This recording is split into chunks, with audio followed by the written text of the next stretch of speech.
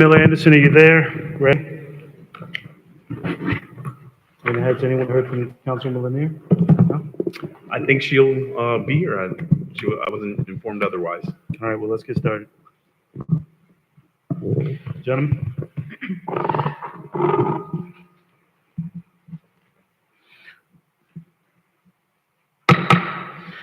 I'd like to call to order our regular Community Redevelopment Agency meeting. The time is 6:07 p.m. The date is June 12th. Madam Clerk, roll call. Chair Lawson, Here. Vice Chair McCoy, Here. Commissioner Miller Anderson,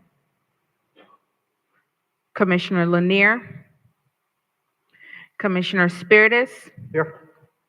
Also present on the dais, Attorney Chris Smith with Pittman Law Group, Jonathan Evans, CRA Executive Director, Scott Evans, Director of Planning and Development, Anita Jenkins, Director of Neighborhood Services, Shirley Desir, Interim CRA Clerk.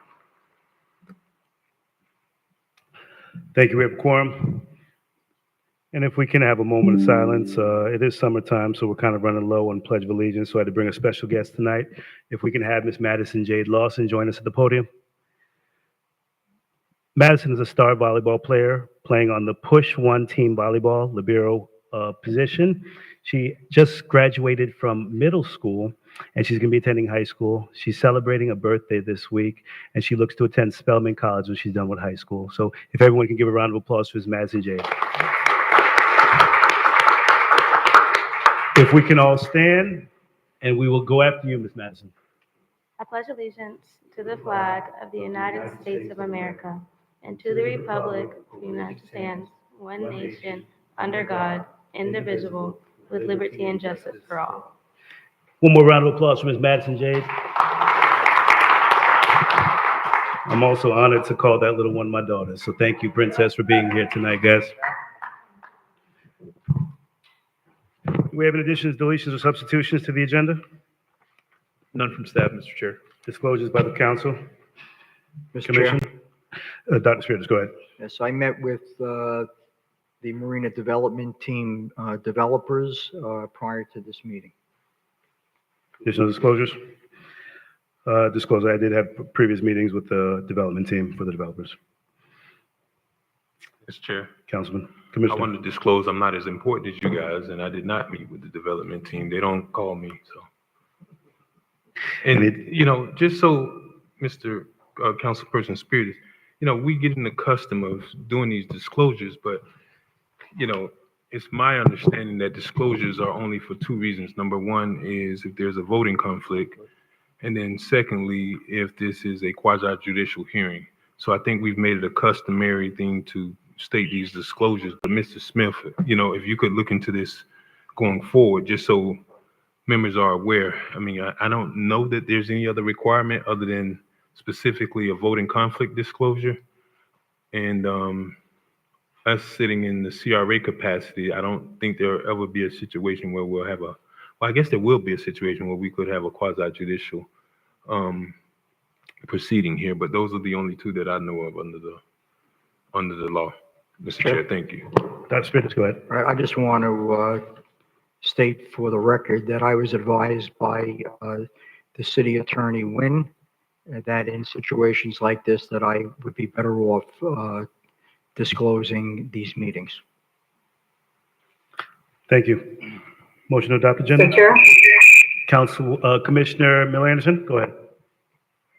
just wanted to say that I'm here. I was having some technology issues, so I am present. However, I won't be voting, but I'll be in discussions and following along.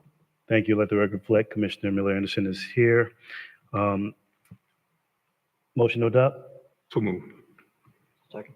Motion been made and properly seconded. Madam Clerk. Commissioner. Commissioner, Vice McCoy, Yes. Chair Lawson. Yes. That vote passes 3-0. Thank you. Consent agenda, items on consent are routine in nature and passed by one single majority vote. Items may be removed for open discussion by any commissioner. Does anyone want to remove an item from consent? Motion to adopt consent? Move to adopt. Motion been made and properly seconded. Madam Clerk, do we have any public comment cards? Mr. Chair, there are no public comment cards. Roll call, please. Commissioner Spiritus? Yep. Vice Chair McCoy? Yes. Chair Lawson? Yes. That vote passes 3-0. Thank you. Regular agenda. Madam Clerk? I'm sorry, Mr. discussion, actually. Yes. Madam Clerk? Discussion, funding for future capital projects. The acceptance of public comment cards are closed, Mr. Chair. We have 2 comment cards. Thank you. Mr. Jonathan Evans? Mr. Chair and members of the board, if I, Mr. Scott Evans, Director of Planning and Development for the CRA, to make this presentation. Thank you, welcome, Mr. Evans. Thank you. Good evening, members of the board, Mr. Chair. This discussion item is for proposed debt issuance that we propose for the CRA. Currently, there's 15 years remaining in the term of the CRA. Our sunset date is 2039. And our current debt payment, well, last year our debt payment annually was $4.5 million. And this year it went down to $4.1 million. And in the 2025-2026 fiscal year, it will be reduced even further down to approximately $2.9 million. And so we're proposing that this is the ideal time for the agency to borrow additional capital dollars in order to implement redevelopment projects with a debt payback time period of the 15 years that we have remaining for the agency. And we have, if we were to incur up to $4.9 million in annual debt payments, that would allow the board to borrow somewhere between $15 and $19 million, likely closer to the higher number. And we feel that it's important to take advantage of the timing with the remaining years. So we're requesting that the board initiate the process this evening so that we can begin to meet with bond counsel and develop the projects. We have included a list tonight of potential capital projects, which I will go through. The process to issue the debt will take approximately 100 days. So if we begin that process this evening with your direction to proceed, we would look to bring it back to this board in October of this year for a debt issuance. So obviously the numbers would be reliant upon whatever the rates are as we move towards that date. Hopefully they go down in between now and then. And if we are given the direction to proceed with pursuing that, we would then engage with bond counsel, and we'll come back before this board with some more defined numbers based on current rates and specific borrowing capacities, so you could make a final determination on the amount that you wanted to borrow and what your maximum capability is. This is our existing capital budget that we're currently have approved. It includes affordable housing, $500,000 build-out contribution for this building, our utility burial project, found care, interior build-out, and then some property acquisition dollars that the board approved last year that were expended. And then we have a reserve for future public-private partnerships of about $1.2 million. We have listed a series of projects. Some of these are existing ones that we've been working on. Some are new projects. We would like to present them for your comment. There is the opportunity for the board to determine which projects that you wanted to fund right up until the October date. So we're not asking for a determination on these projects, but it would be helpful if we got some feedback as we start to move along. Part of what will influence the amount of debt that the board has to pay is if the projects are taxable or non-taxable. So that would have a slight difference in the interest rates, but we'll make sure bond counsel brings both of those options back to you in the future. For the Marina Village project, we currently have $1.5 million in a grant that's been committed through our approved 99-year ground lease for Element 8. We have a community benefits partnership, which was included in the letter of intent that was approved in December, although we will be renegotiating that under the proposed new amendment that you'll hear later this evening. That agreement also, the CRA committed to waterfront infrastructure of $500,000, which would go towards public improvements. We have a lot of public space at the marina, and even when it's redeveloped, we want to maintain that public space. And if everything else is being upgraded around it, we want to make sure that the public still has great promenade and great services for the public to access. And then we're also proposing that we increase that fund either for community benefits, additional community benefits, or additional public infrastructure. So we have about 2.2 million currently on our agreements that we've been working on, and we're proposing at least another 500,000 for community benefits, public improvements. This is a new project I wanted to bring your attention to. The CRA owns property at the corner of Dr. Martin Luther King Boulevard and Australian, and this is a fairly large lot. The CRA acquired it some time ago. It had a previous duplex on it, and it had no windows, and it was boarded up, and it was a really dilapidated site.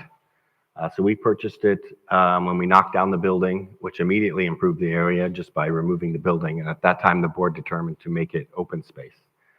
But we're proposing we could do a tiny home workforce housing project on this.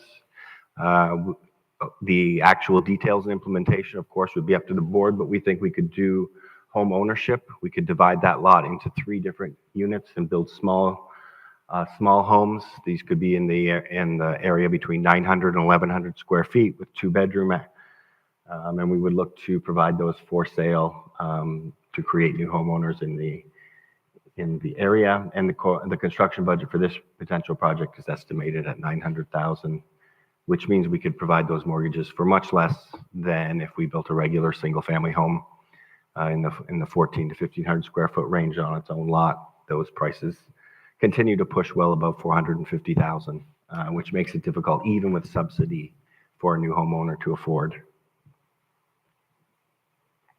We have, this is the project 100 West Blue Heron. It was acquired by the CRA last year. The existing building has been demolished. And this is a sample of a new mixed-use project that could be built on that site. In this particular sample, it's showing a ground floor commercial with 3 residential units, 2 beside and then 1 on top, which could be potentially a live-work arrangement. The goal would be to create a mixed-use project consistent with our downtown regulations. We really haven't had any small-scale redevelopment properties. Values are very high, but so are the cost of construction. And so that has been a challenge, and we would like to propose to redevelop the site consistent with the kind of small-scale mixed commercial use project that would really set an example for the properties along the north side of Blue Heron. A lot of the properties have driveways, and we have cars dangerously backing out into the street. So as we can acquire more properties in that area, if they're at a reasonable price, I think it's certainly called out in the CRA plan as an ideal pursuit. This project we could self-perform. It would have an estimated cost of about $1.7 million. However, we could also elect to have it put out as a partnership, in which case we would propose to just fund the gap, which for this project would be somewhere around $350,000 to find a partner who could make it a profitable development in the similar, very nice style that we're suggesting. 200 West Blue Heron Boulevard. This was a previous development agreement with Tony Subs. They do continue to have dollars and be interested in doing something at this site. although they needed more funding to complete the overall project. We had a look at it. This is what we're proposing is an upgrade from their original plan. This would provide 3 to 5 ground floor retail opportunities with 5 residential above. Some of these could be live work, or they could be separate apartments. We would propose, if we were going to pursue this project, to include Mr. Tony Sub's project as an anchor tenant, and make it for sale condominiums so that he could still participate in the project and have ownership in owning his expanded new restaurant. And then we would have to potentially find another partner. Again, the cost of this project is about 3.8 million. And if we wanted to, instead of self-performing, if we wanted to find a partner, we'd be looking at about a gap of about $1 million that we'd have to fund if we wanted to get a development of this quality and a private partner who could come on board the project and make a profit. We're also proposing that the board borrow dollars for neighborhood revitalization and infrastructure. CRA neighborhoods, Park Manor, Lakeview Park. We've done a number of projects in Riviera Beach Heights previously, and then Inlet City. Those are the major neighborhoods that are in the CRA that we think need additional new infrastructure. We would propose to do updated neighborhood plans to identify and rank a list of projects that could potentially go into these neighborhoods. And then those projects, the funding for neighborhood revitalization infrastructure could be included in the bond funds, and then the details of that could be determined by this board once you review the rankings and potential improvements that we would suggest.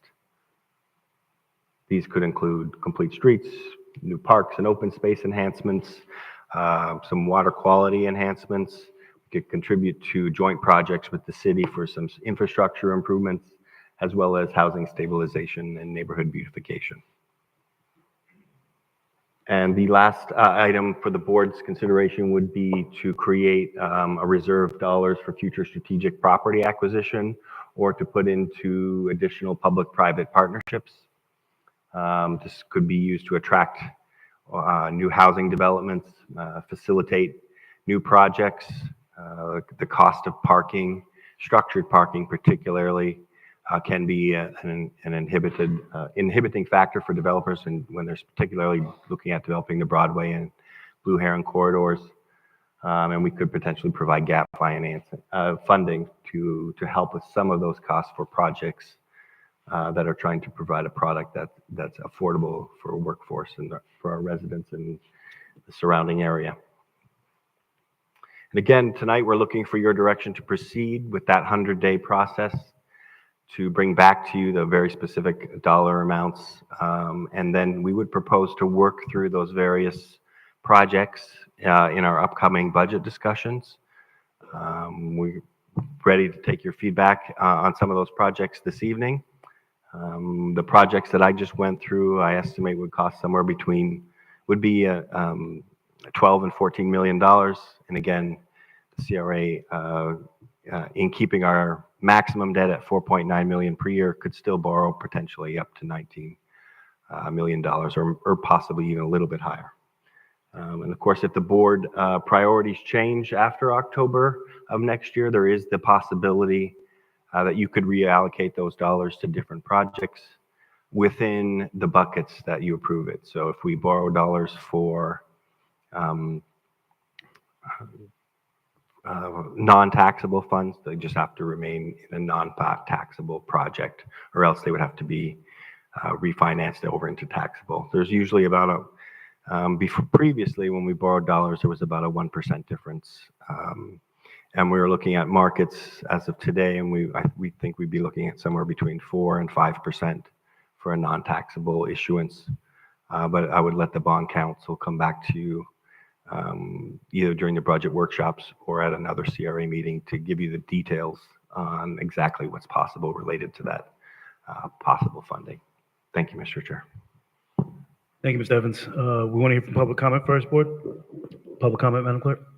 Mr. Chair, Could we let the record reflect that Commissioner Lanier has joined the dais? Thank you. We currently have 2 public comment cards. Brandy Davis Balsamo, followed by Julie Lapter.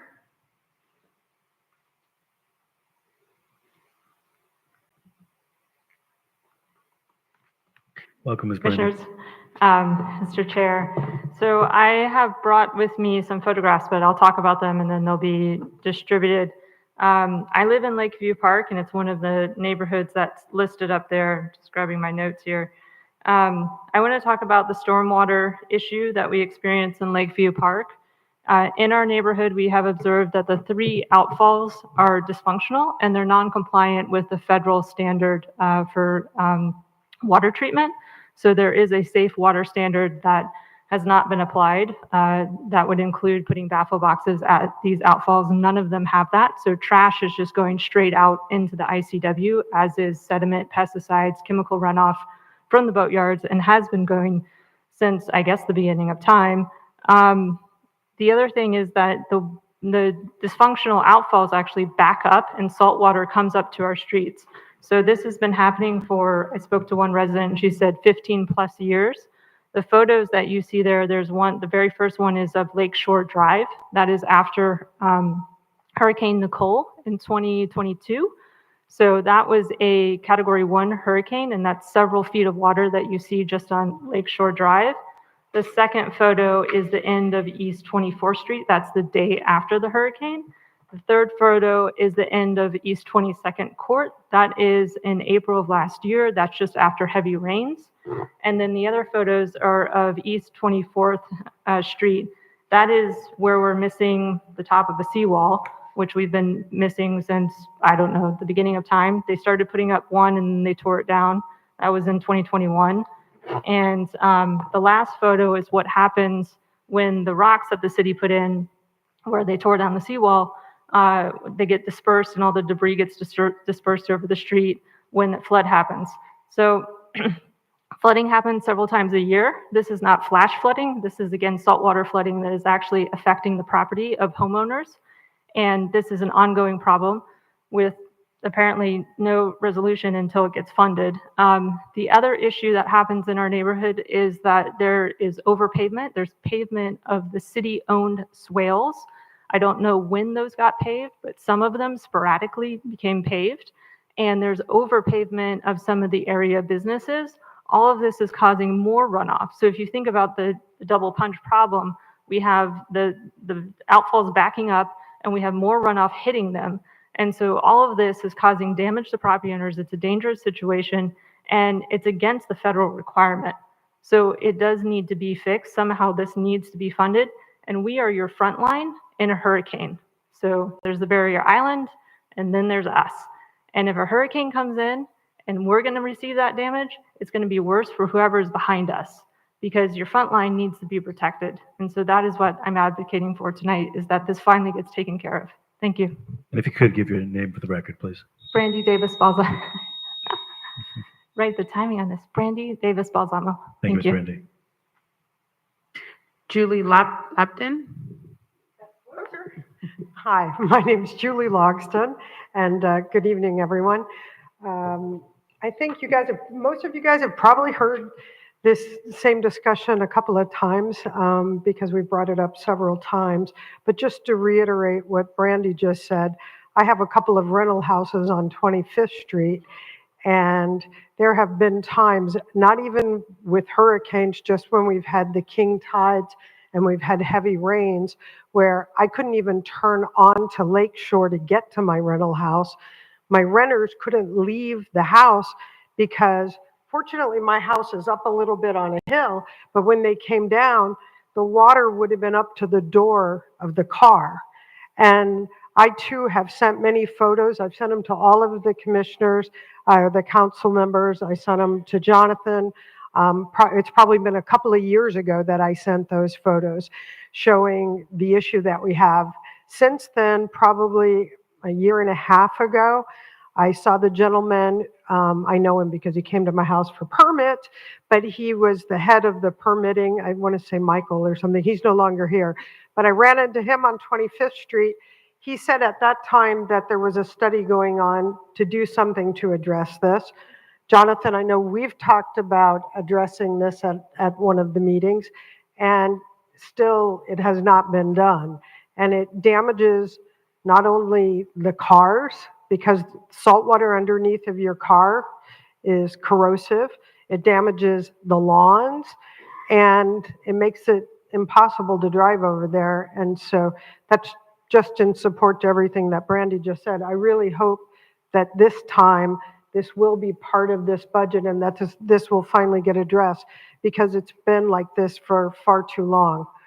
The other thing, we don't ever get to ask questions here, or we don't get answers to questions here, but with regard to the redevelopment projects that we just had the discussion on, I would assume and I hope that these are self-funding.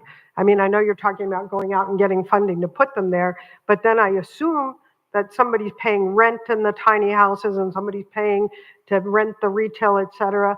And I would also just hope that somebody's putting enough parking around those retail places so that they can actually be used. And that's it. Thank you very much. Thank you for your comments, ma'am. Mr. Chair, that is the end of comment cards. Thank you. Question from the board? Mr. Chair. Commissioner Spears, go ahead. Hey, first, I'd like to thank the two speakers. They were very accurate and on target with the issues in that particular area and other areas in the CRA district. One of the first things they teach us in school and engineering is that a building is only as strong as its weakest point. And if we want the marina project that we're planning on putting in hundreds of millions of dollars to make it through a hurricane, we better make sure that the drainage and the seawalls to the south and the north of that are in good shape. I really think that it's important. And the second point that was brought up was that people are paying rent in the tiny houses. I really think that the CRA ought to look into partnering with the Housing Authority, which has the ability to get money from the county for some of this seed money that you're talking about. Scott, these are great projects that you're bringing up. I just think that the funding can come from the private sector and other not-for-profits that have other funding sources to help jumpstart those projects or subsidize those projects, rather than us bonding for that money. I think the bond money would be better off being used for infrastructure projects within the CRA area. The one that was brought up tonight is a perfect example. We've been talking about this for years, and we're making major investment in this area. And we can't ignore the outskirts, the two corners of this major investment that we're planning on putting in. So I think that if we're going to bond, it would make sense to spend money on the infrastructure in the surrounding area and in the rest of the CRA district. There are other infrastructure issues. Park Manor has some. I think that we ought to be looking into that for the bonding and leveraging that bonding money with maybe some city bonding money or other city funds in the budget. Thank you, Dr. Spears. Additional comments from the board? Commissioner McCoy? Thank you, Mr. Chair. Mr. Scott Evans, the second to last, well, yes, so second bullet point, who exactly is recommending this? Because a couple things that come to mind when you laid out our capacity, or I guess the ideal amount for our total debt payments. Who makes this determination? The 4.9. So, Mr. Chair, may I? Go ahead. So that is the recommendation from staff. The determination, bond council will look at our current tax income, and then they will look at our payments, what we have owing, and the life of the CRA that's left, and then they'll determine what they feel is the amount that the CRA can borrow. Previously, the CRA, the maximum annual debt payment we've had was last year, which was $4.5 million. We are expecting the tax revenue to go up an additional $1 million last year. Claim my time. Go ahead. So, Mr. Scott Evans, I appreciate you trying to explain this, but I want to be very succinct with my questions because I'm trying to understand you're referring to bond counsel, and I know that's who we rely on when we want to make sure that we're compliant with issuing bonds. My question is, who's doing the analysis as far as the financier who's saying that this is a good deal? That can't be the bond counsel, because my concern is this. Number one, has been discussed at least for the last 2 days in the news about the Fed potentially cutting rates. So is the bond counsel making some sort of pro forma, I should say, regarding future TIF dollars that's going to be coming into the city? That's what I'm trying to understand. Who makes that determination? And you're referring to they. Are you speaking of bond counsel? And a financial consultant. We would have both for And you, that's sir. who is that exactly? Well, we haven't hired them yet, so we would propose to use PFM, and potentially also utilize Bryant Miller Olive, who have assisted us in previous issuances. Okay. So, seemingly I was waiting to understand, um, I guess this is ideal to have this conversation because 100 days puts us right at the start of the new fiscal year. However, I think we have to kind of revisit this on the regular, more than just once a year about the board's priorities, because things are ever changing with what we've done on the city side, especially concerning things that we kind of estimate or would imagine is going to be shortfalls, should certainly have an impact on whether or not we decide to borrow discretionary monies. And I'm not saying that loosely because certainly there are needs for infrastructure improvements, but I want to revisit this because Councilperson Spirit has brought up a great point. We have purchased quite a few properties in 5 years. I think we purchased a lot of properties and we haven't done anything with one of them.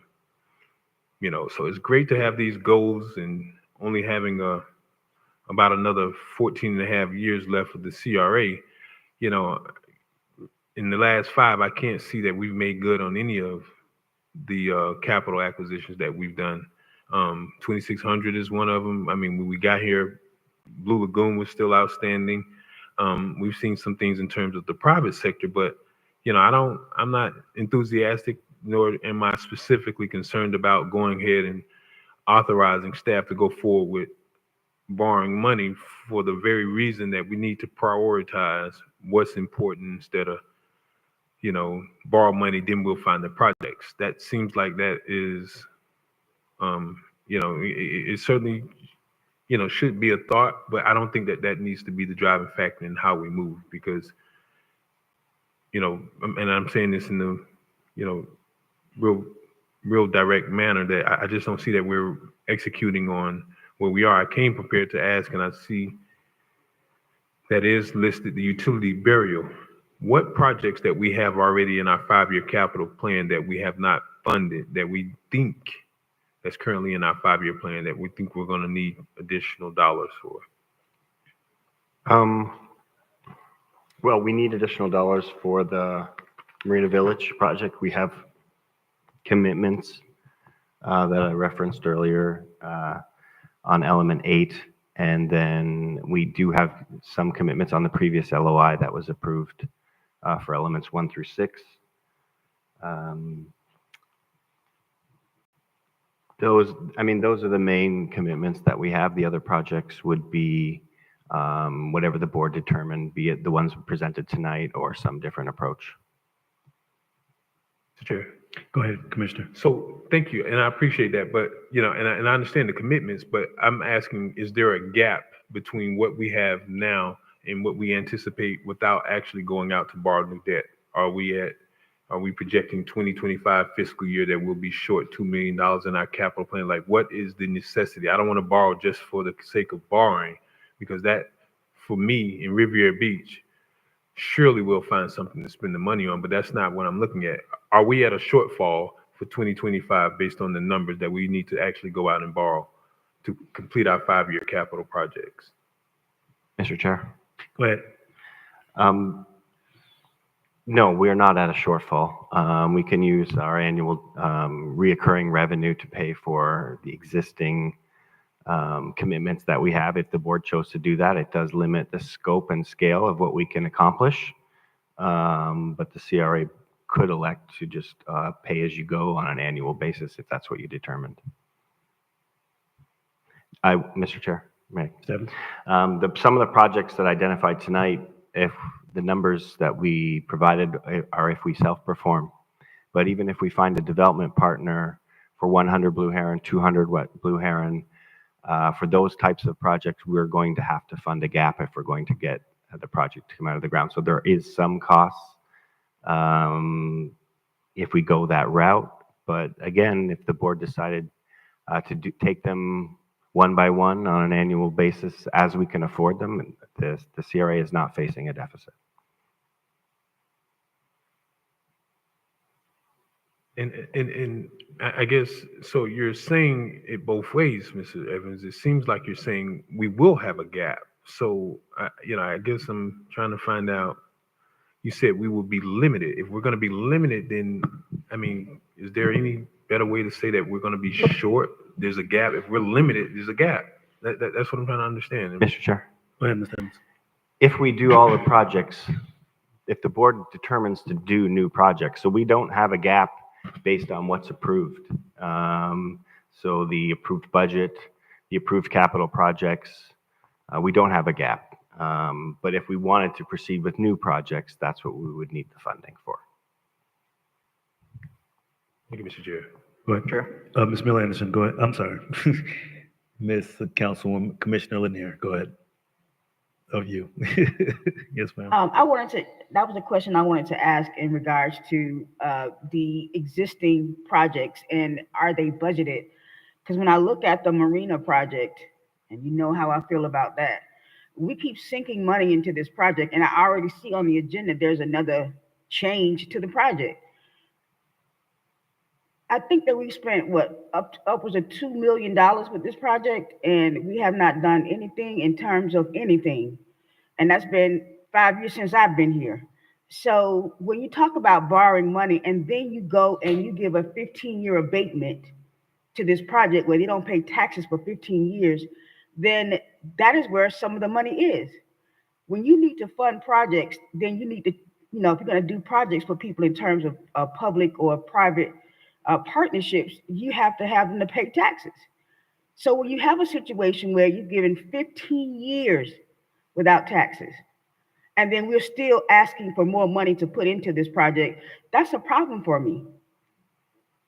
Because what's happening is that I understand that the CRA, the city, the utility district, all of these are different entities, but we still need a water plan. We have issues that go beyond with this grandiose idea. And trust me, I really do want this thing to work at the marina. I really do. Because it could be a major project for the city. It is the biggest project we've ever undertaken. But we keep sinking money into it. We keep allowing abatements of taxes. And we keep coming back every meeting for a change to the project.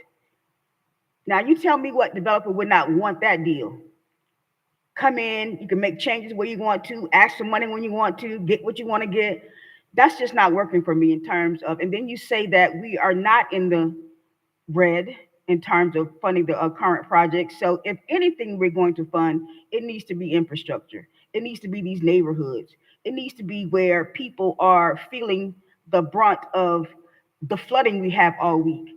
These are things that we need to be concerned about, and sinking money into a project that has not gotten started in 7 years is something I will not vote for.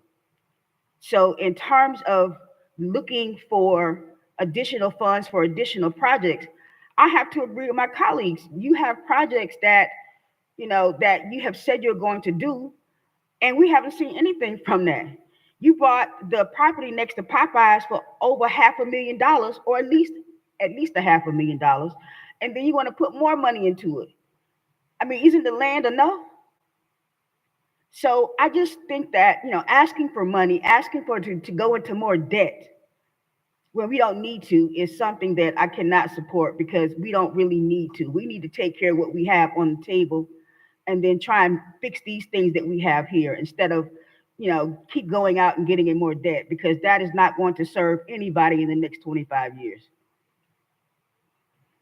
Thank you, Commissioner Lanier. Commissioner Spiritus? I concur with my colleague, Commissioner Lanier, on everything she just said, and hopefully we can resolve some of the issues pertaining to the marina later on the agenda. But what I wanted to bring out was that the city really has an obligation to make these infrastructure improvements. This is not something that maybe we'll do it, maybe we won't do it. Should we wait to be sued? Should we wait for the city to be overflowing with water? When Hurricane Sandy hit New York, the water from the intracoastal area went up 8 miles into the inland area because it wasn't properly protected. We have an opportunity here to be proactive rather than reactive. And I think that the city would normally have to spend its general fund money on these projects if the CRA were not spending on these projects. And once again, I'll reiterate, this is part of the marina project, whether you want to look at it that way or not.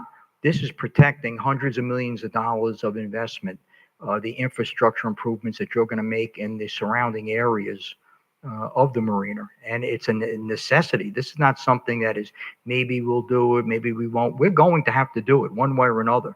And probably the better way to do it is to bond through the CRA and maybe leverage that bond with city bonds or city budget money. Thank you, Dr. Spiritus.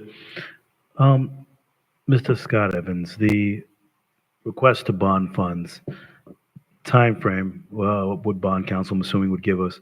What is the expected time if we had a project come about that we would need to go borrow funds for any of these projects that come to fruition? For example, you have 6 different projects on here. So if 200 West Blue Heron, we put that out for bid and we decide that we're going to go forward with this and we need the capacity or to fill in for an additional 2 million, 3 million, could we go get those dollars bonded and how long would that take?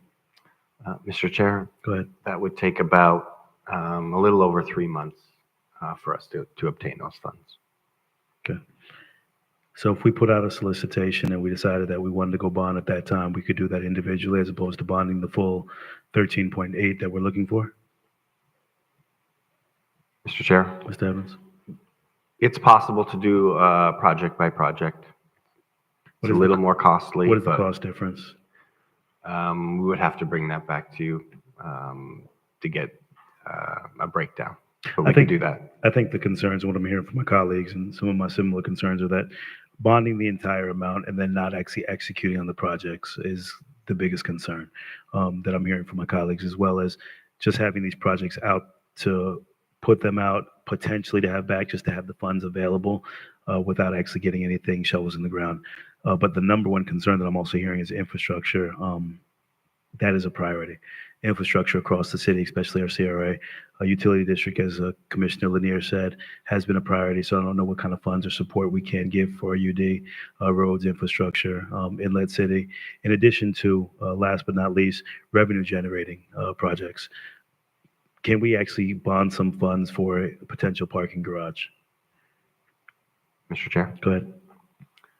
Yes, I think there's available funding up to $19 million, and the board could determine however they want to deploy that. Okay.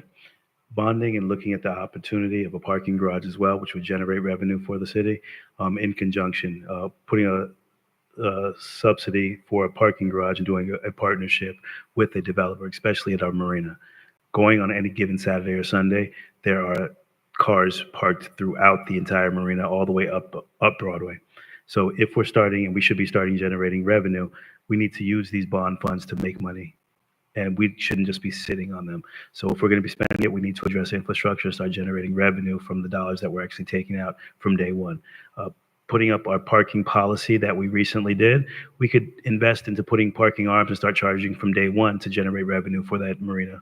So there's no point of why we're waiting any minute to start generating additional revenue, because every dollar counts right now. So I think my concerns with my colleagues are all accurate when it comes to just taking money for potential projects when we have the ability to just take it as needed. I would be in support of a few of these projects. Individually, I see a few that I'm very supportive of.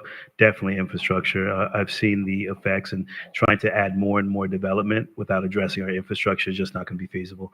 We have on the north end condos going up. We have on the south end condos in the marina development that we're going to be talking about tonight. But I think we definitely need to address infrastructure and revenue generating potential. So I think the biggest thing right now, I really want to visit that parking garage and see what we could actually take as a subsidy for that parking garage to do in conjunction or partnership. I know there were references and mentions to the parking being funded by the developer for the project we're going to talk about tonight, but I want us to really have the funds available to actually do the subsidy or partnership with the city as a vested partner at the table and generating some revenue from that parking, because just giving away the parking is something that it makes no sense to me. We've been having free parking in our marina for since I've been there, and I haven't seen us take the maximum potential that we have. That's why we created the parking study. That's why we created a parking ordinance, because it gives us an opportunity to generate additional revenue for the city. A lot of those tourists and visitors that come over to the marina, they would have no problem paying. So why is it that we're not generating revenue? If we're going to borrow money, let's go ahead and do that for reasons that's going to generate additional dollars for the city. Colleagues, I do see Commissioner McCoy. Go ahead. Thank you, Mr. Chair. Mr. Scott Evans, I'm looking at our current budget, and the only thing, and I may be wrong, but the only thing that I've seen that we've done in terms of capital projects that we've moved forward with was the utility burial. And that represents only 2.4, and surely we haven't expended that, but we have set that aside for our budget this year. But I'm counting close to $5 million in this fiscal year that we haven't even advanced in terms of capital projects. And I may be wrong, but there's the $750,000 for the townhome project, marina build out, found care build out, and the public-private partnership reserve. So is that about accurate? Those projects that you just listed, the dollars are not expended, yes. Okay. That's surely over 5 million. And I'm hard pressed to ask this agency to borrow more money. And I know some of it on timing. I know certainly the Renaissance projects, probably, where are we at with that? Mr. Chair? Go ahead, Mr. Simmons. The Renaissance Townhouse Phase 1 has site plan approval, and I believe it will be going out for bid for a contractor in the next few months. So that's my concern, and it seems like deja vu. And I'm sorry to have to repeat this, but we put this stuff in our capital budget, but we don't move forward with it. And sometimes it's nobody's fault, but that just makes the case for me to say that I'm not so sure that we should be moving forward with exactly borrowing more monies until we see one project through, at least. And I know we did do the necessary approvals for the utility burials, and we're pretty much on the hook for that at this point. So I won't even consider those, but the other items, Mr. Scott Evans, we're 5 years in, and I just need something a little more than hope. Well, I have hope, but I need a little more than that. I'm struggling to see it. These neighborhood services programs, all of that's good, but even looking at currently, it seems like, I don't know, is it some sort of optimal level that we're trying to get at when it comes to our debt service payments? Because, it should be something that we actually need. And I don't see that we've actually done anything with what we have. So, I need something better than that, Mr. Scott Evans, at this point. That's all I have, Mr. Chair. Thank you. Additional comments from the board? So, Commissioner Lanier, go ahead. I just wanted to ask, you were talking about the parking garage, and I thought that the developers were going to do the parking garage. What's the difference with that? You said you wanted funding or you wanted subsidy or something with it? Well, we have to talk about the developers, the parking garage, and get an agreement, because we don't actually have an agreement for that. So it's a wish and a dream right now. So I want to make sure that we have that clear as to what is going to be the clear direction for parking, what's going to be the revenue generated from parking, and then what's going to be the goal with us. Because if they build it, they're charging, they're generating the revenue from it, and they can charge whatever they want. So we won't be generating revenue. And as of day one, we can start actually charging for parking, especially the tourists and visitors that are coming into our community. They would have no problem parking or paying to park in our community. We talked about a subsidy or even a a free charge for residents. We've talked about different options for parking, but right now I want to make sure that we have flexibility to use some of these bond dollars to generate some revenue and to take care of infrastructure. We talked about, as you said, the water plant.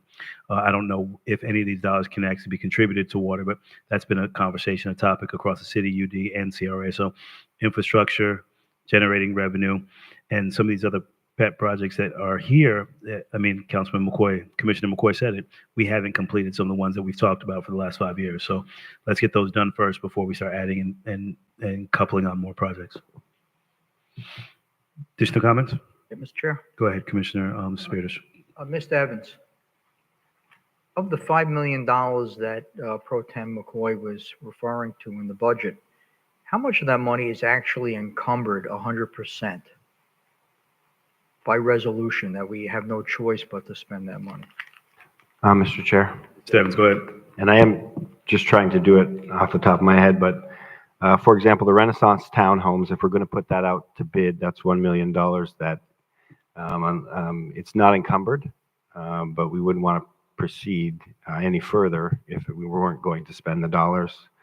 The Renaissance Townhouse 2 project, that is in design, that's $1 million that is not encumbered or spent. The Marina Village build-out dollars, that is encumbered in the LOI that was approved. That's $500,000. It's not officially committed through lease, but it is committed in the business terms that we negotiated with the Marina Development Team.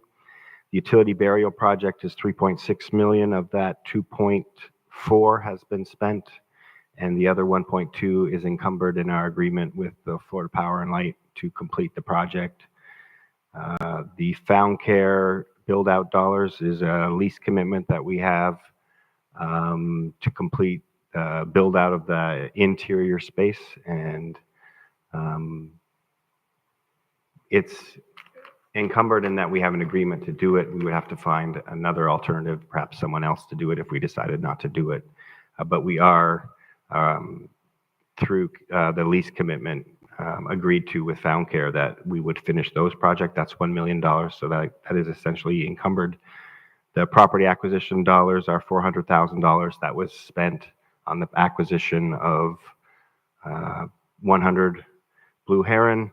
And then the public-private partnership reserve is $1.2 million. If we don't borrow any additional money, all of that money would be encumbered to pay for the existing monies that are owed on the marina project currently under our 99-year ground lease. Sure. Go ahead. So, Mr. Evans, what was it, 1.5 million for the marina, the related project? Yes. Okay, is that what, in that agreement, does that 1.5 million get paid at the front or the end of the project? Mr. Chair. Mr. Evans, go ahead. It's related to their grant applications, I believe. So when the project goes forward, I believe that money would be due before they start construction. Well, that's not really what I asked, Mr. Chair, is okay. That's not really what I asked. What I asked is, what is in the agreement? Does the agreement say that we're going to give them the money up front, or does it say we're just going to give them the money towards the project? Is it silent as to when the money gets delivered? Mr. Chair. Because remember, they're being silent about whether they're going to build the other 2 buildings. The dollars, and I don't know the exact language, but I can say that the dollars wouldn't be provided until they have met the commencement of their project, which means they've established that they have the financing to begin construction. And I would have to do some research on the details of that, but the dollars aren't to be paid in advance. So, Mr. Chair? Go ahead. So they're going to be paid at the commencement when they commence construction? What is it saying? Do you know what the agreement actually says? No, I'm not certain, Mr. Spiritus. I just know that we wouldn't pay until sometime after that moment. And I guess follow up on that. So we're talking about the $2.75 million that we're looking for to get bonding for. Is that a part of that money that we're discussing right now, Mr. Chair? Ms. Evans? Yes, we are requesting over $2 million to fund the outstanding commitments we have on the marina. And does anybody have answers to the commitments then, since that is part of the money we're talking about tonight? Mr. Chair? Ms. Evans? I think perhaps, Because I guess the question is, I'm surprised that we don't know when it's due if it's on here as a discussion item. So if Mr. Spiritus wants to know when is this money due to them, but we're asking for funding, we would expect to kind of know when does this money have to go over to the developers if we're asking to bond this money now. And this is something that I'm thankful Mr. Spiritus brought up, because I didn't think to ask that in the agenda review where we could have been prepared a little bit more, but if we're kind of seeing now, it's a valid question. Mr. Chair, if I may. Mr. Jonathan Evans. That amount would be due at financial closing. So, Mr. Chair? Go ahead. Financial closing for all three towers or financial closing towards one tower? For the one tower, for the workforce element. that's, Money specifically targeted for the workforce housing building. That's in the resolution? It's In the agreement? codified in the agreement. so the 1.5 is codified in the agreement, would be due at financial closing. Okay, so that's when we would need the dollars for that time frame. Okay. Additional comments, commissioners? So let's see, Commissioner Miller Anderson, any questions or concerns? She's hiding. I'm here. Oh, she's on the phone. I think, listening to my colleagues, I can certainly understand where you all are coming from regarding the projects that's moved forward and those that haven't moved forward. I definitely don't want to put more on our borrowing capacity. But I do think, I think if we're able to show some sort of effort in terms of being able to move on some of these projects that we have in the coffers already, a few of those, for example, the tiny homes and the projects on Heron by EMF Avenue, there's certainly some that I can support as well. But I understand where my colleagues are coming from, and so just being able to maybe just fund them as we go and not do it all at once probably makes much more sense. And I can support what my colleagues are stating. Thank you. Thank you. Additional comments from the board, commissioners? So to sum it up, Mr. Evans, are we clear with, I guess, direction? I think the boards may be looking, I'm not sure if we have a consensus because there's been a lot of discussion, but what were you looking for from the board today? Mr. Chair. Mrs. Jonathan Evans, go ahead. If I may interject and try to provide some additional commentary to the discussion, and definitely correct me if I'm wrong, is I think the board wants to look at if there is investments that are to proceed forward, that there are investments associated with infrastructure, that the board is certainly not opposed to some of the projects that have been provided for, but certainly prioritizing and effectively moving forward some of the projects that are on the books, and then look to discuss those other projects in subsequent discussions, but the infrastructure projects to carry those forward for a more robust conversation as part of your budget process. And so I see it as two different tracks here that the board wishes for us to consider to move forward, but certainly looking at our capital projects and making sure that the monies that are earmarked for those projects, facilitate moving those projects through at least this fiscal year to their completion.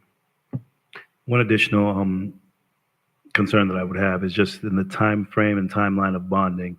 If we're looking to bring these projects and we take a 2 to 3 month period to receive the funds for whether it's going to be 200 West Blair and 100, and we leave 3 million or 1.7, to take a look at the cost variance between bonding all 13.8 or just a $3 million bond, because just to see what the percentage would be, then the variance between the two, I don't think it'd be that substantial to have to bond all of it versus just, portions of it when needed for the project.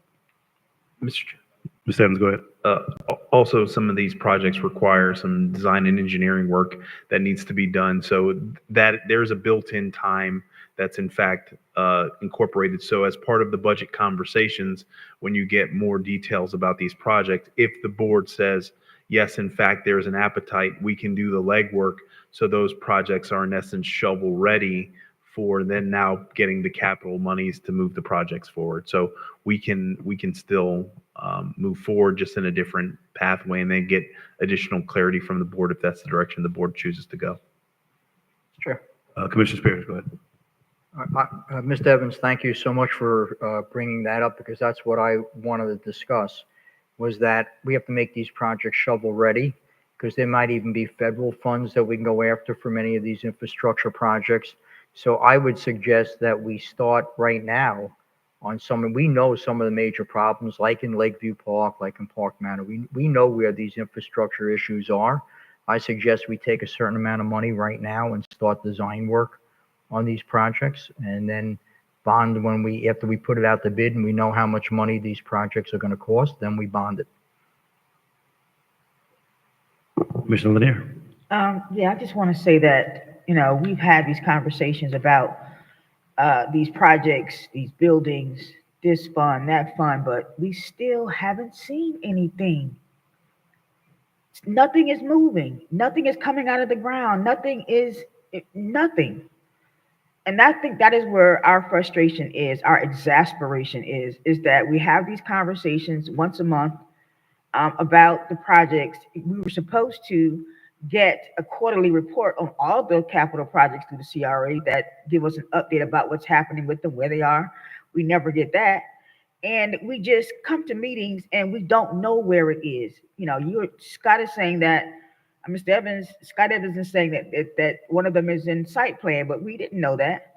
Those are things that we should know. We should know that when we come to the meeting, at least every quarter, where these projects are, because then we can make better informed decisions about where we need to put additional monies or bond money or whatever the case may be. But having no clue as to what's happening with the Leonce or what's happening with the other projects, we don't know. And it would be better for the staff for us to know where these projects are so that we can have a timeline in our head about when the next projects are coming up or what we need to do in terms of next projects. So if that could happen, and we asked for this numerous times, Mr. Scott Evans, Mr. Jonathan Evans, that every quarter we get an update on what's happening with the CRA in terms of the projects that we keep putting money in. We don't know where they are. And I hate to harp on it, but it just doesn't happen. The public doesn't know. We don't know. That's not a good thing. So every quarter we need to know what's happening with these projects that we keep putting money into. It's just that simple. And it should be a part of the agenda. It can't come where we have to ask questions and, pull it out of you about what's happening. It needs to be a part of the agenda. What's happening with these capital projects, where we're putting this money at every quarter at least, to know what's happening. I may Go ahead. Last week, Thursday, I did provide correspondence to that particular fact. There is a 15-page memorandum that was provided to the board that highlights all the projects and initiatives, and also it's available on our Reimagine Riviera Beach tab on our website. And we are going to provide updates that are monthly. So you'll get updates, real-time updates on those projects, the current status, both city CRA projects, as well as development projects that are making their way through the process. So we have started that, pursuant to the conversations that we've had with the board. And Chair, Go ahead. and I understand that, and I've heard that before too. I'm saying that the public does not know. They don't know what's happening with these projects. 15 pages last week. I think I looked at it. I think I did. I don't know. I'm saying that when I come to a meeting, I should know what's happening. And if you had a 15-page document, then bring it to the meeting. it should be gone over with us in a meeting so that the public can know as well. Thank you, Commissioner. Additional comments from the board? Thank you, and thank you, Mr. Evans, for your presentation. Thank you, sir. Regular agenda, 7A. Resolution number 2024-12, amending the bylaws for the Revere Beach Community Redevelopment Agency. The acceptance of public comment cards are closed. Mr. Chair, we have no comment cards.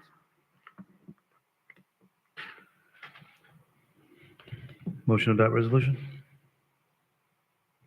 Chair, Mr. Peters. I make a motion, we table this item. Motion to table is on the floor. Do we have a second? Motion to adopt resolution? Motion dies for no second. Do we have a motion to accept resolution 2024-12? So moved. Do we have a second? Second. Motion been made and properly seconded. Mr. Evans? Mr. Chair, members of the board, at this time, I'll ask for CRA Attorney Mr. Chris Smith to make this presentation. Thank you, Mr. Chair. This is a continuation of a discussion we had 3 meetings ago, where we talked about amending the bylaws to represent the language that's in the charter of the city of Revere Beach. If you look at interference with administration, the first 2 paragraphs are taken from the charter of the city of Revere Beach, that a council person cannot directly give direction beyond the normal directions to a staff member. It must go through the executive director. The discussion was talked about was, what do we do in case that happens? Well, we came up with a procedure, and that's reflected in the Exhibit A that you see, that could be incorporated into the bylaws. The procedure would be, if a council person is accused of giving direction to staff in lieu of directing the executive director, and a complaint is filed, the executive director shall let the council person know of the complaint, and the council person should have a chance to discuss it at the next CRA meeting, or within 10 days. That person gets notice and can be heard within 10 days. At that time, the council can decide to go in three directions.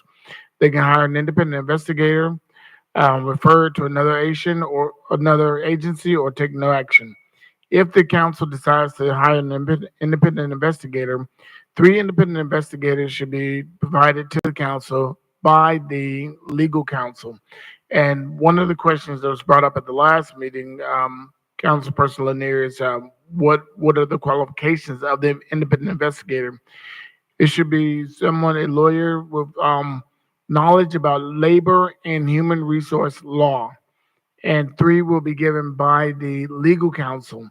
At that time, the person that's accused shall dismiss one person. The counsel shall dismiss another. And the third would be the person that do the investigation.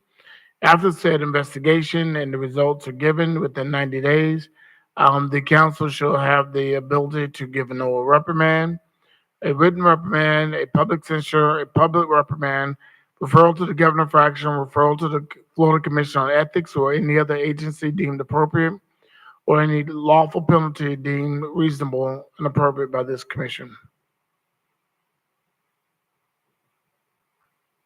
Mr. Chair? Go ahead. So, Counselor, are you telling me that we already passed a resolution stating that board members cannot meet with staff members You passed. without going directly to the executive director? Yes, sir. You passed in a previous meeting a resolution which took the language from the city council, the city's charter, and that's the first 2 paragraphs of this resolution. What this one does is adds it adds the steps that will be taken by this commission if such an event happens. Mr. Chair? Go ahead, Dr. Peters. So this resolution was passed. Can you give me the resolution date that this was passed? I thought it was tabled. I don't. I guess for clarity, Attorney Smith, you said that the resolution was passed that took from the charter. The charter, I believe, states that there'll be no interference with staff, but having, what Dr. Spirit has asked is having a meeting or having a discussion with staff. I think the concern and the charter amendment that was passed in 2019 was that we can't give direction to staff outside of a council meeting. Correct, and this takes the language from it. City charter. That's a city charter. I'm asking about the CRA charter, CRA bylaws. And that's what, On February the 14th of 2024, in Resolution 2024-06, you adopted the language from the city charter of the city of Revere Beach. Chair. Ms. Evans, go ahead. I'm sorry, Dr. Spears, go ahead. So I guess that answers my question. That was prior to me being here. I don't particularly care for the way the city charter was written. I don't believe we should be giving directives to the city manager, but I believe that the city council should have the authority by vote to give directives to the city council, to the city manager. But under the charter's rules, we do not have the authority to do so. We don't even have the authority to meet with staff members on a one-on-one basis without the city manager authorizing it and approving it. We are the people that are representing the districts, and I think that we should have the authority to meet with staff and get information when we need it. And we should also have the ability to meet with the city manager when we need it. I'm not saying give them directives, but based on the language in the charter, we do not have that authority. The only authority we have with the city manager is to hire the city manager and fire the city manager. We do not have any authority whatsoever to give the city manager directives. Thank you, Dr. Spears.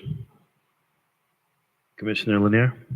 Yeah, I wanted to ask that question. I'm not sure what that means, because I know that the city charter amendment says that there is no interference with staff from the council. What is this about not meeting with them? I didn't know that that was a part of it. Attorney? Is that a part of it? You can meet with individual members of staff with the direction of the city, of the executive director of the organization, meaning you as a single commissioner cannot meet with Scott Evans and give him directions to do something. What you would have to do is you can meet with Scott Evans to get information, but to give him a directive as a sole council person, you'd have to do that through the executive director. So for clarity, if I meet with Mr. Scott Evans and ask him for some information, is that not giving direction? That is asking information. Giving direction would be to tell him to do a certain task. Mr. Scott Evans, can you please get the information I request? That is getting information, sir. So I'm sorry. So to answer that question, what's the difference? Getting information, you can get information from a staff member, getting information, but directing them to do, you can't say as a sole council person, Mr. Scott Evans, fund this project and make sure it gets done. That would be him doing something affirmatively as a staff member instead of just getting you information as an individual council person. Mr. Evans, bring me back the information from the contract that was written for 200 West Blue Heron. Is that direction or is that information? Information. Mr. Chair. Go ahead. Council, can you read us the section of the charter that refers to that?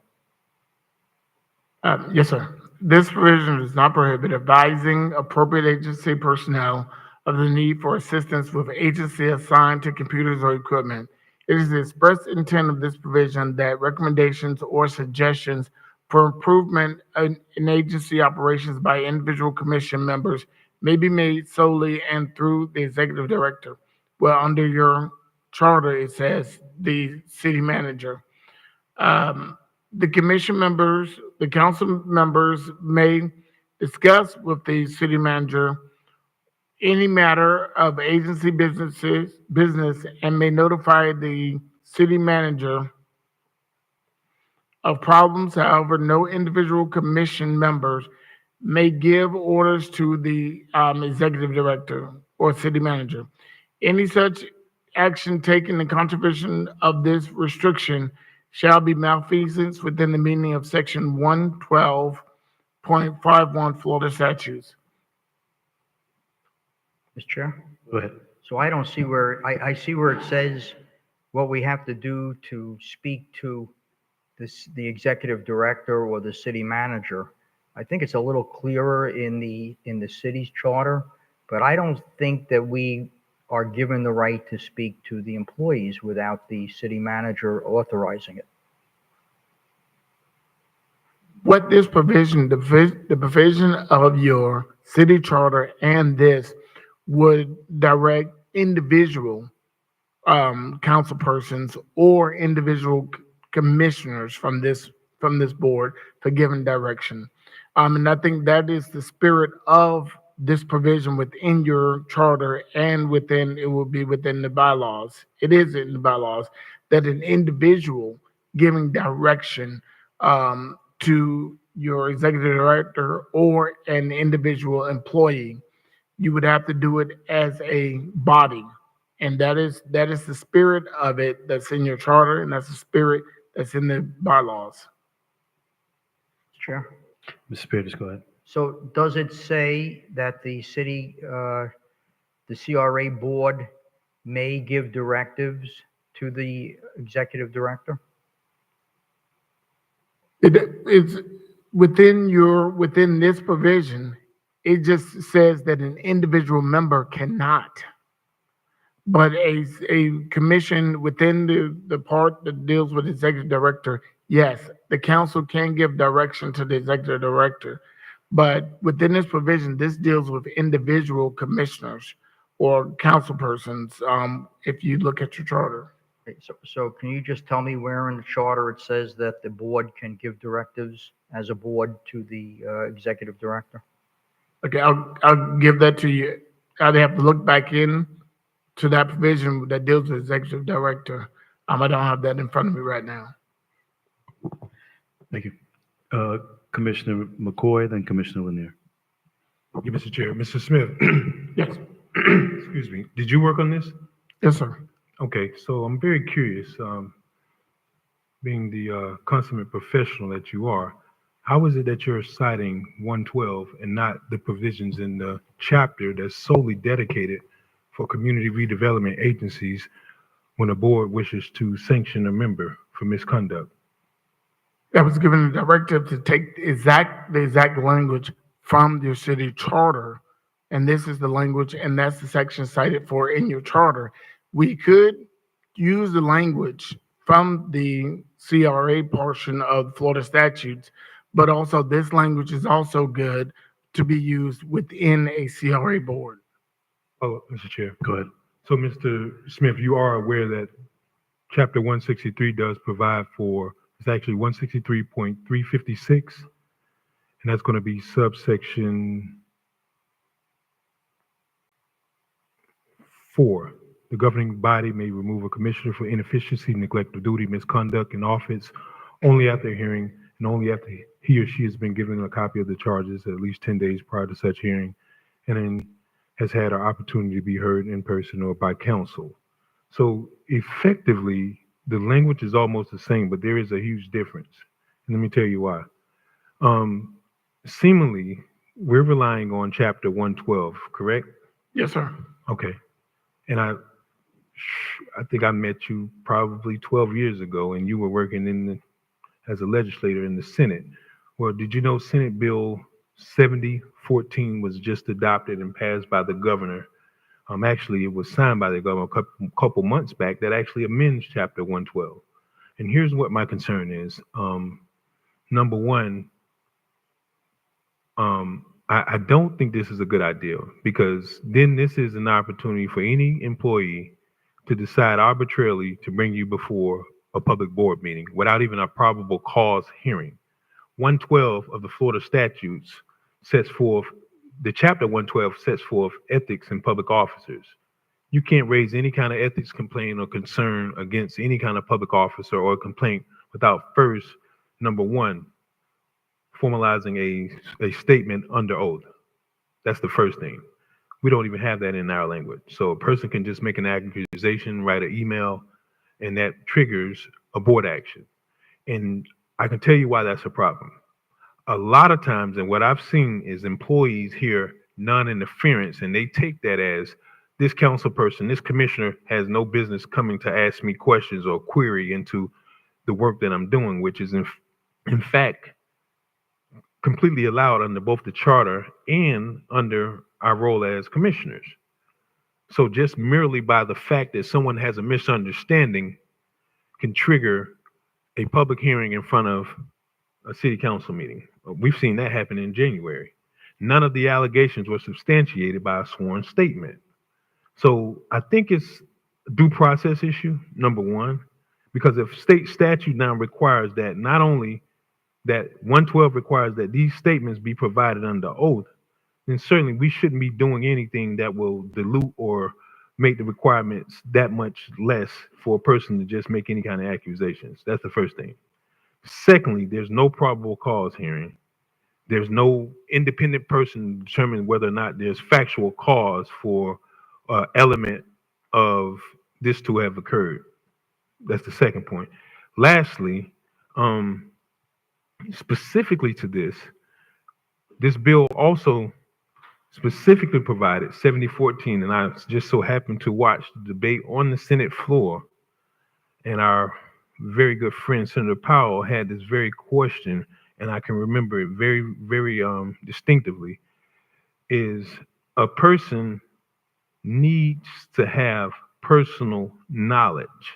Currently, as it stands now, and I think it goes into effect in about on the 1st of July, a person has to have personal knowledge of a violation under Florida Statutes Chapter 112 to bring someone before any kind of claim or complaint of ethics as opposed to hearsay. And we've seen that occur already here in this agency. So I'm not inclined to support an amendment that doesn't even give the commissioners due process that every other public officer in every governmental agency is afforded. This seems like a very half-baked process that's designed to do some punitive I got you type stuff when you have an employee that doesn't even understand. And how do you unring the bell when you got a whole board that just had a kangaroo court and just put someone on trial when no one has even established what the fundamental elements of the very legislative intent was there actually an infraction? I mean, the police can't stop you without having probable cause. So essentially, you're going to give, us, not even a scintilla of a possible allegation. It can just be a suggestion or a misunderstanding. So this is why I would never support this. State statute doesn't even support this. This conflicts with 112, Mr. Smith, and I certainly don't, I wanted to jump on and not support this, but I think it was important that we had the discussion that I just don't think that this is proper. This is fundamentally a denial of, constitutional rights of due process, Mr. Smith. And I mean, the legislature overwhelmingly amended this chapter, 16-page bill I'm looking at right now. So I don't think that this is ripe. And I mean, it says a lot about our charter too. I mean, because, we've seen this happen and, anybody can raise an allegation. And you know what's so interesting, right? Members, have you ever had to make a complaint on an employee? Do you see what happens? I mean, literally, you got to call, a federal agency.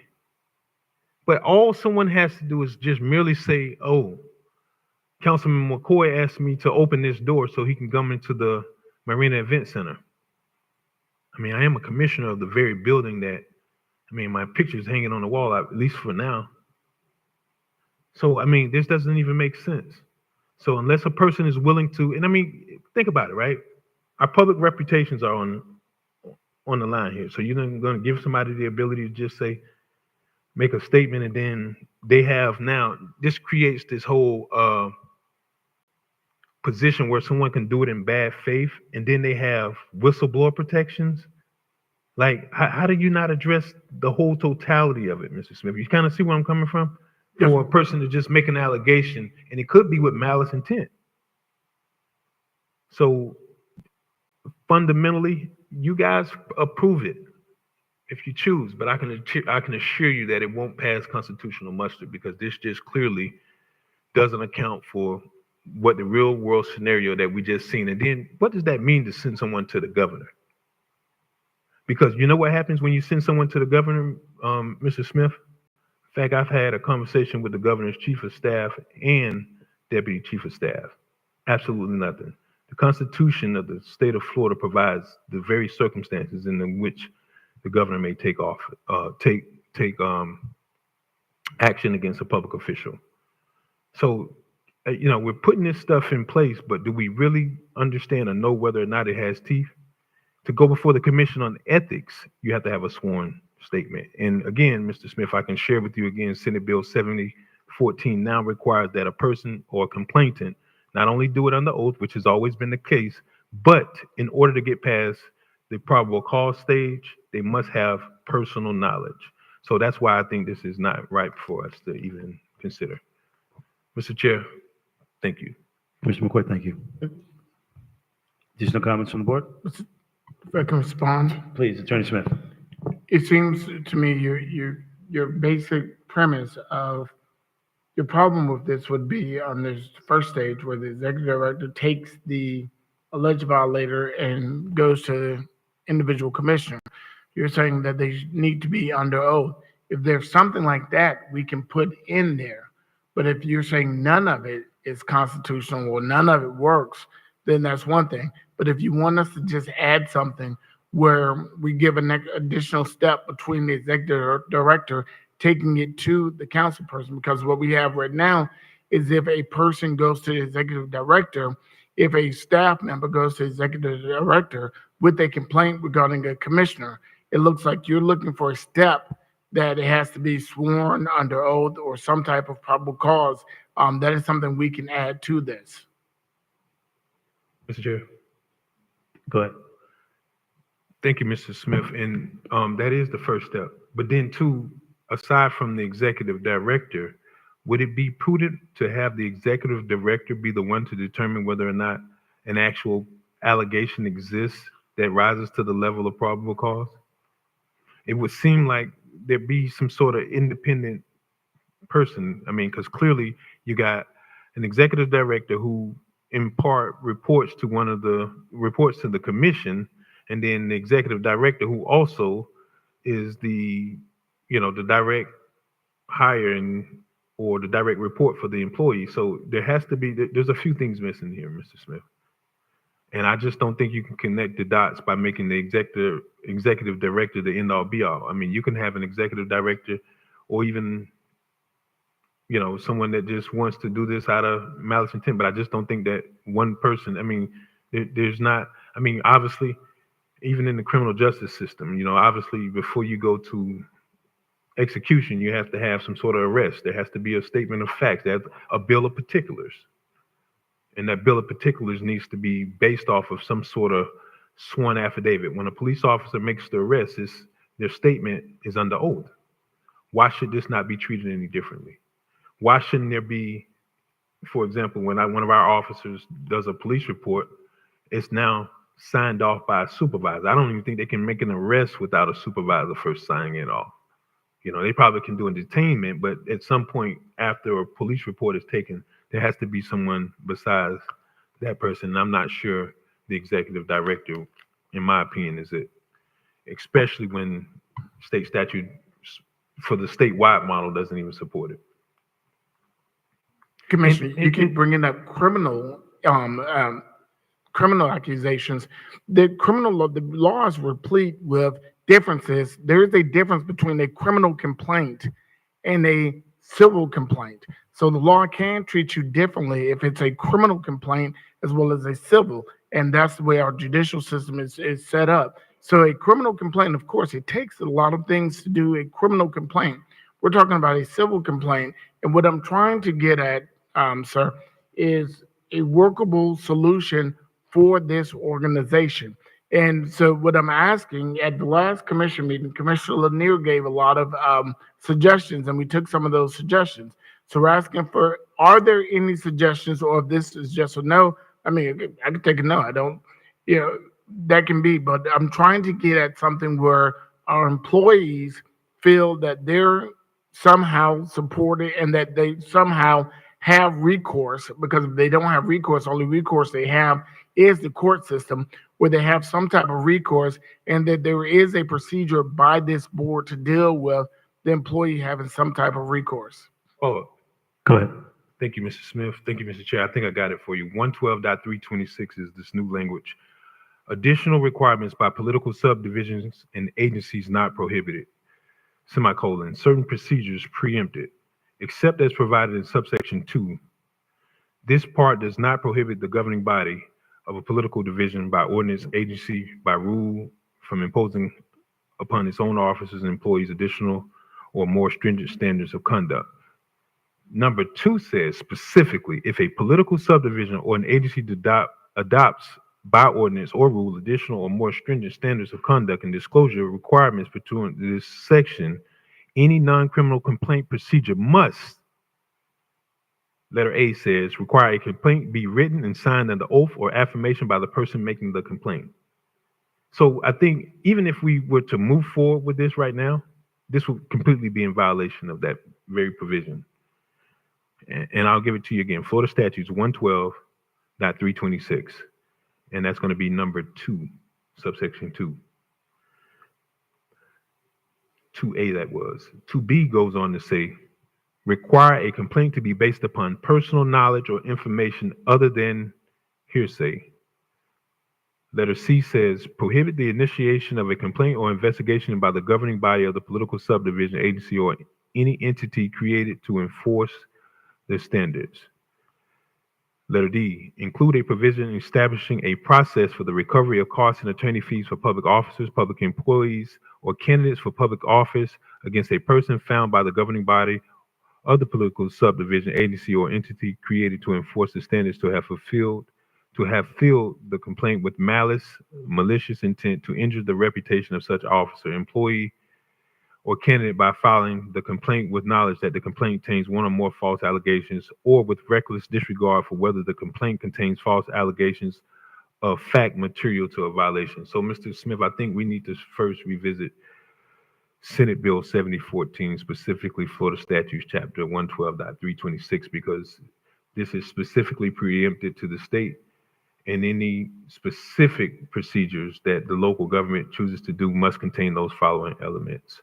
So I would ask our members that we consider Commissioner Spiritus's initial motion to table this, because I think any adoption of anything will certainly be in violation of Florida statutes.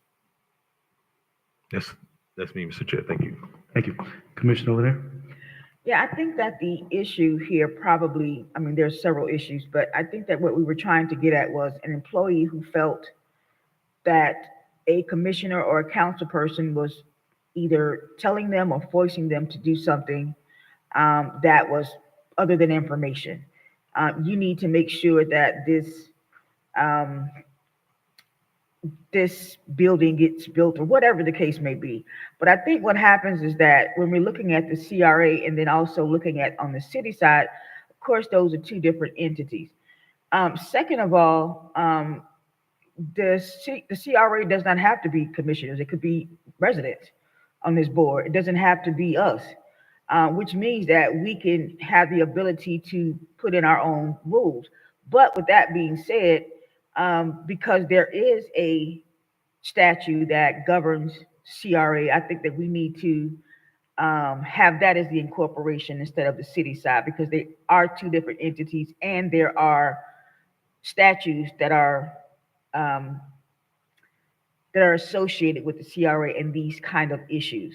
So maybe we step away from the city piece of it, because I think when I was talking about it the last time, we were trying to kind of have the same on both sides, and that's not going to work. I see. So we want to look at those statutes that govern the CRA in particular to this particular issue, to make sure that, number one, commissioners are not falsely accused, and number two, employees feel safe enough to say that this is a problem.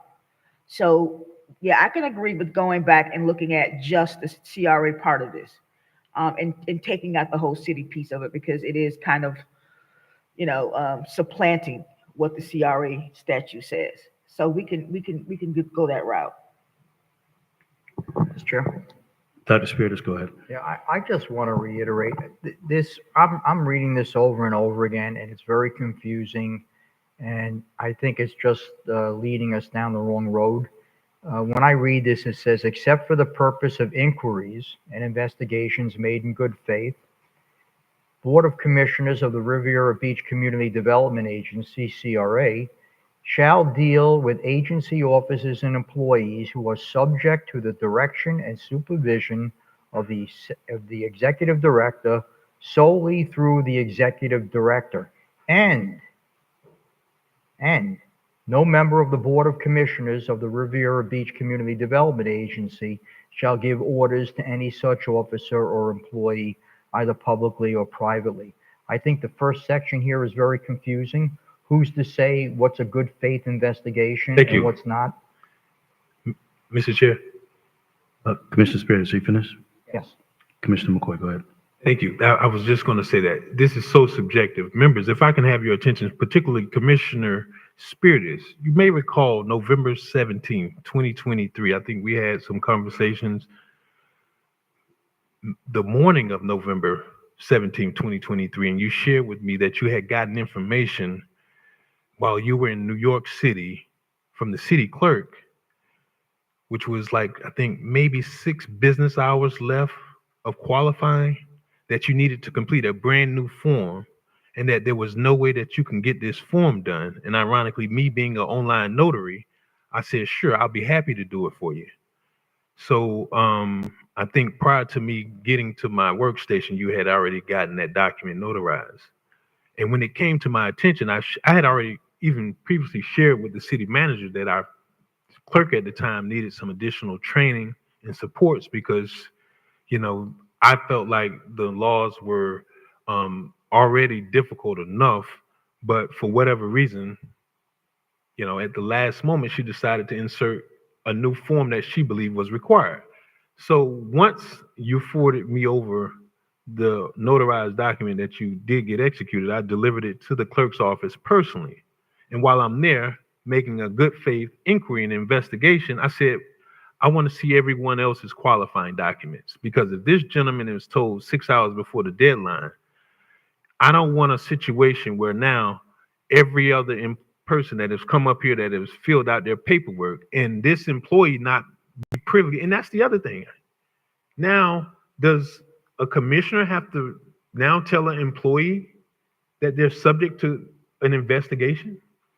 This creates an issue that I'm now in good faith going to make sure that everyone's qualifying documents have now all complied with this new arbitrary requirement before this deadline. And I had one employee to say that my request was to cause unnecessary and excessive delays when you only have a very, very strict 11:59 deadline. That if it's not in and you know qualify very well, that if it's not in by that time, then you don't qualify. But now this employee, not knowing that, me acting in good faith off of a phone call and an email that I received, now has become the basis, which she did so without even notarizing it, with just mainly making the statement from her perspective. Now, you see how problematic that can be? And you know what turned out, Mr. Smith? The document that I believe our clerk required, well, told potential candidates that was required, wasn't even necessary. And it was something that was literally placed on folks at the last minute. So who else would have been able to fix something like this in a situation where you had a matter of hours and folks who have already qualified, which resulted in 2 lawsuits with the clerk's office being the center of both of them regarding qualifying. So an employee needs not to be aware that there's an investigation, but may misunderstand that you are acting in good faith. But should it be, or does it require that a commissioner conveys that to them? You see the problem that this creates? Thank you, Mr. Chair. Thank you. Attorney Smith? To answer Commissioner Spiritus and Commissioner McCoy, this first paragraph lays out exactly what you're saying. Yeah, a good faith inquiry. When we started this discussion, we talked about inquiring of Mr. Scott Evans some information. Isn't it an inquiry? Now, with the situation that happened, I guess, in November with the city clerk, Mr. McCoy, I don't think there was anything, was there anything done with that? You did an inquiry. That would not be in contradiction of this new language. A good faith inquiry would allow you that. Commissioner Spiritus, if you look at it, it says, I mean, it's not, I don't, maybe I can put it in plainer language, but what it says is you can ask a good faith inquiry of a staff member any information that you need. You can ask Scott Evans, you can ask Anita Jenkins, you can ask me, you can ask anybody in a good faith inquiry. You can't direct them to do something at that point. Then at that point, you would, if you were directing staff to do something, then you directed on the, as a council person, you directed through the city manager as a direction to do something. But an inquiry, you're allowed to do under this, under the city's charter, under everything. Thank you, James Smith. Commissioner McCoy? Mrs. Smith, I understand that. And again, my actions were just that. But how do you resolve an employee's misunderstanding? Especially when you don't have a process that provides for a probable cause portion, when the very first immediate action is now you're in front of the board. Hell, you know, they put me in front of the board. None of it was sworn. Come on, Mr. Smith. You see what I'm saying? And then you said what happened with it? This employee wrote a statement suggesting, and I don't feel that I need to tell somebody who's only been in this department maybe a month, something that I've been familiar with for probably the last, probably almost 18 years of knowing elections and doing elections, you know, the various requirements. And this employee's been here for a month, and they're now saying that my asking for these documents seem excessive and with the intent to harass. So I'm asking, under this, how do you resolve a misunderstanding with an employee when they actually misunderstand it? Their only recourse, or their first recourse, is to have you in front of a CRA board.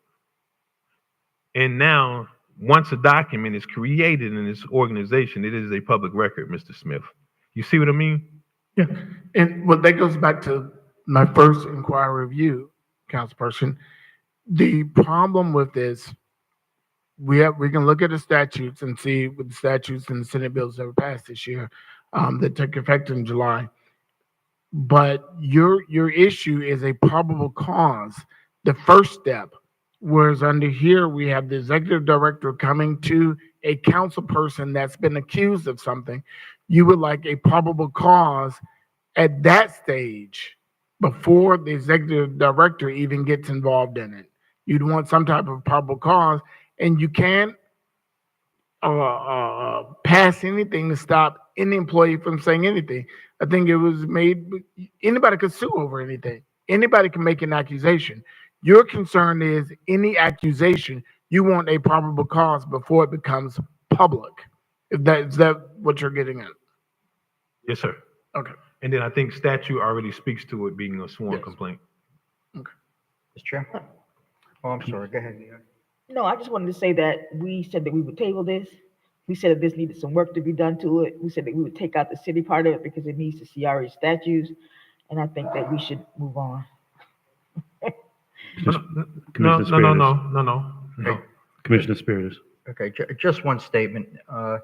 I just think that the section after good faith, in good faith, that comma, after that, Board of Commissioners of the Riviera Beach Community Development Agency, CRA, shall deal with agency officers and employees who are subject to the direction and supervision of the executive director solely through the executive director. I think that should be taken out. You can leave in no board member of the Commissioners of Riviera Beach Community Development Agency shall give orders to any such officer or employee, either publicly or privately. But you're leaving too much of a conflict between the two first, in that first sentence. Once you put that commenter in there, you added something and saying that we can't do it. So now you made it very subjective. Who's to say what's an inquiry in good faith and an investigation in good faith? You know, Councilman McCoy brought up, he asked the clerk for certain information. Now, is that a directive to get that information? Or was that an inquiry to get that information? Was he doing his own investigation? Who's to say that was in good faith or wasn't in good faith? I think it's just so open, and I don't think it's needed. I think we all understand that you don't give directives to city employees. You do that through an executive director or a city manager. But I think that we have to have the right as a board to do that, and we should not stifle the board members' abilities to meet with staff and ask questions and do our own investigations, because it is different when you're there with the executive director or the city manager and when you're there with the employee alone. Commissioner McCoy? Thank you. Mr. Smith, one thing I actually did read in statute today, and it was in 163 in preparation of this meeting. Our bylaws don't even describe what an officer is of the agency. And I'm not sure what that means. Who actually is an officer of the agency? Because statutes specifically delineate us as commissioners. Who would be an officer? In which aspect of the, what's in front of us? Right. What's in front of us, I'm saying commissioners. I didn't, was officer being used? Yes, I think it's listed in the exhibit. It refers to officers as well. It says CRA shall deal with the agency officers. Who are officers of the CRA? Except for the purposes of inquiries and investigations made in good faith. Agency officers, I see. That would be the executive staff of the CRA, but we need a definition of that. I'm sorry, who's the executive staff? That would be, I guess, the flow chart of, I'd have to define that. Yes, sir. Okay.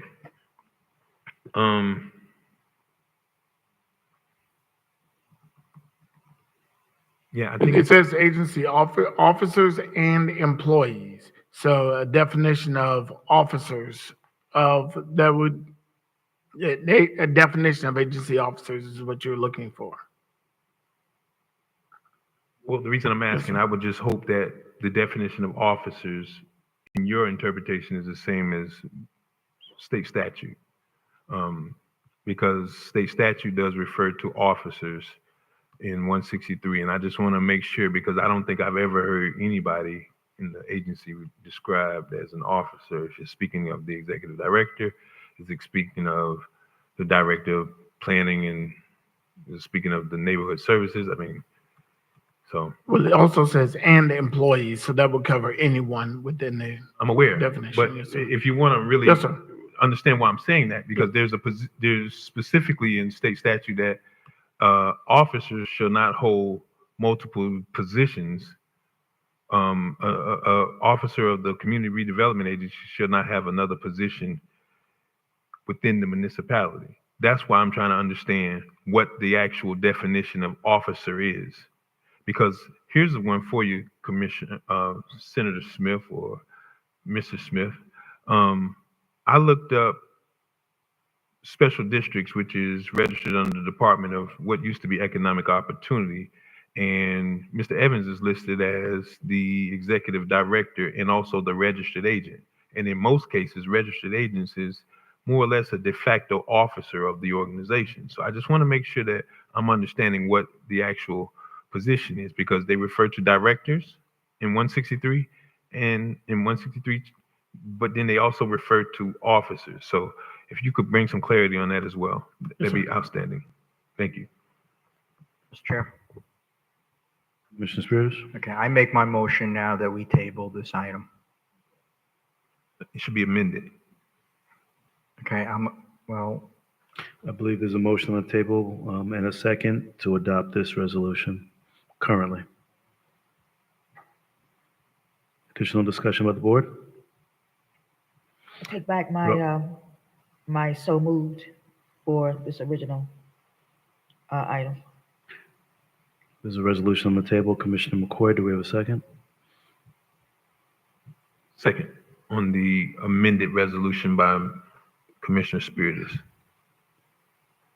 Mr. Spiritus, Is the motion, the motion was, Motion on the floor, though.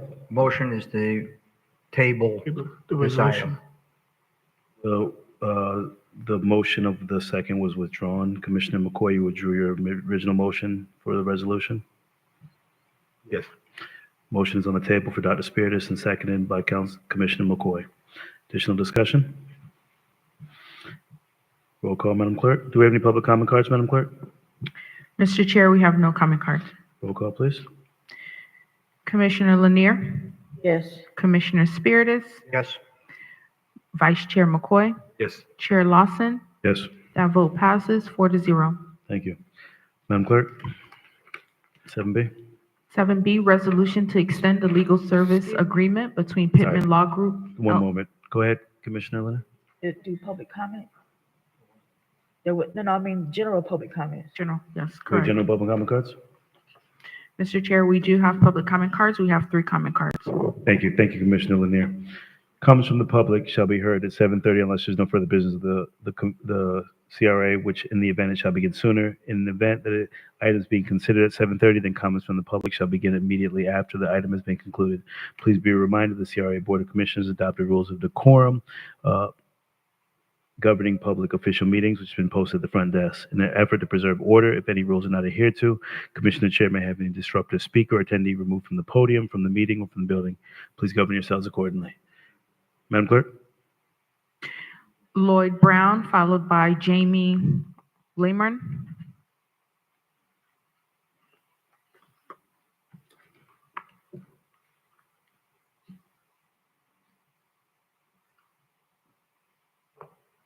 Welcome, Mr. Brown.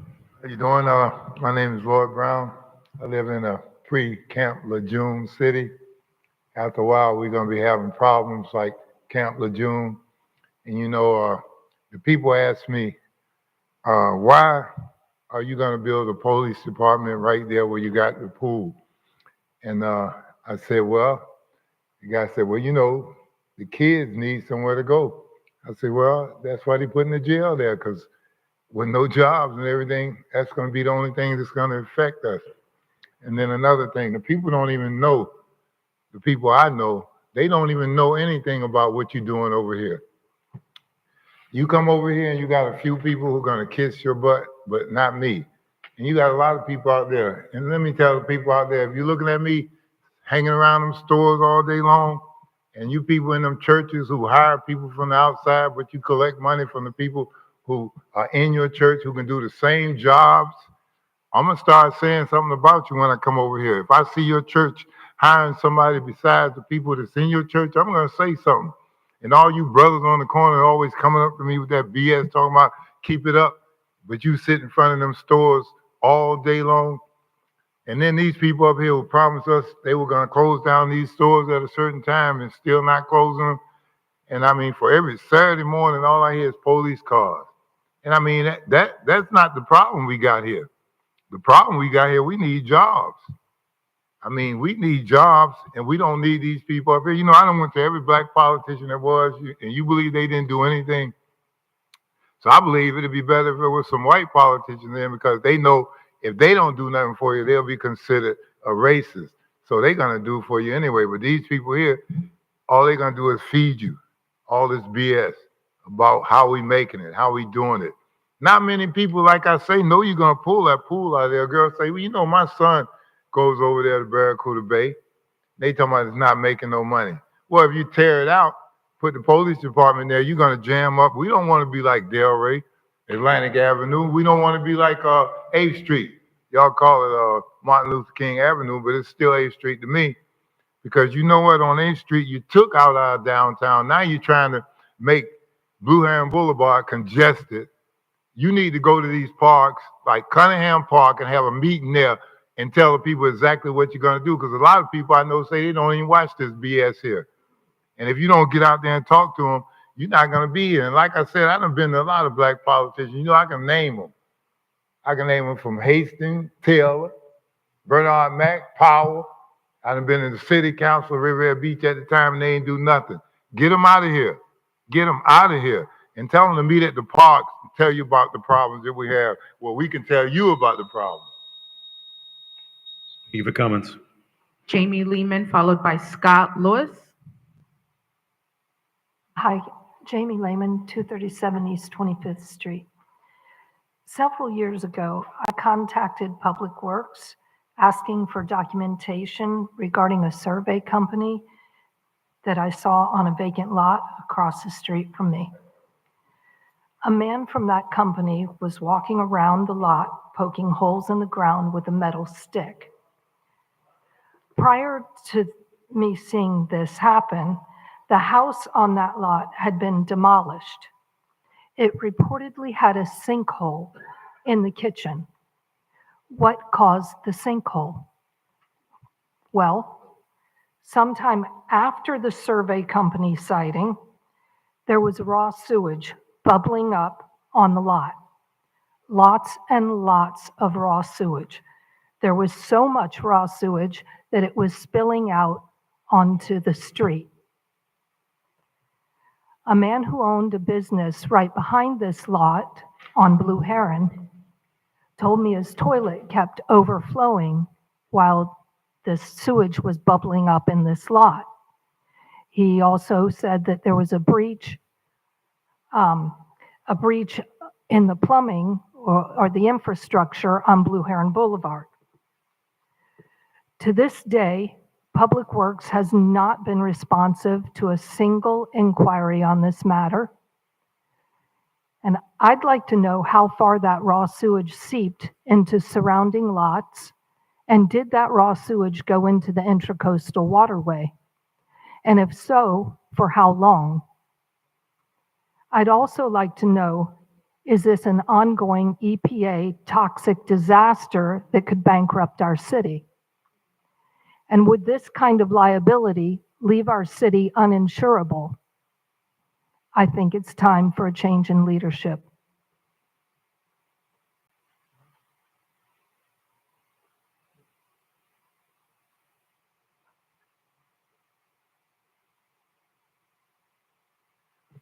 Evening. My name's Scott Lewis.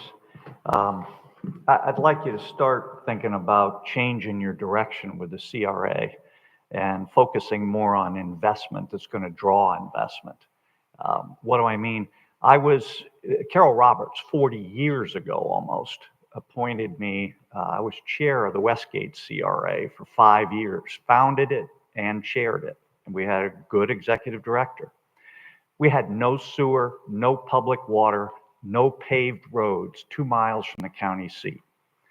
That's what we were facing. You're facing a very dire situation as well, but I want you to understand, I made 3 calls in the last couple of days, West Palm, Delray, Westgate, CRAs. Total of 31 employees, total, with $135 million budget with the 3. Riviera has 35 employees with 17 million budget. Y'all need to get radical streamline if you want the CRA to do its job. And tonight I heard the presentation in the beginning, I should have put a card in, about the tiny homes. This is an example. Your big revenue for the CRA is going to come mainly from commercial, because their tax revenue is so much higher. They don't have exemptions. They don't have limits of growth. And so where you were talking about putting 3 tiny homes on a lot that, to me, when I heard Australian Avenue and Martin Luther King, I'm thinking prime commercial property. But you want to put residential homes, 3 of them? Okay, that might generate $1 million in assessments. But, they got exemptions. They got homestead.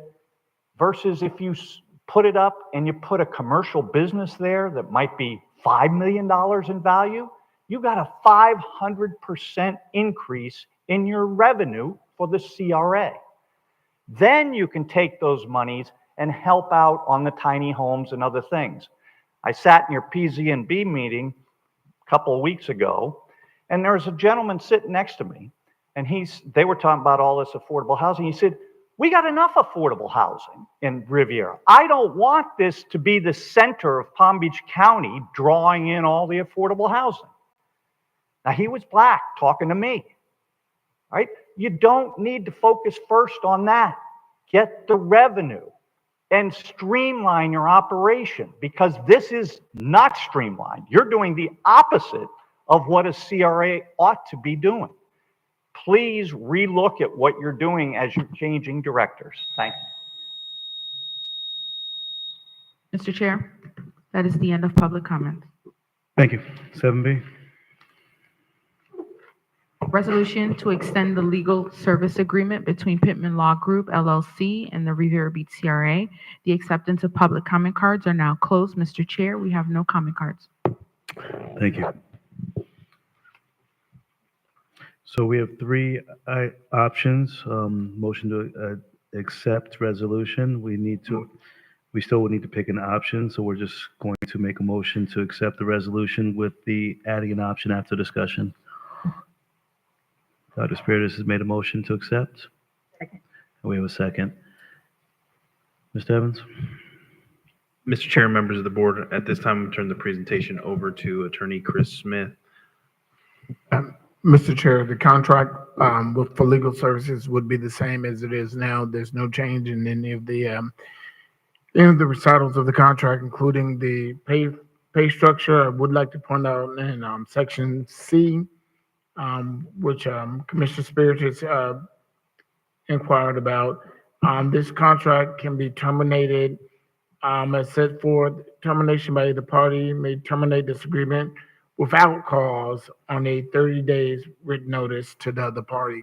So at any time, this contract can be terminated within 30 days without cause. And before you have three options: one option for 1 year, an option for 1 year plus 2 extensions, or an option for 3 years. Discussion by the board. Commissioner McCoy. Thank you, Mr. Chair. What's not clear in the memo is when does the actual current agreement expire? It only speaks of what occurred in May. I think our current agreement expired. I believe it's July 17th. July 17th.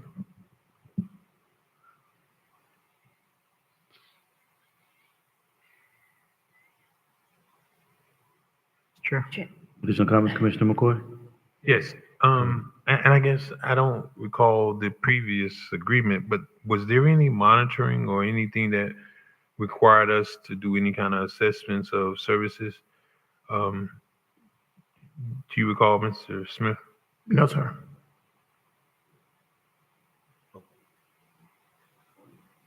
Commissioner Chair. Thank you. Commissioner Spiritus?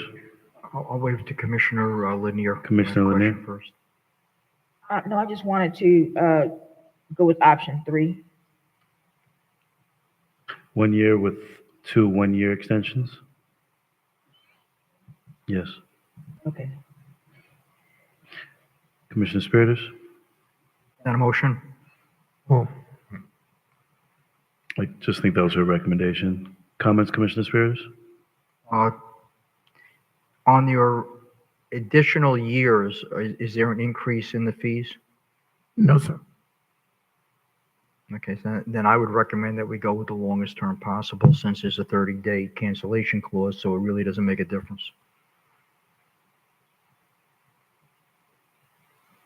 I do want to, before we make a decision on that, Commissioner McCoy did make a comment in reference to mile markers, assessments, conversation, discussion, just to get some clarity on an annual basis as to performance. I just want to make sure that we can identify that, even though that there is an option to terminate with a 30-day notice on any of these options, I do want to add some type of annual assessment into the contract discussions if we're going to go with anything longer than a year. Commissioner McCoy, go ahead. Mr. Chair, thank you. So I guess I was trying to sit here and suggest, I mean, look at the professional services agreements that we currently do have with firms. Do we do the assessments of architectural firms that we have as continuing agreements? So, I mean, specifically, I do see that this agreement calls out that we can terminate, but I can understand the reason that we would normally do an assessment of an individual that operates as general counsel, but is it appropriate for us to do an assessment of a firm?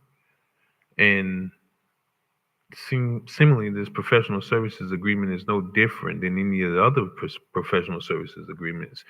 So maybe it's not a good idea, but my question I was going to ask is, the cover memo refers to the May meeting. And let me tell you, I got something I should say about the May meeting altogether, but um, can someone share with me why we arrived at 3 options as opposed to a standard renewal? Attorney Smith? If I can, at the meeting, there was there wasn't a conclusion by the board of how many years. Some of the members wanted 3 years, some of the members said 1 year. So in order to bring it back, we wanted to give the commission, the council a chance for whichever option they would prefer. There wasn't there wasn't a majority of the council that wanted a particular amount of time, so we gave those 3 options. Okay. Well, Mr. Chair, thank you. So I guess I would agree with Commissioner Spiritus. I mean, unless someone has some reason to believe that the performance isn't, or they don't meet their expectations, then I don't understand why we would go with a year, especially if we can get the same level of services for the same amount of money. Unless somebody knows something I don't know, but here in Riviera Beach, there's a lot of what I heard was murmuring and writing on the wall. But certainly, I have had, certainly a good experience with Mr.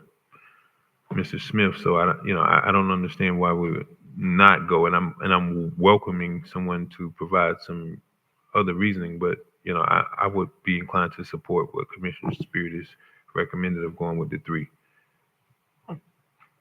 Commissioner Lanier? Chair, actually, when I said option 3, I thought it was the option 3, like 3 years. I was not, yeah. It'd that's be what option 2. Well, see, that's where I got mixed up. So it was actually no, what it was 3, 2? 2. Yeah, see, that's got me mixed up. So yeah, it was the 3 years. Mr. Chair? Ms. Miller Anderson, go ahead. Yes, I think, our experiences so far have been pretty good with Mr. Pittman and his team. So I would be in support of option 2 with the 3 years. Additional comments from the board? Do we have a motion to accept the resolution with option 2? So moved. Second. Motion is made and still stands. Additional comments from the board?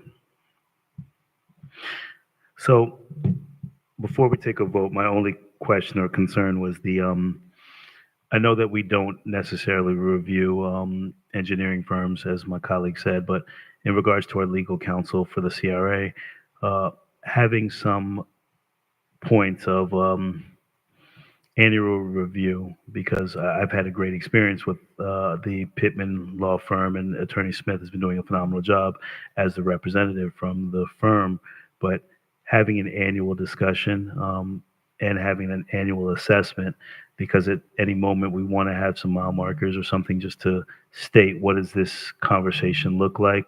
Are we still pleased with them, as opposed to just randomly 1 year coming out and just ending professional services with our CRA attorney? And I can't remember how we derived in coming to this point of hiring the firm versus just bringing in a CRA attorney, but I've been very satisfied with the Pittman firm. So that's why I was asking if we wanted to add some or incorporate some type of annual review or assessment. And that was my discussion in regards to that, if we're going with a 3 year. Chair, Commissioner Lanier? what would that look like? I looked at the same type of review that you have of your city attorney and incorporate that into the contract. A 1 year, every year have a review, as you would your city attorney, and look at the mile markers you use for your city attorney. It would be the simple review that we do for our city attorney, our city manager, our CRA director, the annual reviews that we do. Even though this is a firm and a professional agreement, I still would want us to have an opportunity annually to just review so that the discussion doesn't just blindside or come out of it left field when we talk about extending a 30-day termination to this firm, if that ever did come up. Commissioner McCoy. I disagree. And here's why. Members, we're creating a double standard. You know, when we wear our other hats as council members, we approve janitorial services, we approve security services. We being the body. The manager was able to unilaterally cancel the agreement that the body did. I don't want to create a situation where I'm going to put a firm under some sort of evaluation. They know what they need to do. If they're not doing it, then we address that a part of the contract. But to do another evaluation creates another level of bureaucracy. They're not our employees. They don't report to us. They're available to us, but I don't think that is necessary. I think it's overkill. So, Commissioner McCoy, so if there's a misstep by the firm, if a ball is dropped, and there's a disgruntled, angry commissioner that says, you know what, they didn't respond to X, Y, or Z, at any moment we will give them that notice without having any mile markers or anything to assess. And then that would just be the pleasure of the board to take that vote. That's a professional service agreement, so that's where we're going with that. I would be in agreement with going with the 3-year. Again, I would just want to see some type of annual, but if the pleasure of the board is to move forward with option 2, we'll just go to a vote. Additional comments from the board? Madam Clerk? Commissioner Lanier? Yes. Commissioner Spiritus? Yes. Vice Chair McCoy? Yes. Chair Lawson? Yes. That vote passes 4-0. Thank you. 7C? Reconsideration of proposed amendment to the Marina Village Phase 2 Master Plan. The acceptance of public comment cards are now closed. Mr. Chair, we have 2 comment cards. Thank you, Madam Clerk. Mr. Evans? Mr. Chair and members of the board, at this time, if I can have the Director of Planning and Development, Mr. Scott Evans, to begin this presentation, and then along with representatives from JLL, Mr. Nick Finelli, to assist. And then we do have our development partners that are present here as well.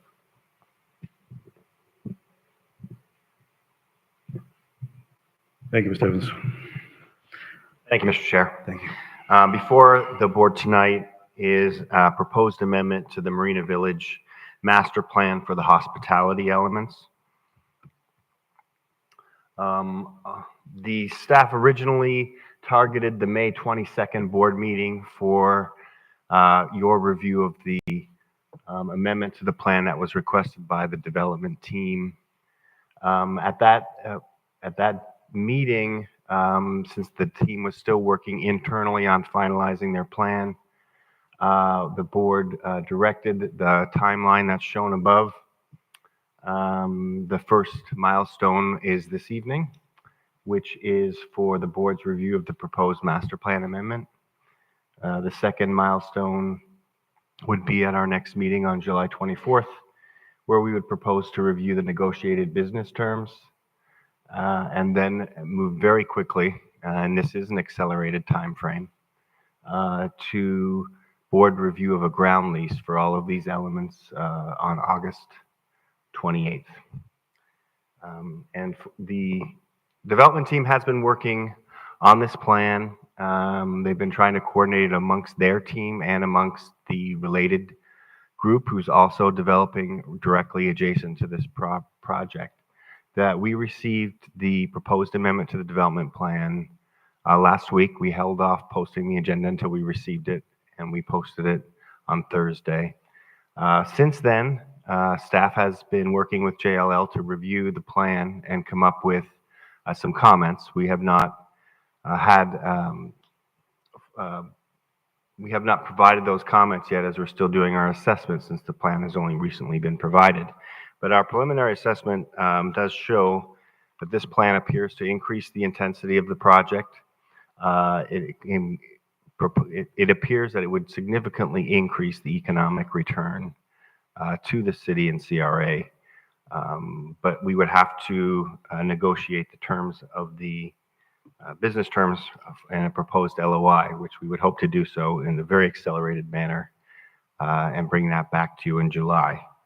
And the proposed plan, this was the original plan, and this was approved. The business terms for the hospitality elements of this was approved in December of 2023. And then in February, March, the team requested some time to amend the plan to add more density. And the proposed plan is shown up above. The team is represented by TESRAL, APD, and Sonnenblick, and they're here this evening and can go over their proposal with the board if it's your desire. Oh, Mr. Chair, I also want to mention that the CRA's, our attorney, Bryant Miller Olive, is also on the phone. They're listening, and they can participate in the meeting in case any questions come up related to that, along with, of course, Mr. Chris Smith. And with me tonight is Nick Finelli from JLL. Thank you, Mr. Evans. Are we going to have a discussion, presentation, anything else going into it? Mr. Chair, I would propose that the development team come up and provide an overview of their new plan. Thank you. They can go ahead.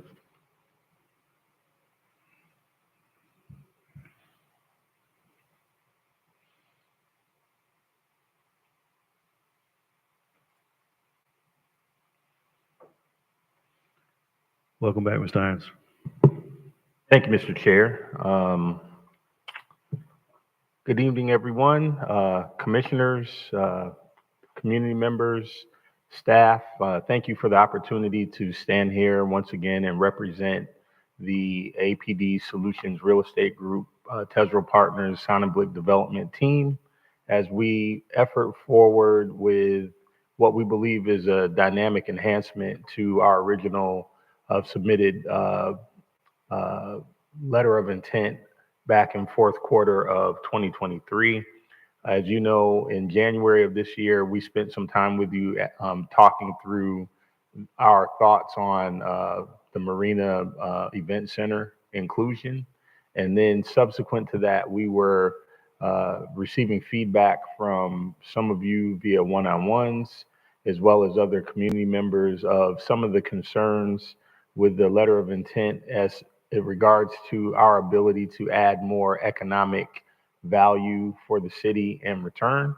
The best way for us to do that, it was to rethink the density related to the site plan. We've spent the last several weeks working internally, initially the APD and Sonnenblick team looking at ideas. We expanded that rapidly to include the TESRAL team to make sure that the aspects that impacted their participation, as well as the other project that they are leading with related, were considered. We then subsequently spent some time working with the related team to go over various versions of this so that we could come to you this evening with exactly what I promised you on May 22nd, which was to discuss the elements, but to do so with a plan that was universally supported and accepted by all of the development partners and gave a clear path to the staff for their review. One of the things that I would highlight to you before we get into the minutia of what happens on each of the various different elements is what will make the term sheet review expedited is the fact that we're really working with the same elements. In some instances, we've duplicated those elements. For example, the hotel, we're adding a second hotel, but the modeling is the same. We're using the same size, very similar square footage, although we're going to change the offerings of the hotel by having a different flag. The retail, same size, the restaurant square footage, same size. We're increasing the parking in order to accommodate these additional uses. And so thus that creates the additional density. We also added another residential element, not rentals, but condominiums to this site plan because we looked at our analysis and we decided that that could give a significant increase in revenue for the city through tax base of home ownership being on the marina site, but not diminishing the value of the residential component and the other components. And so what I would like to do is to thank the members of the team. Tony Brown is here with us tonight, Ezra Saffold as well. Of course, in the second row, you've got Bob Sonnenblick from Sonnenblick Development and Robert Ferrante. They've all worked with my team very closely so that we can present this to you. Essentially, what you're looking at here, because elements 7 and 8 are already settled, you've already voted on that, you have a ground lease on those elements, is we've taken a fresh look at elements 1 through 6. Elements 1 through 5 are separated in a different term sheet, different ground lease, because those elements are led by APD Solutions on the master development team with Sonnenblick as the development partner. I'll discuss those first. Part of what we proposed here is to add an additional hotel. And what we're looking to do is to relocate the Margaritaville Hotel to element 1 so that could be adjacent to the event center. Some may say, well, what does that do for the project besides just doubling the hotel? We've talked to you very passionately about our belief in the event center. We believe that having a hotel adjacent to the event center gives us an ability to further activate the meeting and convention activity that will occur at the event center, but also the F&B programs can effectively work together because the hotel will have a food and beverage program in operation that is supported by the Margaritaville options, as well as preserving the F&B that's here and enhancing what we can do on the rooftop. But primarily what you'll see is the synergy between having an adjacent hotel will increase our ability to have more meetings, rentals, conferences, and events here in the event center. We preserved the restaurant row. So in element 1, although you're going to have a hotel on element 1, should you approve this, what you'll also see is there will be food and beverage on the ground level, so you won't lose a restaurant being in the ground floor lobby area on the waterfront of the hotel. Elements 2 and 3 still remain with a very similar character of restaurants, but our plan is to enhance the viewing activity from those restaurants by having not just ground level outdoor seating, but rooftop seating in those restaurants as well. And as you may recall, element 3 actually accommodates 2 restaurants on that pad. So what you'll have coming across restaurant row will be very similar to what you've seen before.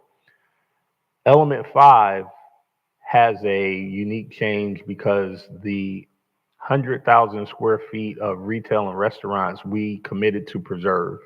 But in order to accommodate the hotel, we needed to have an additional parking strategy. So what we're proposing here is to add a parking structure on element 5 that would have ground level retail lining it. Avenue C would have a retail frontage with a pedestrian corridor that comes across so that people could easily access the waterfront. And then you'd have retail surrounding the building, essentially where it makes sense economically and design-wise, so that we can make the parking structure disappear as much as possible and activate the ground level area. We're going to preserve pedestrian access and corridors that connect the event center to element 6, which I'll discuss shortly. And then the parking structure at present is proposed to be a 3 or 4 story parking structure, primarily because we work very hard with Tesoro and Related to figure out how not to have a negative impact on element 7, which is the market rate housing, by blocking the viewing corridors. And so the hotel is on element 1 was originally planned to go on element 8. That would have been a 8 to 10-story hotel.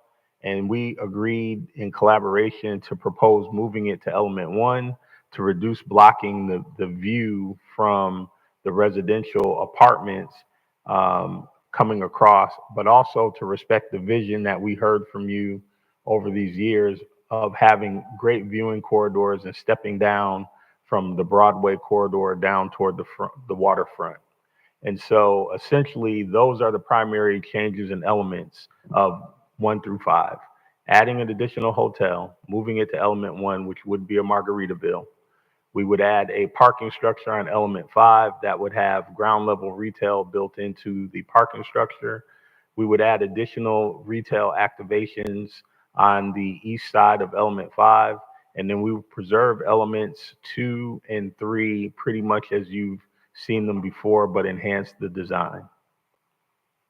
With that, I'll pause before I go on to element 6 if you happen to have any specific questions about those first elements. Commissioner McCoy. Thank you. Mr. Irons, so moving Margaritaville, I think it's number 1.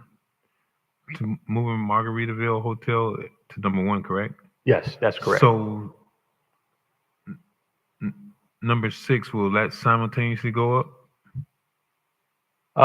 So in order to answer your question, I'll jump lightly into number 6 and I can go into further detail. What we're proposing is to take element 6 and make it more of a luxury component so that we can add an additional upscale component.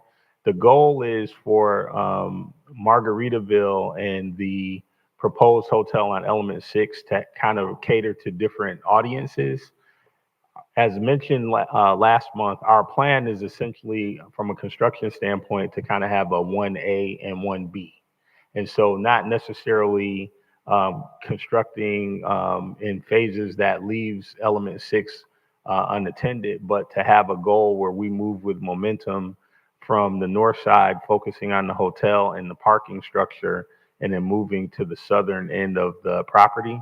So the hotels would not go up simultaneously. We would have to build the Margaritaville hotel before we could build the second hotel, but we would be moving expeditiously in that direction. And in some of our discussions today, we believe that the market may be creating itself to substantiate both hotels going in, despite what people see as softness in the market. I will qualify that by saying what we're seeing in our market studies is this notion of revenge tourism. You may have heard of it before, but it's the concept that people still have pent-up demand for new close-in opportunities to travel to, drive-by opportunities to travel to that have destination resort appeal without them having to fly out of the country or spend dollars that are difficult to afford. And so that revenge tourism is leaning towards projects such as this. And we believe, as we've always believed for the last 6 years, that Riviera Beach Marina Village will become a destination tourism location, which is why we also believe the second hotel enhances that. What I'll also say to you is the work of Related by bringing the residential components, but also our work to add more residential components on element 6 with the condominiums creates a built-in audience to financially support your restaurants and your retail. In between, when you're not having events, when there's not high visitor traffic, you have a built-in customer base that's right there to support that economically. And we believe that will strongly support our financial projections in I the reclaim my performance. time. Mr. Vaughn Irons, thank you. I just asked if it was going up simultaneously. I got a couple other questions. Fair enough. Thank you. So the densities, what are we talking about in terms of new parking demand? What does that look like? And I don't recall what the previous number of rooms were for the Margaritaville and the parking requirement, but what does this new second hotel do in terms of parking? So our current plan for both hotels is to model them at about 150 rooms. As I mentioned, there'll be different styles. You'll have one that's kind of a midpoint hotel, that'll be mid-service, and then you'll have one that will be projected to be a full-service, more luxury brand hotel at 150 rooms. What that does for the parking, I believe our parking modeling for each of the hotels requires something in the range of 187 spaces per hotel, I think at a 1.5 ratio per room. And so the reason we need a parking structure on Element 5 to coexist with the parking structure we originally had planned on Element 6 is to accommodate the additional parking demand on the site. Follow up. So your parking model, is that consistent with our parking code or with the, I guess, the land development regulations for that area? So we're moving in the proposed site plan. We believe that the parking proposal is consistent with that because, of course, it's being used for parking today. The density of parking would be very similar to what you're seeing today, although we do believe we could afford to have more parking. We think the project is going to be so successful, we're going to wish we built more parking. Thank you. So I do Mr. believe it Irons, does. So here's, Mr. Irons, thank you. I want to be very succinct. And when I see that happens all the time is we have developments that get piecemeal and things get added on. I think it happened last month in our city council meeting where there's this office building that's now converting to a restaurant. And my question is, how do you now maintain the code requirements for the existing uses? And now you're saying you're adding another 187 potential parking spaces. What does that do for the other parking requirements? I know this is very much conceptual, but does this site accommodate the needed parking for all of the different elements that's going to be proposed here? And I think that's a very early on conversation or a very simple answer that has to be, very simple question that has to be answered very early on as to if it's even possible. Without having a monstrosity of a parking garage in the middle of. I think it's a fair question. I mean, I think one of the things I'd say to you is economically, we need to answer the same question because any of your financing as well as your entitlements are going to ask us to make those requirements true. I think you're going to have a ton of parking that has to be added because you'll have parking on Broadway going in with your hotels. But of course, we need specific segmented parking on the site. Element 5 was not dense at all. It was only going to be a 1 or 2 story structure as proposed before with no parking on it. Now we're adding parking, but we've done something to accommodate the additional parking by merging the retail into the parking structure, which is a very common use. One of our intentions that we discussed with Related is that our plan is to do our best with a design in order to mask the parking structure above the retail so that it doesn't have an appearance of just being a big parking structure in the middle of the project. It hurts us as much as it hurts anybody else by not having something that's very attractive in the middle of the project. What I would also say to that, with your dramatic pause, is our plan is to build the larger parking structure on Element 6, which would be on the perimeter of the project, not in the center of the project. Our hope is to have something more, smaller or a lesser number of parking spaces on Element 5, although once again, I think more would be helpful with the long-term vision of the project. Mr. Chair. Commissioner Spears? With respect to Lot 6, would you be willing to build that parking deck at the same time as you're building the Margaritaville and the other parking deck?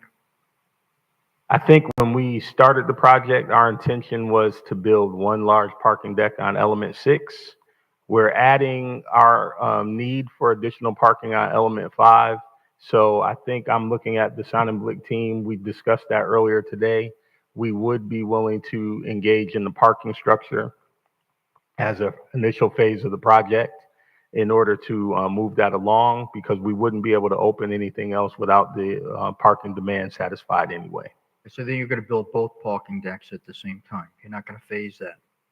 Our plan is to propose a parking structure that can accommodate both. And the reason I qualify that statement, it could end up being that we propose to you one large parking deck that spans both parcels. Well, Mr. Chair? But Okay, so I was going to bring that up. You spoke about Related being concerned about their view from their residential building with the parking deck being too high.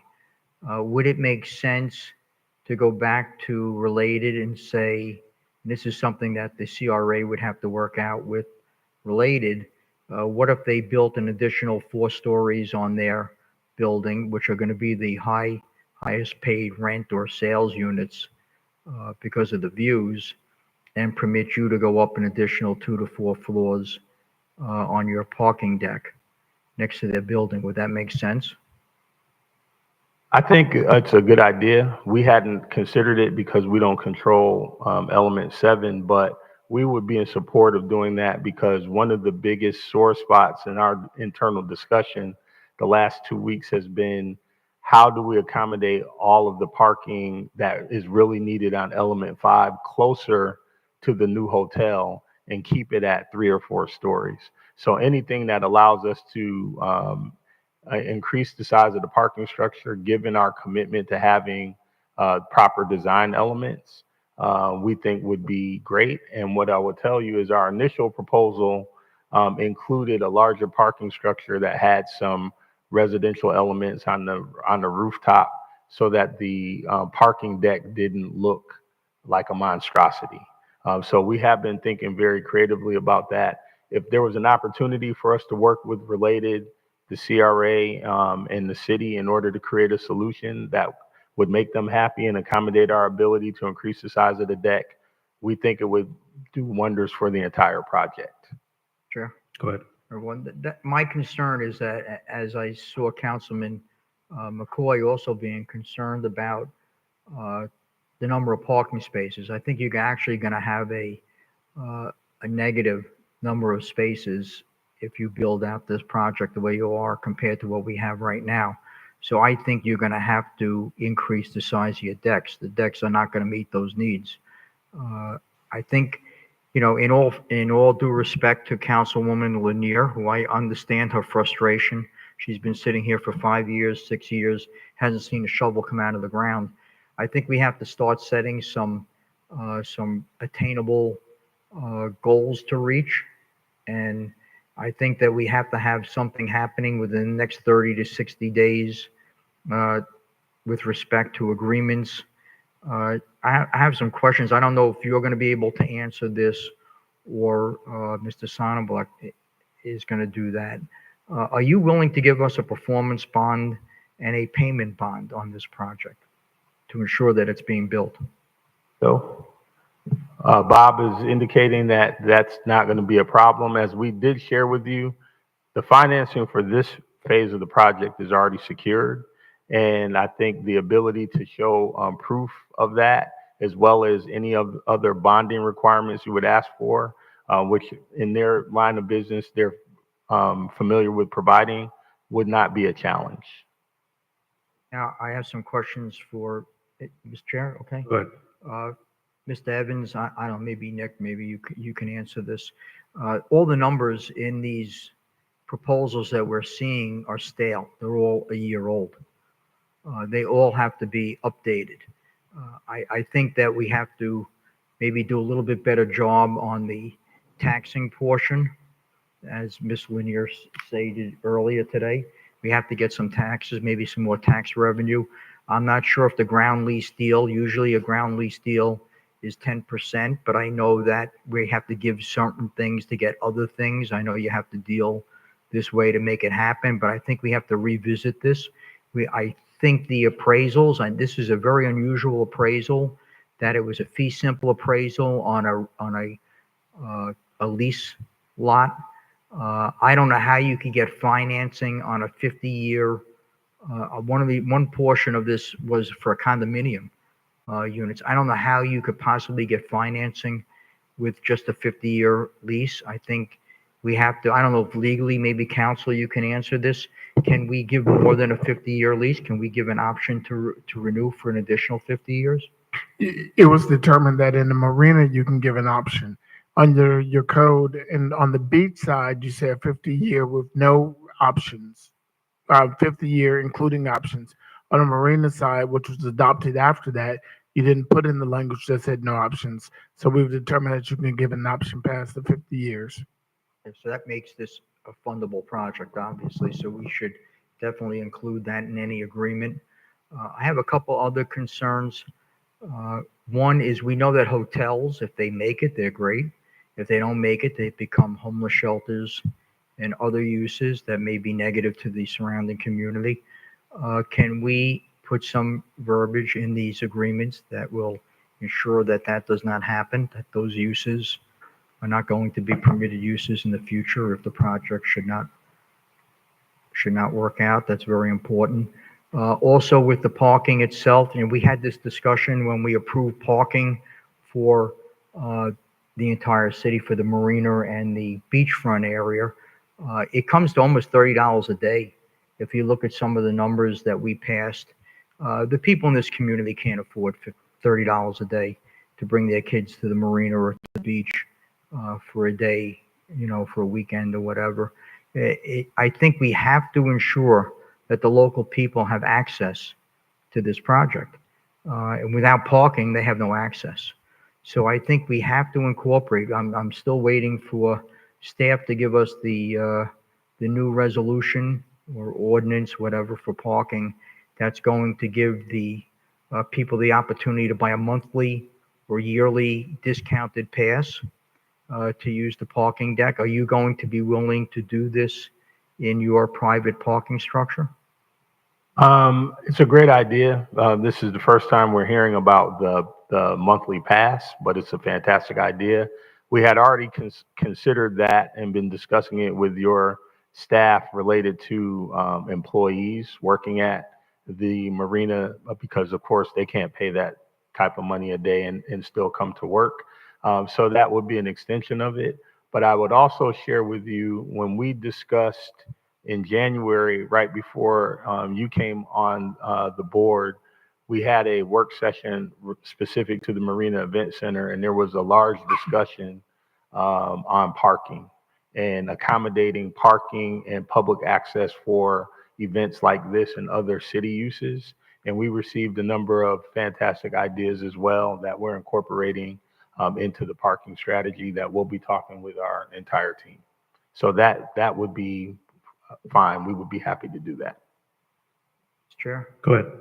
Okay, so now, in order for us to see a shovel coming out of the ground while I'm still alive, I would like to see if we can really set up some very specific dates for you to give us this letter, a commitment letter for banking, a performance bond and a payment bond.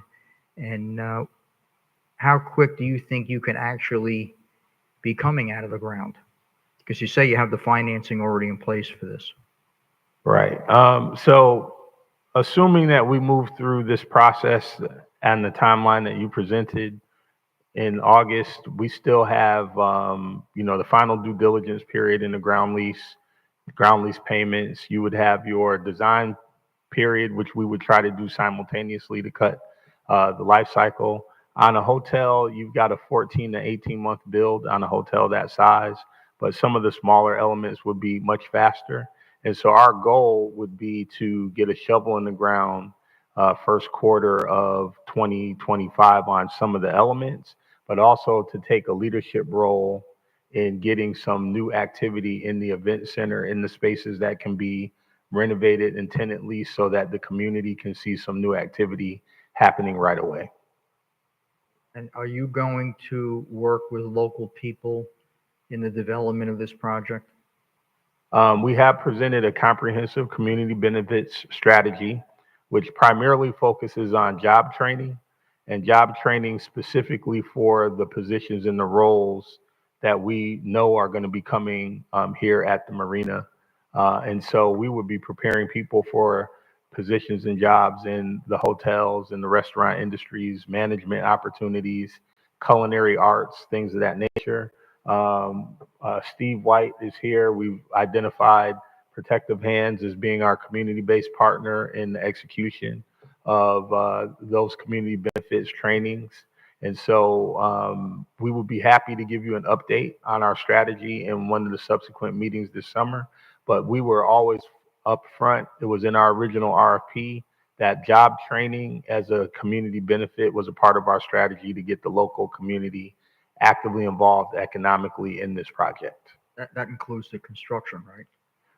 Well, that goes without saying. I mean, I think it's fairly standard that you look for construction jobs, but what we were trying to do is to make sure that the local community getting employment and small businesses having opportunities to put restaurants and other retail opportunities here in the marina are long-term economic benefits and not just during the construction period. Right, so we'll see someone from our city will be the manager of the hotel, hopefully. That's what we hope happens too. That's the goal. Yes. Okay, and we do have some local people that want to build out restaurants. You're going to give them an opportunity to do so? We have been engaged with several of your local entrepreneurs in that regard, sharing with them the standards that once we have the rights to engage with them, when we move through this process, we'll have the actual rights to do so. But we have kept them engaged, and our plan is to include as many local small businesses as possible in the project. Mr. Chair? Go ahead. Nick, I saw that there was $150,000, I believe, was the security deposit or whatever. I think that's way too low for a project this size. We have to see, I think, a little bit more skin in the game for a project of this magnitude. Yes, sir. And what I'll tell you is that that was in the previous letter of intent based off the old plan. So now that we have a new plan, we're expecting a new revised term sheet, which we're then going to initiate negotiations. So that's all on the table. Mr. Chair? Go ahead. So as you're also going to revisit the taxing portion of this, the first 6 years of basically no taxes? So as far as I'm concerned, you know, the negotiation is completely back on the table, all terms. Yes, sir. And we can have that done, Mr. Chair? Go ahead. Can we have that done within the next 30 days? Well, sir, I believe the timeline that we laid out is what we are absolutely aiming to do. I know CRA staff as well as our team at JLL is committed all time and resources to achieve that goal. Thank you, Mr. Chair. Thank you. Ms. Irons, you wanted to continue your presentation, or were you done? Well, I think we covered the highlights. We have a good sense, and if there are any additional questions, myself or any of our other team members are available to answer them. All right, we have public comments. We'll take our 2 public comment cards, and then we'll get back to questions. All right. Thank you Ms. very Irons. much for the time. Thank you, Ms. Irons. Madam Clerk? Mr. Chair, we have 2 comment cards. Delcia Brooke Hamilton, followed by Aman Israel.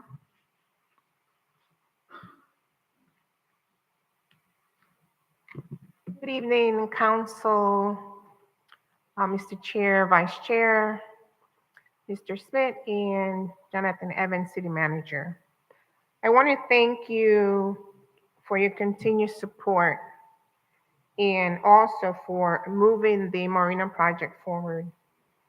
Now, also on record, the CRA board has protected my rights and my interests, has always done that.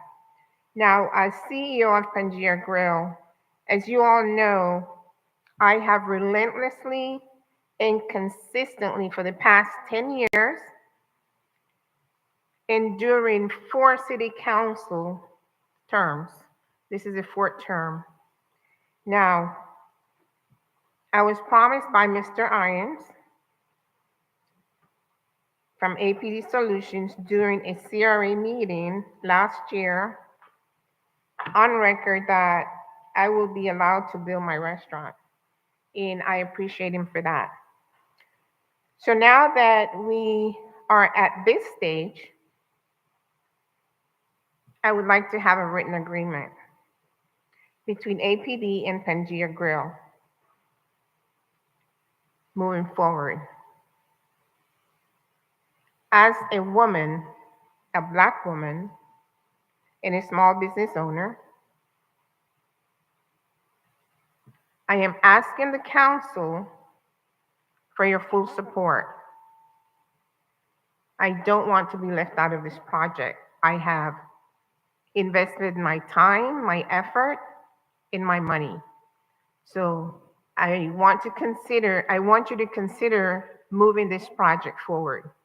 So I want to thank you. Thank you for your comments.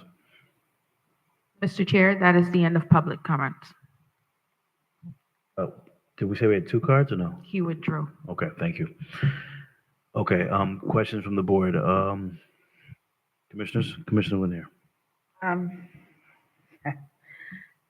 I think that one of the problems that I do have with this project is, and I hate to just harp on problems because I think that potentially it is a game changer and is a very good project for the city, but it cannot seem to get itself going. There seems to be, especially at this meeting, significant changes to the original proposal, significant changes from the last meeting, significant changes from 6 months ago. So we keep going down this road of changes and they sound good.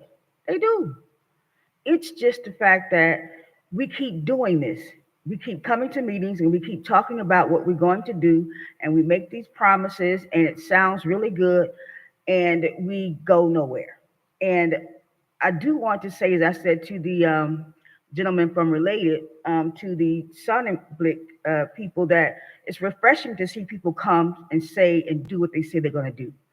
That is refreshing because we've been stalled for the last 6, 7 years with this. So to be able to move at the rate that we are moving is good. It's just that I have to agree with my colleague, Mr. Spiritus, is that we see nothing. We see meetings and we see changes and we see conversations and it sounds good, but there is nothing happening. The marina looks the same. Nothing has changed. I mean, I don't even see a wrap around something that said something's going to happen here. So I think that for my say so, it is very difficult to get on board with the reservation because I keep getting myself hoping that this is going to work, and then nothing happens. So I just really want to move this, and I've said this 100 times, to move this project along because it really is a game changer, but I'm not convinced. I'm just really not convinced. It's just, we have new partners, we've had new partners, and nothing has happened, and I'm just really not convinced. I'm hoping that it happens, but we have to have more than hope when we're dealing with this type of property. I think that the property that we have a ground lease on, the property is worth at least $10 million. And we're talking about, giving another 2.5 million, and we already have a 1.5. We have money going into this, but we see nothing. So I think that for me, I'm still hoping that this thing works out, but I'm just not convinced at this point. Thank you, Commissioner Lanier. I do have a question in reference to the parking. From the original plan, I know that we were requiring about 900 spaces for the plan that was originally set. So if we're adding a hotel, which is going to be an additional 180 spaces, what are the projected number of spaces between these 2 parking garages that are going to be outlined here? I'm assuming Mr. Irons.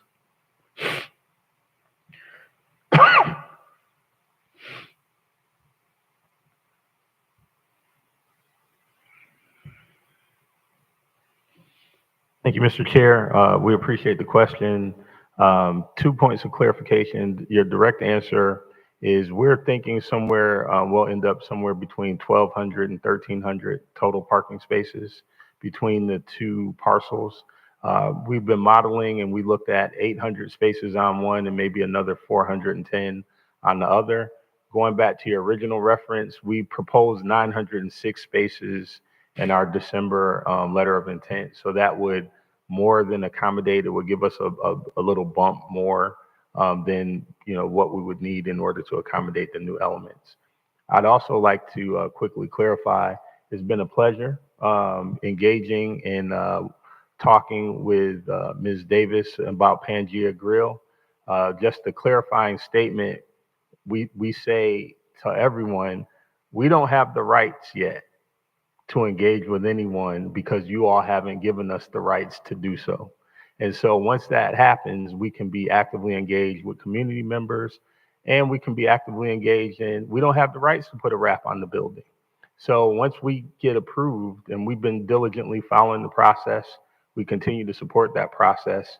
In a similar type project like this, we would have had a development agreement negotiated right after the RFP at the beginning, and then we would have been able to move into those rights. This process used the ENA process, and we're going through those benchmarks in order to deliver and take feedback. So any local community business that submits their financials, their application, their experience, and things of that nature, which I believe Ms. Davis has, and she has engaged. And so we're happy to work with them. And that's the comment that we made here at this board meeting previously. Thank you. And you did mention the development agreement. I understand that in March we had a development agreement from staff, but changes caused for there to be delays from executing that. The timeline that was set is July 28th to have another development agreement in place. We will be submitting a new term sheet for your review in the July meeting as proposed in that timeline, yes. When will that go to staff? Because that's kind of been the concerns moving forward. And I have to echo my colleagues' sentiments up until even this site plan to receive these information. I know there was a hard deadline set by staff to come in by Friday or Monday of last week, and we didn't receive it till Thursday. That's why it was delayed in getting it to the board and posting our agenda. So I think the biggest concern is really hitting and addressing every timeline and being very intentional with getting those dates set and not missing any deadlines. So that proposal is going to be presented to staff by when? I think we need to talk to the staff about the timeline. One of the things that I would say is it's a fair comment. It's difficult getting everyone to work together to give their comments and to give responses back so that we can submit something to your staff, because there are so many stakeholders who have different concepts and plans, and then we had to add related into the process as well. We are very confident because what we're doing is we're updating a letter of intent that already exists in order to match these elements, that we'll be able to work with your staff. We did get the message from them last week, and we began working on it. We had a work session today here in the event center with the partners.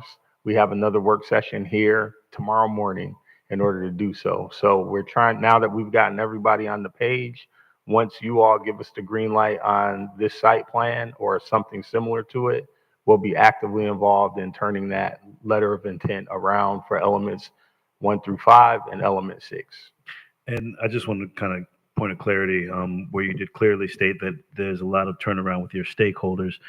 There's a lot of vested interest in this, but I want to just make a point of privilege to announce that our staff and our consultant have done an amazing job of turning around what's giving to them, because their delays, my colleagues have to understand, are not coming from our side. As soon as they receive it, they've turned it around and they're getting back. And that was one of the concerns that my staff addressed, or my colleagues addressed over the years, where there were delays from staff side. So as of now, I just want to let them know that you guys are doing a phenomenal job of responding, but we need to make sure that you guys are on point with this. So the stakeholders that are kind of coming to the table, that's my concern, where I understand you have a lot of people at the table trying to negotiate, have discussion and dialogue, but understanding we're in a 6-year holding period, if not actually longer, from some of the commissioners that weren't even sitting at this table in regards to negotiation. My deadlines missed were the biggest issue I had. The construction phasing plan, what does that look like, and what is going to be the plan for this? So with this new phase and the construction phasing plan, how are we going to roll this out? Because from my vision of this, if we're not going to build these parking garages first, and we have element 8 going up within the next year, first, second quarter, It's going to make our Marina Center, our Bicentennial Park, and the entire marina obsolete for parking. And that's going to drastically affect the revenue stream that we have for our marina, which generates just over $1 million. Actual boat slips. The Marina Park, the Marina Event Center, which we currently use, will be obsolete because we'll have no parking anywhere on this parcel. So, getting an idea of your phasing schedule, what does that look like? Well, it's difficult to pin it down, but I'll give you the highlights of what we've been discussing between Tesoro and Sonnenblick and others. We think the parking element is essential, as well as the first hotel as a significant demonstration that the project is moving forward. In addition to parking, we do have concerns about where we would have as a laydown area for construction. So there's something that you didn't mention that, you know, could have a dynamic impact on the site. The goal is to move through elements 1 through 5 in kind of a 1A, while element 8 is being constructed. So they would be kind of in an inverse action. And then as related moves from element 8 to element 7, the project would move again in inverse action to element 6. So once we're able to get past knowing, okay, we have the site plan, we have terms that are agreed to, we have a ground lease that everybody's comfortable with, then I think we'll be able to pin down the strategy. But we've already been discussing lay down area and how to work together with the related Tesoro team, the APD Sonnenblick team, so that we're not the Keystone cops out here on the marina trying to develop. And I guess that's my question. I would want to understand what that plan looks like, where the laydowns are going to be, what's going to be the timeline, what's going to be the impact to our marina and Bicentennial Park before approving a conceptual change to our site plan. So I want a clear understanding now, because to give us additional time to bring this back for next month's meeting, we're wasting another month. I'm not going to waste another day. So it's getting a clear understanding. What does that look like? Your explanation kind of was just a overarching view, but do we have a clear understanding of what's going to be that direction? What's going to be built first? Are we planning on building the 2 hotels, which you said we can't do them now? It's going to be 1A, 1B. But if you're just building the hotel, is that the only model that's going to go up? And then what are we going to realistically do about parking? Well, I think it's a fair comment to ask for this question, but I'd like to point this out for you to consider. We can't get to a letter of intent until we know what we're building and where it's going to go. And so I think our primary focus has been trying to get through a site plan so that we can then shape the terms so that you can review the terms. What we could share with you today is, you know, the highlights of what we discussed. We think that hotel on element 1 is of primary importance. Constructing the retail, because it's all 1 and 2 story, is not as difficult. But of course, if we're focusing on the parking structures, most of the retail is on the ground level of the parking structures. And so as a derivative, you would get your parking and your retail coming in a similar timeline. And so without us having all sat in a room and approved it, I'm giving you kind of the sense of our common discussion and understanding, so that you can know that we have had the discussion. If you'd like to add to the timeline us delivering a schedule that is commensurate with what you will see next month, I'm sure, as I'm looking at the room at my colleagues, that's something that we can deliver. You mentioned the letter of intent. That's going to be hard to provide, but do we have, I didn't see a letter of intent. Do we have a letter of intent for Margaritaville and the second hotel, or letter of interest or support? We have shared a letter of interest from Margaritaville. We cannot secure the second hotel until you give us permission to add a second hotel, but we have been in conversation and discussion with them. Of course, Margaritaville has been out here on site. Some of you have met them in passing, but also what I would say is when we announced it publicly here at this meeting and it was in the newspapers, Margaritaville did respond positively in the public and in the press to support the fact that they were coming. We do have some documents that we would be willing to share that are not for public consumption, that are kind of deal documents, that if it created additional comfort for you all as commissioners or your staff, that we have available that we can share as well. And they're they're okay with that change from element 6 to element 1. They've approved that in their letter of support, or they've updated their letter of support to move that from the element which is closer to the ship now further away. So the whole project, in their view, because it was going to include Margaritaville restaurants as well. Is that changed as well? Because I know that was an idea that we brought up the retail, because the retail wrap around the parking garage is not conducive to the Margaritaville element that they originally had. So the entire plan with Margaritaville is changing. So primarily the Margaritaville components were going to include the F&B. So we were going to work with them so the restaurant row will still be intact, the Margaritaville hotel and the new site. So originally when we proposed this, we discussed moving Margaritaville from 6 to the front of 5. In our conversations with Related, we agreed that we would find an alternate location. And so Margaritaville to date has been comfortable if you approve it. With moving the Margaritaville closer to the event center, because there's still fantastic views from that location. And they're okay with that move? Yes. They've approved that? They put that in writing? Yes. Well, we're the developers. We've moved forward working with them. And then this is the site that we're presenting. The hotel elements aren't changing. The performance isn't changing. The economics will be the same. And then it enhances the meeting space, because that was going to be a challenge for them being on 6, having meetings on at the event center as well. So that made it nicer. I guess I just wanted to get clarity that they're approving of that, because the vicinity from the cruise ship to the hotel in element 6 is now going to completely change up to element 1, which they will capitalize on the event space now, but their guest will have to walk past them Marriott now to get to this other hotel, or the other brand, or whatever other hotel that we're looking to bring there. Sure. I think that part of the plan is to do joint marketing and booking with the ship, so that when people are purchasing their packages, they're offered an ability to stay at a Margaritaville hotel. And, so everyone thinks it's a de minimis move, but it enhances the value of the hotel. And I guess the timeline, the phasing plan is my biggest concern, but I'm going to reserve some additional comments to let my colleagues jump in. All right. Commissioners? Good. Commissioners, Lanier, go ahead. No, I was just saying that, when we're talking about, these are some very significant changes. I don't know if we need 2 hotels, but the situation, it's a lot going on here. And with all that going on, I still don't hear how soon it will be for us to get started.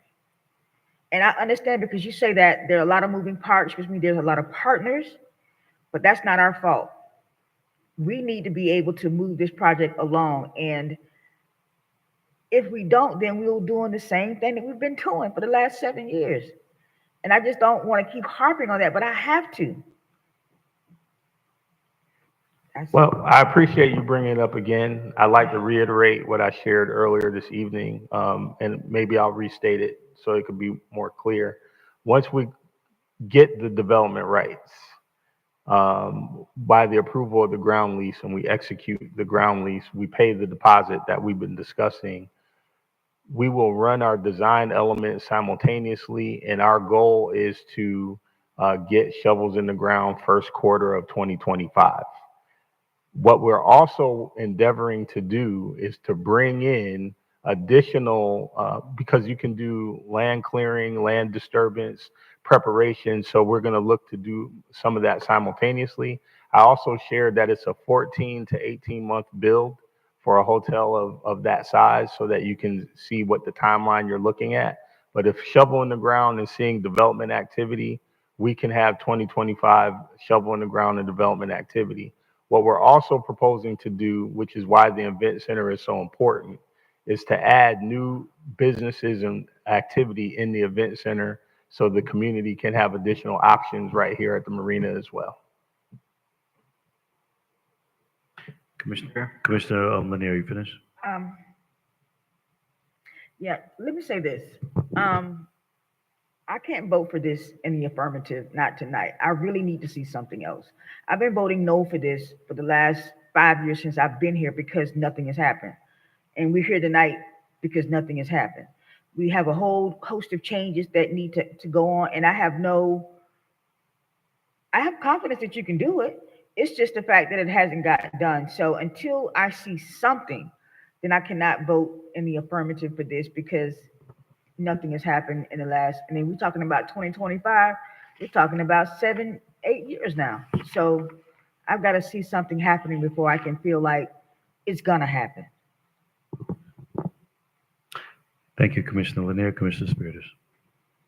I just want to have some confidence that you did commit to build both parking structures while you built the first phase.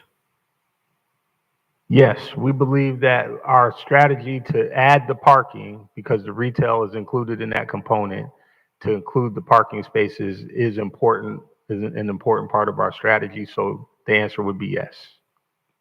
And you're able to fund the parking structures without us funding them. I'm looking here at the Sonnenblick team. That is a part of our negotiation. It's in our letter of intent. We offered to finance the parking structures as a part of our proposal. And we thought that was a great enhancement, taking that off of the credit of the citizens and the bonding capacity of the city. Okay, Mr. Chair?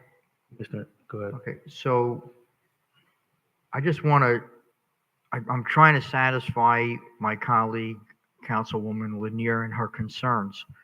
Are we going to have a reverter clause in here if they don't meet, and this, I guess, is to Mr. Evans, Scott Evans, is there going to be a reverter clause in here where if they don't meet the deadlines that we're setting, they will lose the property, it'll go back? Mr. Chair? Mr. Evans, go ahead. Yes, we can create an agreement with deadlines for approvals, plan development, construction drawings, break ground, and complete the project. We can include that in all those different timelines so that the project has a very specific requirements that they have to meet at each step. Mr. Chair? Go ahead. So are we planning on having a ground lease agreement, a development agreement by July, in July sometime? Mr. Chair? Mr. Evans? Our schedule had the business terms to be presented to this board at the end of July and a draft ground lease to be presented on August 28th. So it would be the terms in July and the lease at the end of August. Mr. Chair? Go ahead, Dr. Spiritus. Is there any way to speed that up? Mr. Evans? Mr. Chair? Go ahead. Our team is assembled and ready, so I think that that question would have to fall on the development team, if depending on where they are as far as their internal negotiations and when they're ready to move forward. But we're ready, and we'll meet however many times it takes to get it done. We're ready right away. Mr. Chair? Go ahead. Okay, so I would like to see this done by August 1st, the latest, if not sooner. My other concern, this goes for Executive Director, City Manager Evans. What holds up a lot of these projects is the planning and zoning process and the permitting process. Do we have the capability in-house here to expedite this and get this out of the ground? Mr. Chair, if I may. Go ahead. With respect to our staff's ability, we do have the staff has the ability to effectively do it, but to affirm our commitment to the project, when we do bring this item back, we can set out a tentative timeline with deliverables and then who is going to be invariably the project sponsor to ensure that when it goes to the development review committee and P&Z, that someone is following it through the process so the developers have invariably one point of contact. So we'll bring that as part of the deliverables to the board when we come back for the approval of the terms. Thank you. Mr. Scott Evans, when was this project approved?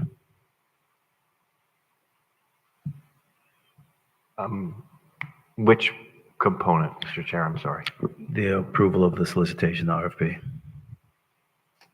The RFP was approved in 2018, sir. And in all fairness to my staff, Dr. Spiritus, you made a great point. There's delays because of permitting process and having the staff, have capable staff. But we are 6 years later, and we haven't even negotiated a ground lease for these items. That's where my concern is, because now to say that we have issues with staff being ramped up and ready when we've been in negotiations with these teams, and that's part of our concern where we did this in a phasing process to talk about, how were we going to negotiate, what was going to be the phasing steps, and we waited for 5 years to finally get element 8 and 7, which you clearly stated you have concerns with because they're only building one building at a time because of the market, because of constraints. So I do not think we can delay any longer. I think we need to create a parking strategy and plan, move forward with this item. I'm just, it's difficult for me to be in support of moving forward with this. There's been so many moving pieces. All fairness, Related Group just came to the table last year. Sonablick just came to the table last year. These are additional teams and pieces that were added on to add additional development. But there's a few items that I'm concerned with that we do not have as of tonight. I did not receive in the backup or in the email or any information a letter of support from Margaritaville in regards to this change. I understand that we have the development team here and that you have development rights, but that's a substantial change. And I would expect to see some type of email, letter of support, or documentation to confirm that they're okay with moving from Element 6, which is adjacent to the cruise ship, to Element 1, which would then allow for their patrons to have to walk past another hotel to get to that hotel. That's my first concern. Construction plan, having a phasing plan to clearly state what's going to be the idea with this new conceptual plan, putting that work in to say, hey, this is what's going to be done at what time frame before we approve a major change to the conceptual plan. So we're going to phase Hotel 1, but when is the parking garage going to be built? It's going to be built simultaneously with the hotel.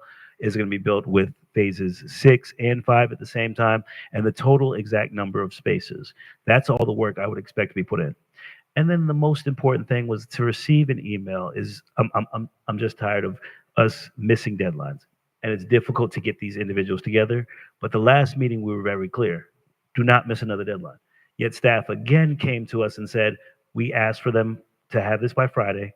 Yet Monday we didn't receive it, and on Thursday this board just received their backup. This is a part-time job, as my colleague has stated many times. So for us to receive this backup in this presentation 5 days before the presentation is unfair to us. We're trying to be good stewards to our residents. We're trying to be transparent and honest, but we are the elected officials who have to deal with these residents every day.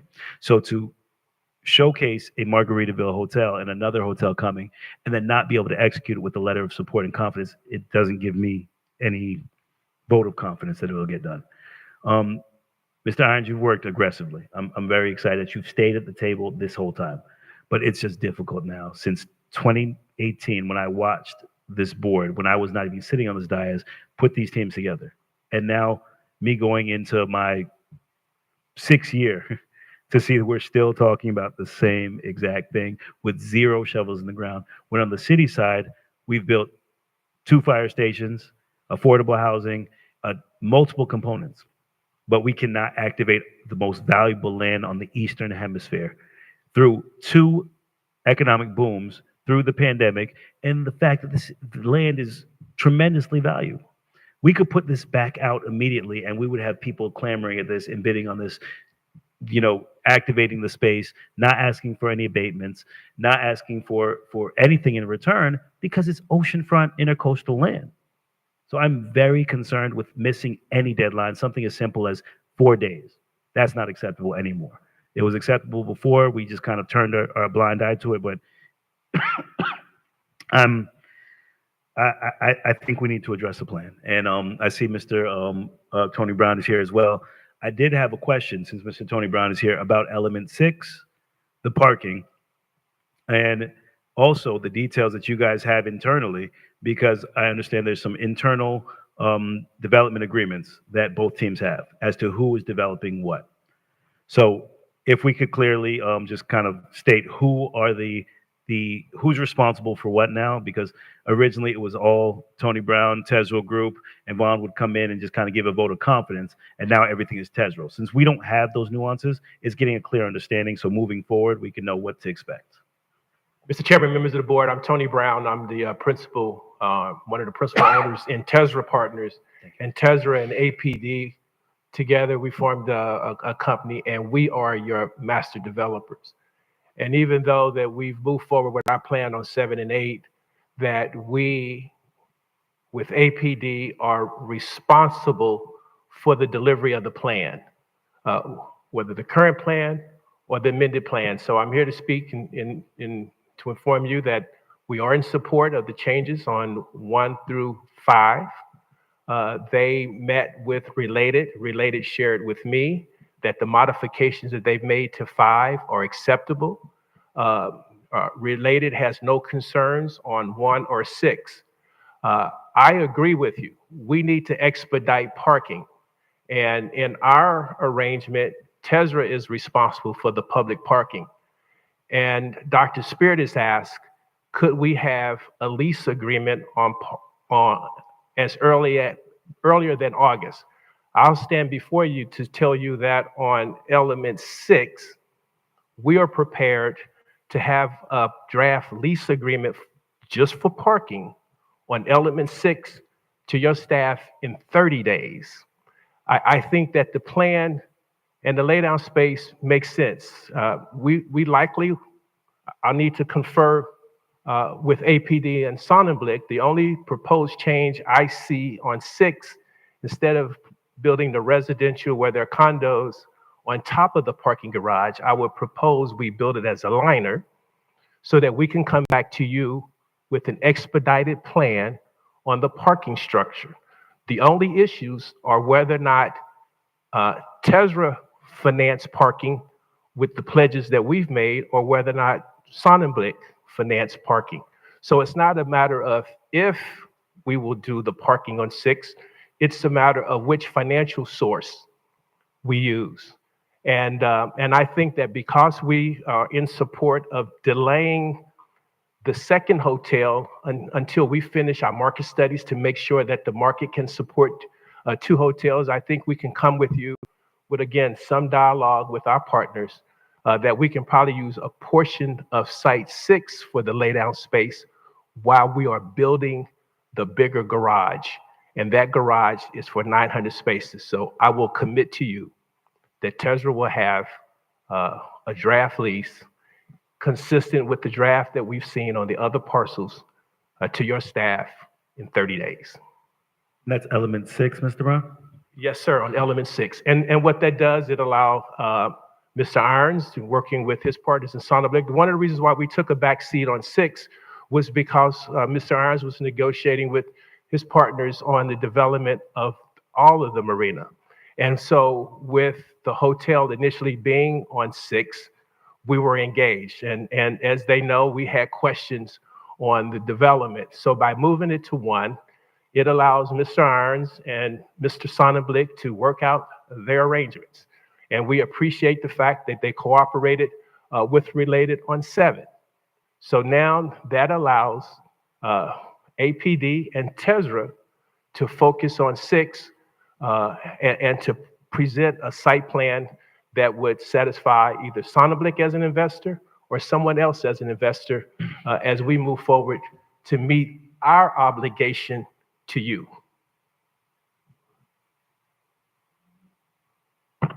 Thank you for that in reference to the parking. I'm still I still have unreadiness about this. In addition to the parking that has to be addressed, the laydowns and the plan or the phasing, the Marina Center that we're looking to make in conjunction with the hotel.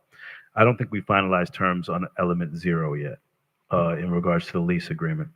What are going to be the terms for, like, we have a current tenant here. Are we going to honor the tenant's lease? How does that get activated with the current tenant? Because I think we still have 15 years left or 12 years left with the current tenant.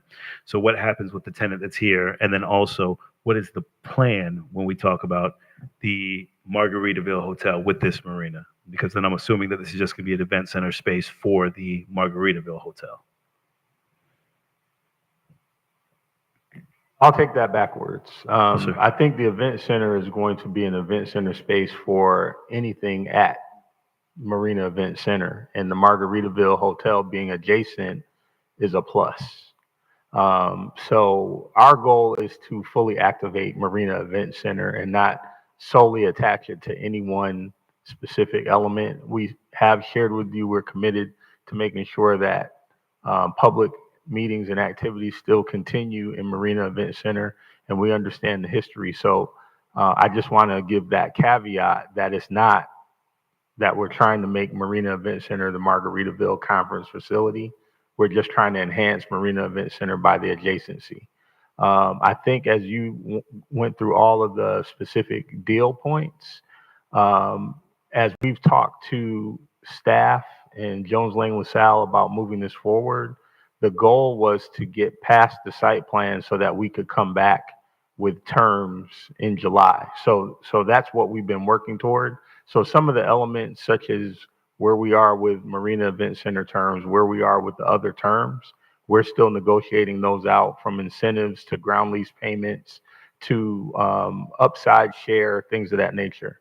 As far as tenants, the current tenant in the facility, a part of what we proposed in January is the desire to fund upgrades in Marina Event Center, but also to assist the city by taking the significant financial loss on an annual basis off of the city's coffers and move it over to the for-profit operating entity. So the existing tenant, our goal is to work with the existing tenant. We've been engaged, but we haven't been able to do anything to move forward because we don't have the rights to do so. But if we can preserve the existing tenant in the space and work with them to upgrade per what they've shared with us, we'd like to do so, but we would have to move them toward market. You know, their current rent is at a market rate that's below what could yield in the market today. And the goal is to be able to generate as much economic viability for the entire project as possible.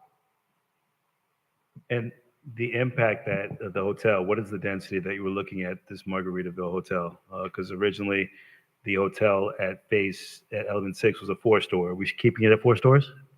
The hotel on Element 8 was, Element 6 was originally an 8-story. 8-story, I'm sorry. And okay. so the goal with that size, we essentially shifted the hotel as contemplated to Element 1 to that So site. Element 1 will now be a 8-story hotel? It will still be an 8-story hotel. So the tenant that's going to be anchored there with those waterfront views that we've patiently been waiting to have developed now are going to be impeded by the hotel. Well, we decided that we were going to have a discussion with Related and their new investment in the marina, and that was the compromise that was made. We think that there's still an opportunity to continue to work with the existing tenant and their investment. And if you look very carefully at what we plan to do, they won't have completely obstructed views. They would still have views of the waterfront from their location. With the 8-story hotel in front of the marina? Yes. Yes. Okay. Yes. I guess a conceptual plan with that would kind of give me an option, but I'm looking at a big building across from the marina, 8 stories, and we're a 2-story building. So I'm not sure how those views are going to work, but so technology is amazing. So let me clarify with your specific question. Yes, sir. They will have partial waterfront views. I'm not even sure how they're going to have partial with a 8-story hotel and even how you design it. But of course, we're just looking at a one-dimensional site plan, and it's just asking these tough questions because to get these answers and to get an affirmative from me, I don't have enough information to say, let's waste another 30 days. Right now, I'm leaning towards figuring out how do we just kind of, move forward in a different direction, because it's difficult for me to continue to support this project with additional delays. And my biggest issue was something as simple as last week.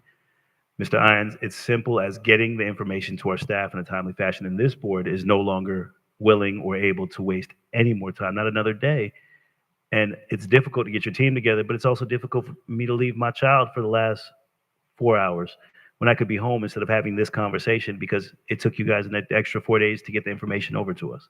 So I really want us to be on the same page with what we're going to do moving forward so that this is not a wasted minute. Our entire board is tired. Councilwoman Lanier, thank you, because you've been a strong advocate for this from day one. But it's really holding everybody accountable. So I'm going to give her the credit for saying that we cannot have any more delays. And her frustration has shown that we have been delaying this. So as of today, we're not going to delay it any further.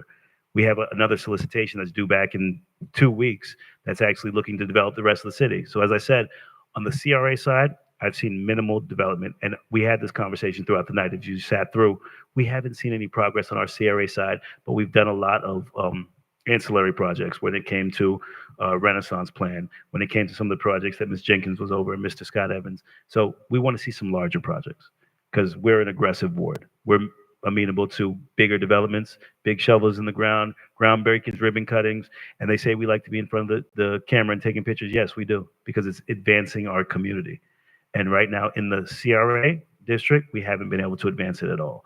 And we have 15 years left on the CRA, and we're still having a conversation 8 years later. So we've eaten up a third of our CRA time just by having this conversation with the most valuable land on the Eastern Hemisphere. So these are all the concerns, Mr. Irons, and it's just something as simple as the frustration of knowing we met last week and we gave clear confidence we were gonna get this done, and to miss deadlines again. It just I can't in confidence support this right now.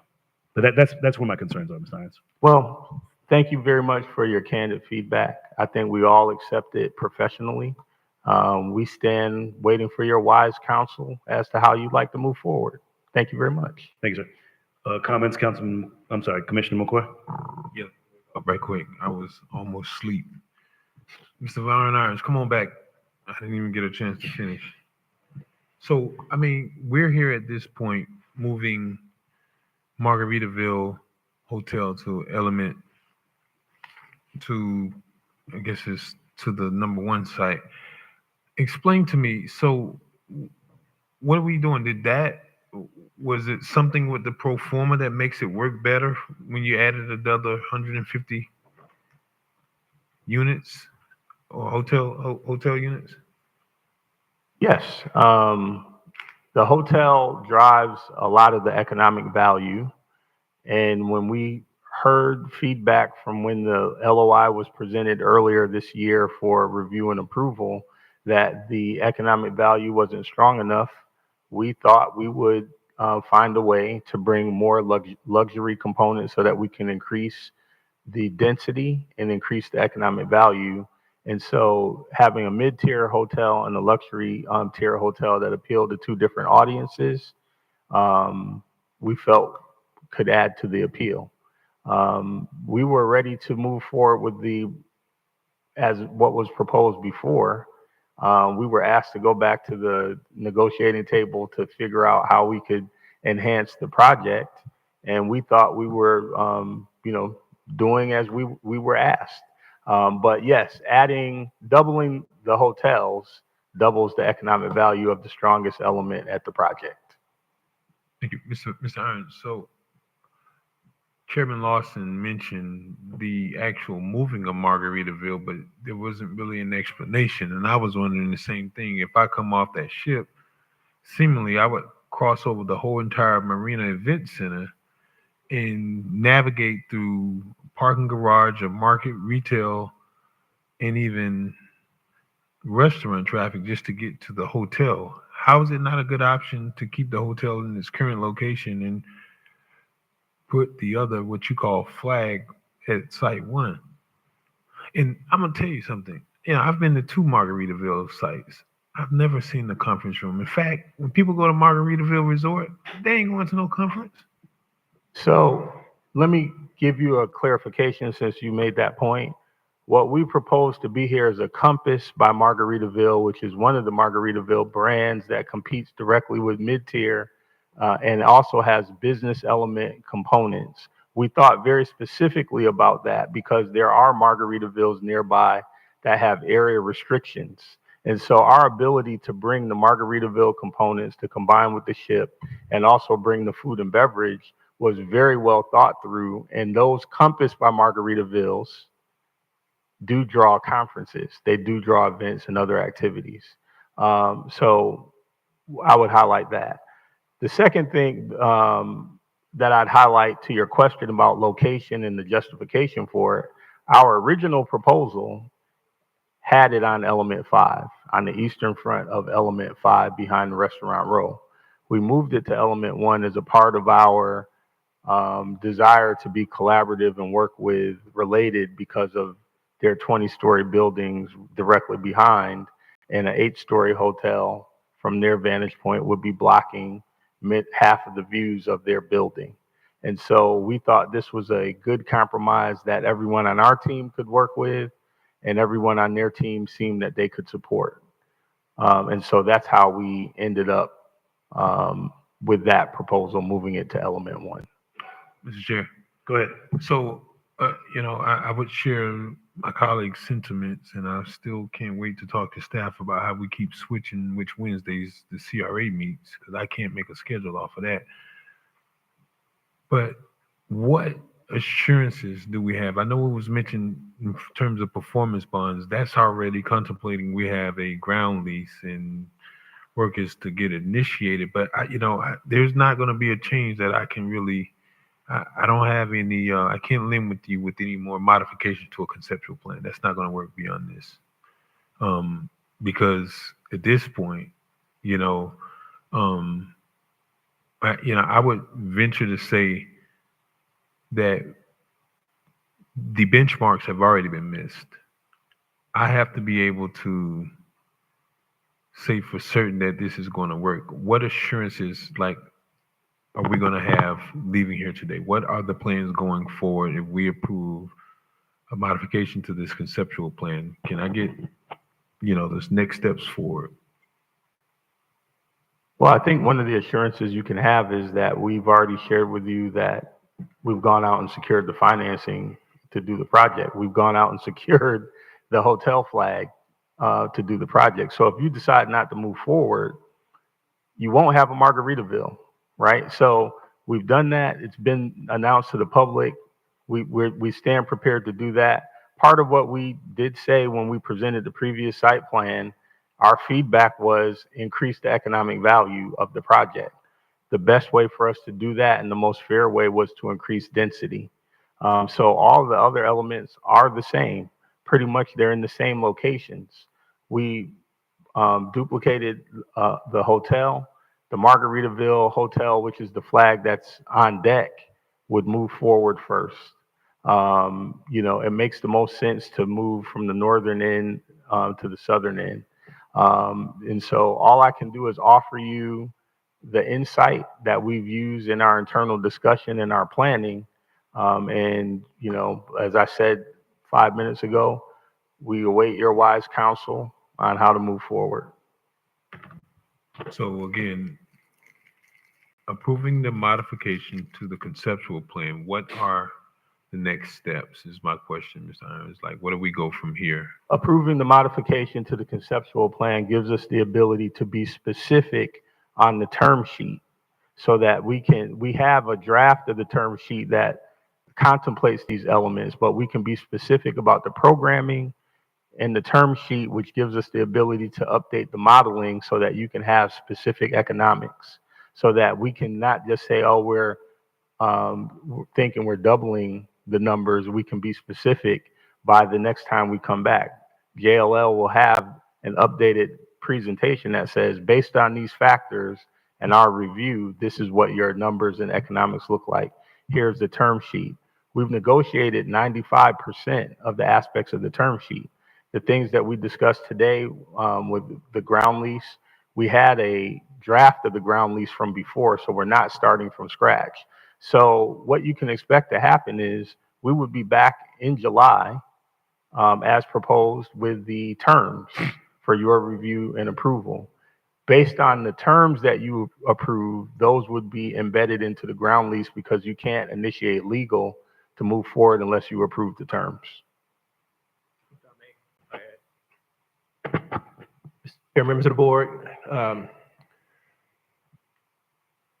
whether you keep with the current plan or the amended plan, we still need a parking structure. The reason why there are no restaurants now on the pad sites, and in all respect to Ms. Brooks, I've told her that even if she came and was ready to build a restaurant pad, she can't because there's not sufficient parking. And I'm telling you something you know, because on weekends when I'm here, I can't park. Half of your overflow, all of your overflow parking this time next year will be under construction. Ms. Lanier, you will have a shovel in the ground this time next year. So I pledge to you that now that Mr. Irons has worked his deal with Sonnenblick on 1 through 5, it now gives Tesra to follow up on its responsibility to work with staff and give you a plan to build a parking garage immediately, as soon as possible, at least the terms. Then I also will remind the board that Tesra too had plans for a hotel. And in fact, it was the Ergo Group that was going to be our development partner. And they sold their interest to a major hoteler, HHM Hotels. And then COVID hit. And Tesra also has a letter of interest to build a Marriott hotel. We allowed that letter of interest to expire as a result of COVID, and with Ergo merging, and then with Mr. Irons disclosing to us that they like to bridge on the Margaritaville brand given the cruise ship. So we're not concerned about whether we can get a hotel on our site, and we're okay in going second with the hotel. But we need to build a garage under the current plan or the amended plan. And with Mr. Irons, we will have you a proposal to build the largest proposed parking garage at 6. So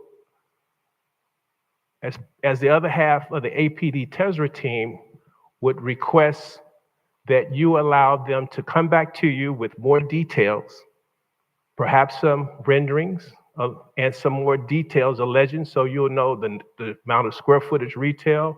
We need to update the Desmond study to make sure that we have a plan for the parking demand and the supply, to make sure that the second garage with the first garage is going to solve for parking. And now that we're working together and they've worked their deal on 1 through 5, we've done 7 and 8, we have to solve for 6. And I hear you. We will meet that timeline. And yes, they need more details, they need some drawings, and they need a little bit more time. And we hope tonight that you'll give us that. And you're right, we're in this together. We hope that you will give us that. And I think they're asking that they can comply with the schedule that staff presented, and I can comply with Dr. Spiritus' request, at least for a proposal for the parking in 30 days. Tony, I guess that's the thing. Time is what we don't have, because as you said, this time next year, I may not be sitting on this dais. If the pleasure of the community is for me to be here, I'll be here. If not, I won't. But I do want to make sure I leave this community better than when I got here. And as of right now, we've done a phenomenal job in regards to addressing our reclaim programs, our Renaissance programs, addressing affordable housing. So I can't say our CRA has done nothing, but the most important project on the CRA side is something that is still stagnant. So if we have a ribbon cutting this week, if the weather will hold up for the affordable housing component. We've done multiple fire stations where our firefighters were living in moldy facilities. So I'm not going to use this as a stump speech to give accolades to this board. What I'm going to do is just say, we don't have any more time to waste. So this time next year, there's no guarantee if we don't have a plan in place today. So again, colleagues, I have a question in reference to the termination details and what does that look like? So Attorney Smith, if we did choose to terminate, issue a notice of termination, what does that look like for this deal? If we chose that. Let me ask, because I asked that question 2 meetings ago. What does that look like? And we haven't still got an answer with what that looks like for us, because we can pursue both at the same time. We can look at this project moving forward, but we also can look at termination of this contract. So they're not mutually exclusive. So we can look at both, but I still need an answer to what that means for the city in terms of money, in terms of cost. But what we've lost in the last 7 years is no um, we haven't gained anything, but we've lost a lot in terms of time and in terms of the community's confidence. And we at this board live in the city and we are the community as well. And we still have not seen anything. So we want to look at what that termination clause looks like for the city. So with that is understanding what does that notice of termination look like?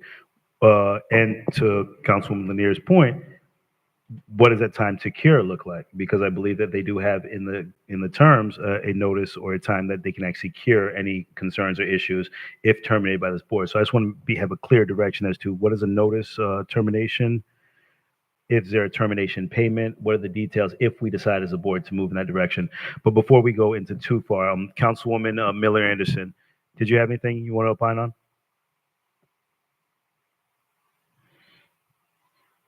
All right, so Attorney Smith. I think Brian Olive is on the line. You said I'm sorry? Scott, it's Brian Olive on the line. Can you hear me, Mr. Chair? Yeah, I'm sorry, Ms. Miller. So I said if you wanted to chime in on anything, if you've heard the discussion. Yes, I'm here. Okay. I mean, I'm in line with you all in terms of not giving an extension of time. I know we set those timelines some time ago, and it really is important that we stick with it. Am I ready to throw it out right now? No, because I would like to give them the opportunity to meet the timeline that we had set.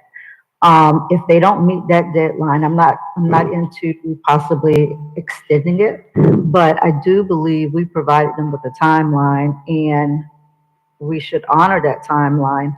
If they're unable to produce at that point, then we could look at termination. But I think just staying true to the fact that we said we would give them that time, it's up to them to meet that timeline that we set. Of course, I'm not in favor of sitting here and continue to not have anything produced because that has been an issue for a while. And I understand my colleagues because, obviously they have an election. So they would like to see this done just as I would like to see this done. And as you said earlier, next year this time is beyond election. So you can't wait to see something happen at that time. I mean, they either can do it or they can't do it, but I think we need to give them the time that we agreed to allow them to have. I did want to go back with the building with the hotel now blocking the upstairs restaurant rooftop. Now, what I was wondering is it possible to have a restaurant put on the top of the hotel or have a rooftop restaurant on that hotel that would essentially be blocking our rooftop restaurant? That's a question for Mr. Irons or Mr. Brown. Mr. Irons is he's walking up now. Okay. Mr. Chair. Sir. Commissioner Miller Anderson, as originally contemplated in the Margaritaville project, we had a rooftop bar, restaurant, lounge already contemplated, as well as a lobby-based restaurant bistro. So it would have more than one restaurant there, plus it would have higher views coming from the 8th story. I think relatively, as you look at the event center, you mentioned the 2nd story views being blocked. On the east side, you have about a 2,400 square foot patio, and then you have an 8,700 square foot patio on the west side. The views from the 8,700 square foot patio would be about the same because they don't have front-facing views to the waterfront anyway. They would still have the northeastern views coming from that back patio. And as I stated, even from the 2nd floor, although you'd have a hotel directly in the front, you would have partial views over the restaurants going southeast and looking directly at the bridge going to the southwest. So you would still have partial views from that location, but you also have an opportunity to create a bridge connection from the hotel over to the event center because of that proximity, which would possibly further activate the event center. There's significant investments that have to happen in the event center on the second floor in order to activate them for a restaurant. Either way, there's no kitchen, there. There's ventilation, there's flooring and things of that nature. This gives us an opportunity to make those investments and further activate the event center. Okay. All right, I appreciate that. That wasn't the goal initially, to have something blocking that view and for it to only have partial views. But I do think if that is going to happen, we need to make sure that we are able to still provide that amenity with the restaurant having a full view, whether it's from the hotel rooftop or from the event center rooftop. But I do believe we need to provide the timeline that was laid out. And again, if it is not met, then I would certainly be in favor of, terminating and then putting it back out. But we have to stay with those terms. Thank you. Thank you. And that was my only concern, Ms. Miller Anderson, the fact that the timeline was laid out, a few deadlines were still missed again, and then the conceptual plan is changed before us. So that's why I'm here at this point now, because I agree with you. I want to give them the time necessary, but I don't want to continue to see additional changes, even though I do really like the site plan. The conceptual plan is a nice change, and I just wish this would have came to us maybe, a year and a half ago. But as of right now, I don't want to leave us in a position. So that was my concern, Ms. Miller Anderson. Councilwoman, Commissioner Lanier. Yes, I just wanted to say that, from the very beginning, maybe it was year two when we were here, deadlines were not met. Constantly, consistently, deadlines were not met. So this is not the first time that this has happened. This is about the third or fourth time that this has happened. We've brought contracts to the meetings. We've looked at those contracts. The original contract had a whole list of dates in it. None of them were met. And I said this at the time, that none of these deadlines, deliverables have been met. They consistently are not being met. And at what point do we say, this is enough? Because I understand the position of my colleagues. You don't want to get in 6, 7 years and say, oh, just forget about it. But with all these years, that's all we got is all these years. That's it. We have nothing else. And I think that we can do, two things simultaneously. We can look at this termination clause, and we can also hope that this thing gets itself together and move forward. But in the meantime, we cannot ask our residents, the people whose money this is, to continue to look the other way at deadlines, look the other way at significant changes that happen at a meeting. I mean, this is a 2, 3, 4 hour meeting, and these are significant changes to what this looks like originally. In terms of the original proposal, good Lord, it's totally different. So when we talk about looking for, avenues to actually get this done, as I said before, and I've said in the beginning, I don't have any doubt that you can get it done. It's just that you have all of these different partners. You keep changing partners. You keep changing how you're doing business with the city in terms of your partners. And that is to throw everything off.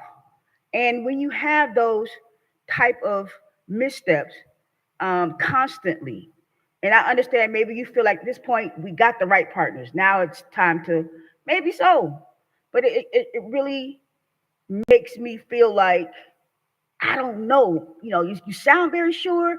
You sound like this is it, that these are the partners that you're going to work with, and these are the ones that are going to make it happen.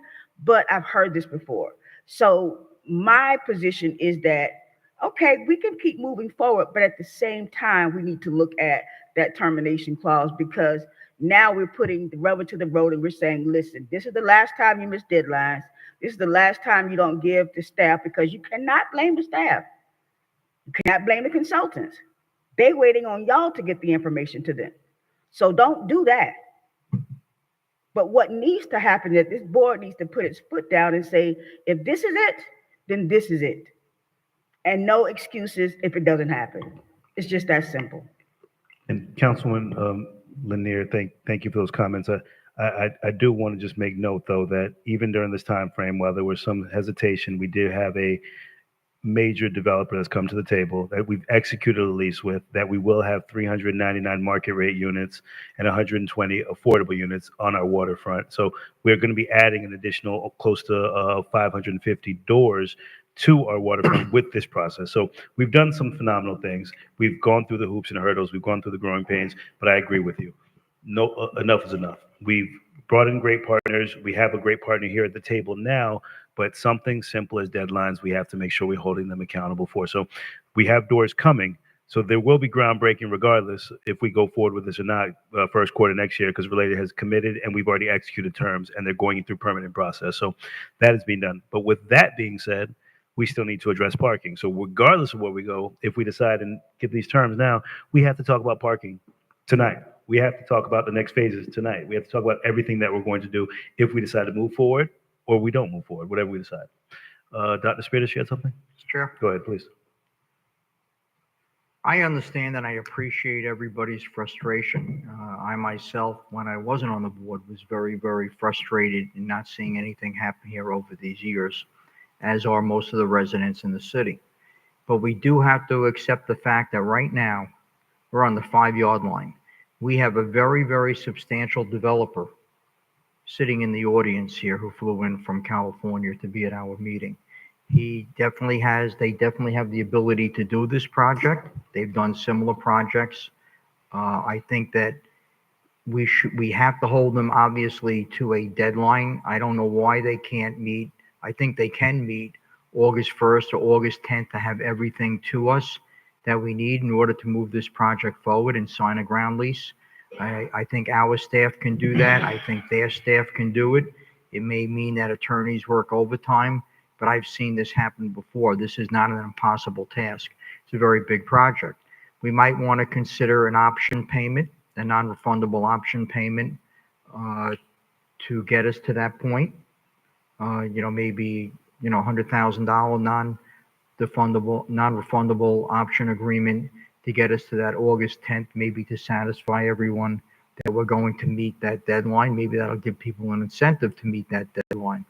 But I think if we go out to bid now again, we don't know what's going to happen in the market. Everybody is concerned. I could tell you as a developer, most developers are very concerned right now about the next 2 years.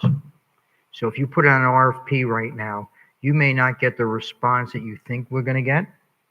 A lot of developers are pulling back on a lot of projects right now.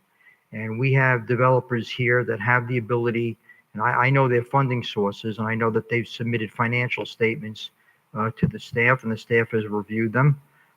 We have people that have the capability of doing this. So I think what we do is we have to all work together and meet certain deadlines and make this project happen. With respect to 2 hotels, I could tell you as a developer and as a city planner, critical mass is very important to the success of one hotel. If there's 2 hotels, they're more likely to be successful. I know that doesn't sound right to a lot of people, but that's the way it is in development and in the hotel business. So I welcome the change that they made to the site plan. I think that's going to benefit the city and make the project a successful project. But I think we have to stick with an August 10th deadline.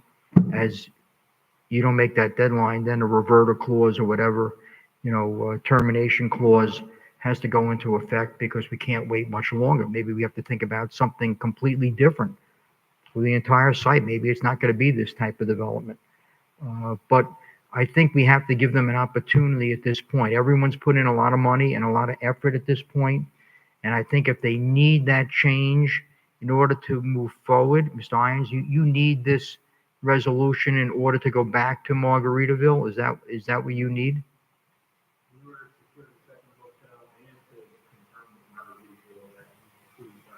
Right. So I think if we don't pass this resolution tonight, we're only spiting ourselves, and we're going to be part of the problem, not part of the solution.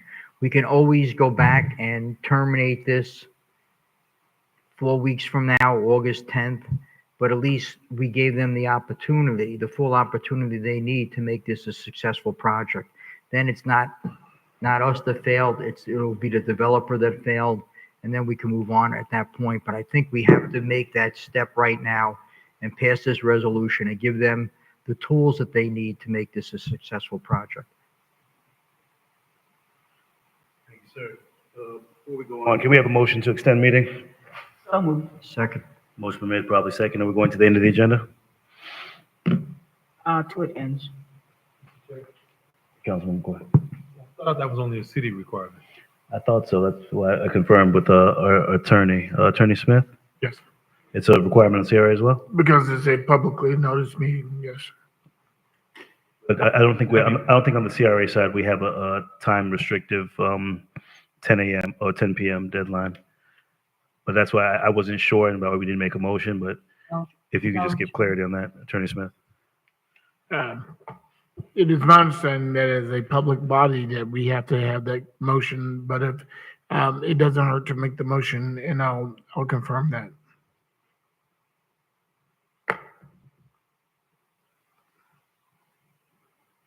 Motion to extend meeting, So move. Second. Madam Clerk. Commissioner Lanier, Yes. Commissioner Spiritus, Yes. Vice Chair McCoy, Yes. Chair Lawson. Yes. That vote passes 4-0. Thank you. I'm sorry, Dr. Spiritus, you were did you finish your comment, sir? Yeah, so I think that we should move forward and pass this resolution and give them the opportunity to make this project happen. Okay. So motion's been made to pass the resolution and it was seconded. Attorney Smith, did you get the information on the termination clause and the details for that?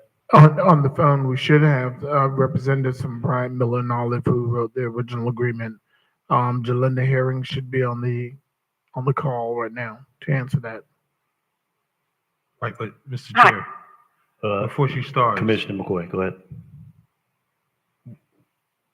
one doesn't have anything to do with the other. I mean, let's talk about this. So the motion sets forth, we're approving the conceptual plan. You're talking about a hypothetical for the future. I would ask that we dispose of the motion because I'm literally I'm only operating off of like 2 hours of sleep and I still got a whole bunch of stuff to do before I'm headed out. So I don't think I can be around for her explanation. I would like for us to dispose of this motion and decide what we're going to do in terms of that. And, I can listen from the car, but. Sure. And the only reason is because my support of accepted a conceptual change to our site plan is determined on this termination. If we had the ability to terminate and issue a notice of termination and we have to give a 30-day cure, that gives us the timelines that we need to make sure that if they do not complete their guidelines, that we don't have to wait an additional 30 days after we've made a motion next month or the following month. So I just want to be clear with that curing timeline before making my vote. Because if we're going to go ahead and move forward with this and we're going to have a set timeline on what to move forward, I want to know what out clause we have and what we have to be obligated to. So that was the reason. Thanks, sir. Attorney, you said who? Ms. Herring, Jalinda Herring. Miss Brian Jalinda, Miller if you could just be clear and concise with the termination, what are we obligated to? If we decide to terminate. Yes, if you decide to terminate, there is a 30-day cure period, but that's all that you would be obligated to. And what is that 30-day cure period? If you could just briefly explain that in layman's terms as quickly as possible. So once you give the termination notice, they have 30 days basically to perform. And if not, the termination is automatic. It will be effective within those after the 30-day period has run. So that's why I wanted to put that on the table now, Councilman, to allow for them to fall within that 30 days, because that will give us an opportunity to receive the information that we've asked, but putting it on the table now versus waiting for July 28th, not executed, and then starting a 30-day cure period at that time, which delays us another 30 days. So that was the reasoning behind that. Time frame. Before I just make my vote, I just want to know what's the clear exact time frame. July 28th is expected to present what? Mr. Evans or Mr. Finelli?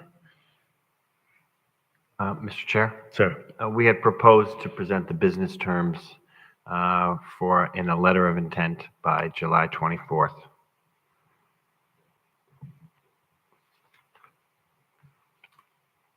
Mr. Chair? Spiritus? Yeah, I think we should add to this, that a development agreement must be ready to be executed by August 10th, the latest. Is the business terms and letter of intent also going to include a phasing development schedule?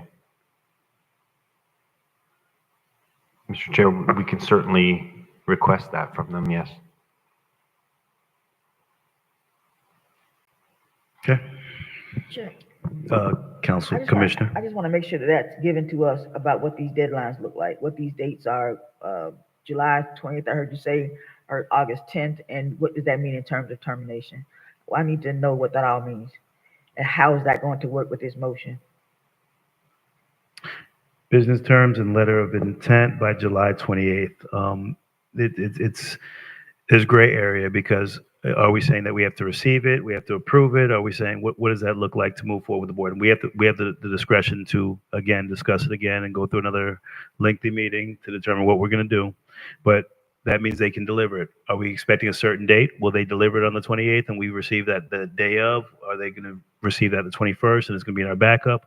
What does that look like so that staff clearly understands what our expectation is? So those business terms and that letter of intent is to be on the 28th meeting, correct? Mr. Evans? The 24th, yes. 24th meeting. So that is expected to be to staff by the, what date? The staff typically posts items, I believe, a week in advance. So, Mr. Chair, what I would suggest is that we stick with the dates as put forward in the meeting, or at least our last meeting, which I believe was what, three weeks ago, Scott? From 3 weeks ago, the June 12th, we're here today, July 4th, CRA board review of negotiated business terms, meaning that it's a fully baked letter of intent, which means that would need to be posted by July 17th. Mr. Chair.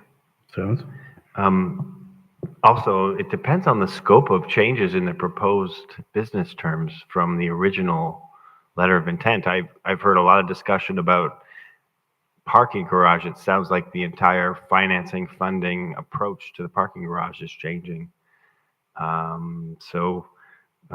We're ready to work through whatever their proposal is, but I just want to highlight that if the changes are substantial, we would need them in the month of June so that we can work through them in time for the board's expectation. Thank you. Mr. Chair, I just wanted to state July 24th is when we're scheduled to host the interviews for the executive director, and that would have been on during that meeting. Okay. Dr. Spears, you had something? Yeah, Mr. Chair, thank you. Yes, sir. Scott, so when they give you this information, will the can you, I mean, I guess this is sort of what the problem is with the resolution that we tabled. Can the staff meet with the members of the board, with the commissioners, as this is ongoing and get our input on what you are collecting from, what you're negotiating with the developer, so we can have some input into it during the process, so we don't have to do this at a meeting? Mr. Chair. Go ahead. Mr. Chair, the only challenge with regards to that is that there's a possibility for 5 different perspectives with regards to one specific article. Now, one of the things that the board could consider doing is asking for one of your members on the board to effectively serve as the representative for the board for the purposes of negotiation. So they will be party to the internal conversations and discussions, and then, obviously be able to articulate, some of the discussions that were had as part of that process, if there's some desire from the board to consider that. Also, not, particularly recommended, there is a situation where you can have a facilitated workshop and we just go through the deal terms with the board to get to a point where it's, where the board is satisfied with what the agreement is, but we can handle it either way, because to the board's point, time is of the essence. So whatever the pleasure of the board is, we can facilitate it. Because the quicker the board resolves what the outstanding issues are and comfortable with it, invariably the faster the item will get approved. And so, we can certainly make ourselves available. There's no comments. There's a motion on the table to approve the resolution in a second. Madam Clerk? Commissioner Lanier? Commissioner Spiritus? Yes. Vice Chair McCoy? Yes. Chair Lawson? No. Motion fails 2-2 with Commissioner Lanier and Chair Lawson dissenting. Board, what are our next direction and decision for the staff? We want to revisit this at a later date?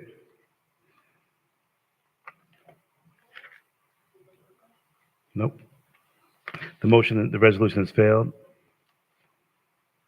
with accepting of this site plan amendment.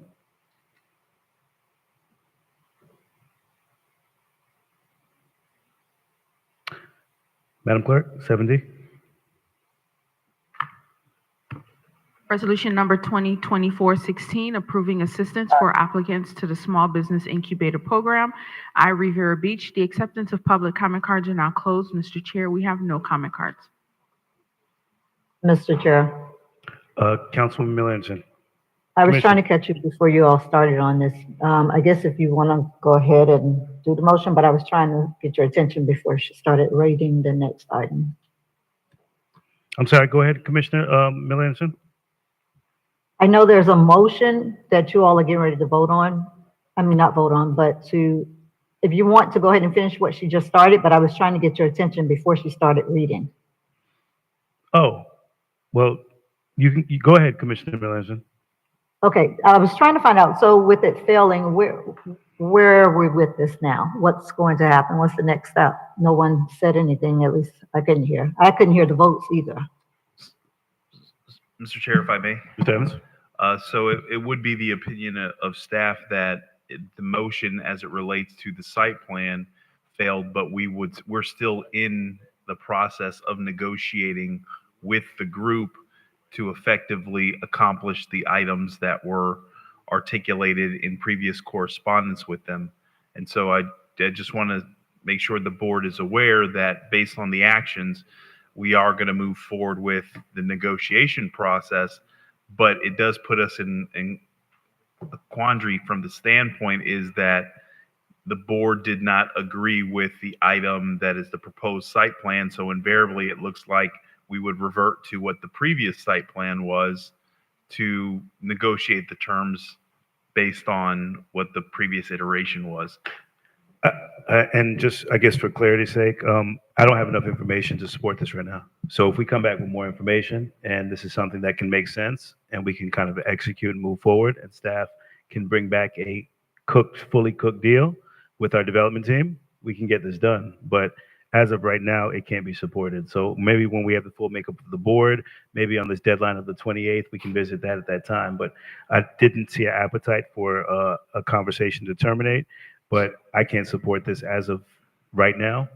Well, go ahead, Ms. Evans. Mr. Chair, if I may, Thank you.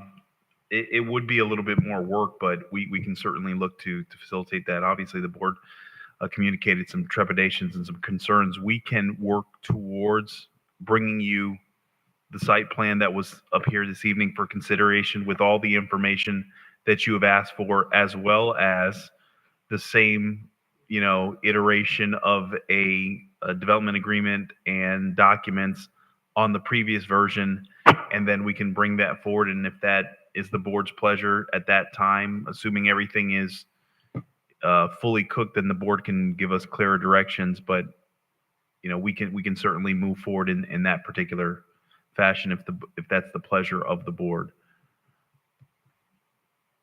Okay, thank you. Commissioner Miller-Anderson, okay. Additional comments Yes. from the board? Mr. Chair? Dr. Spears, go ahead.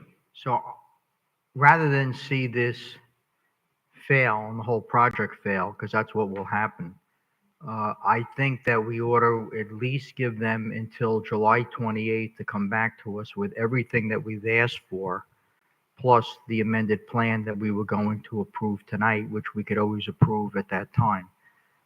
Is that possible, Sonnenbleck Group?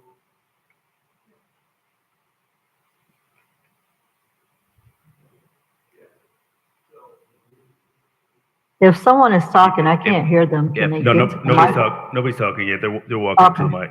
Oh, okay. Yes, ma'am. Go ahead, Mr. Irons. Mr. Chair, thank you. Yes, sir.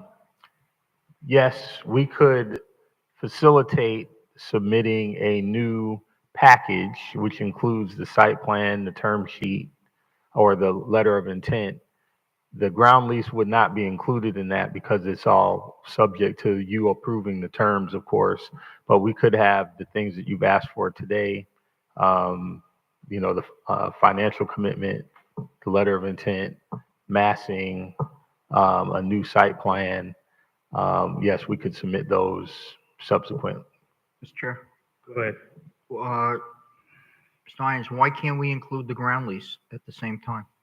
Because the ground lease is based on your approval, and we don't control the ground lease. I mean, the staff would have to turn it around. So if we worked with them and we brought you a ground lease that was subject to the approval of the business terms at the same time, but legal converts that based upon what we present.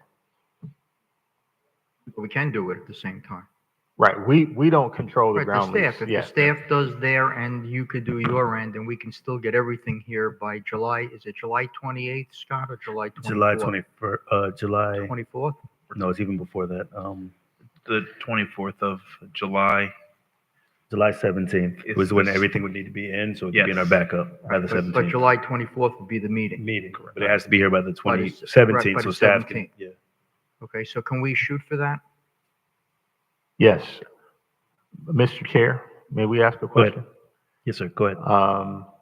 Mr. Sonnenblick would like us to find out a clarification of if we, in the process of that, have an ability to work with Related on his proposal that would give us an ability to have a more effective parking strategy for element 5. Would you all accept that as a part of our final submission on the 24th? Mr. Chair? Go ahead. So I think if you give it to us as an option,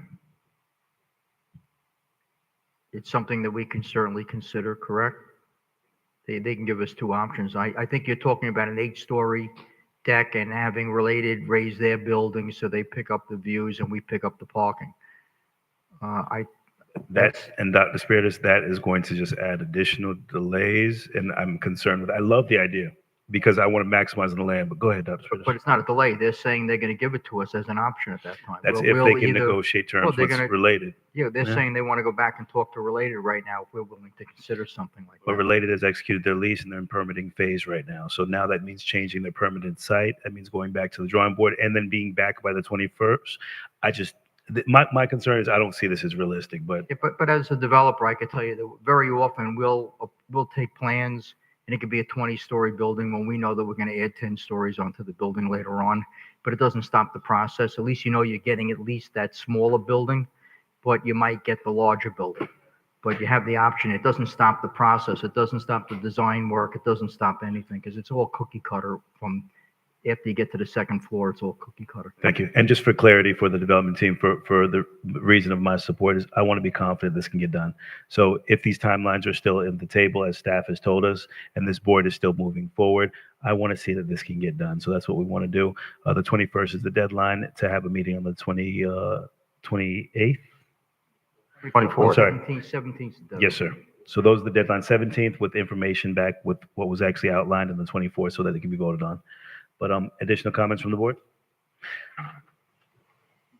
Thank you, Mr. Irons, and thank you, Mr. Soloway. Thank you very much. Thank you for coming tonight. Mr. Evans? July 17th, yeah. Mr. Chair? Yes.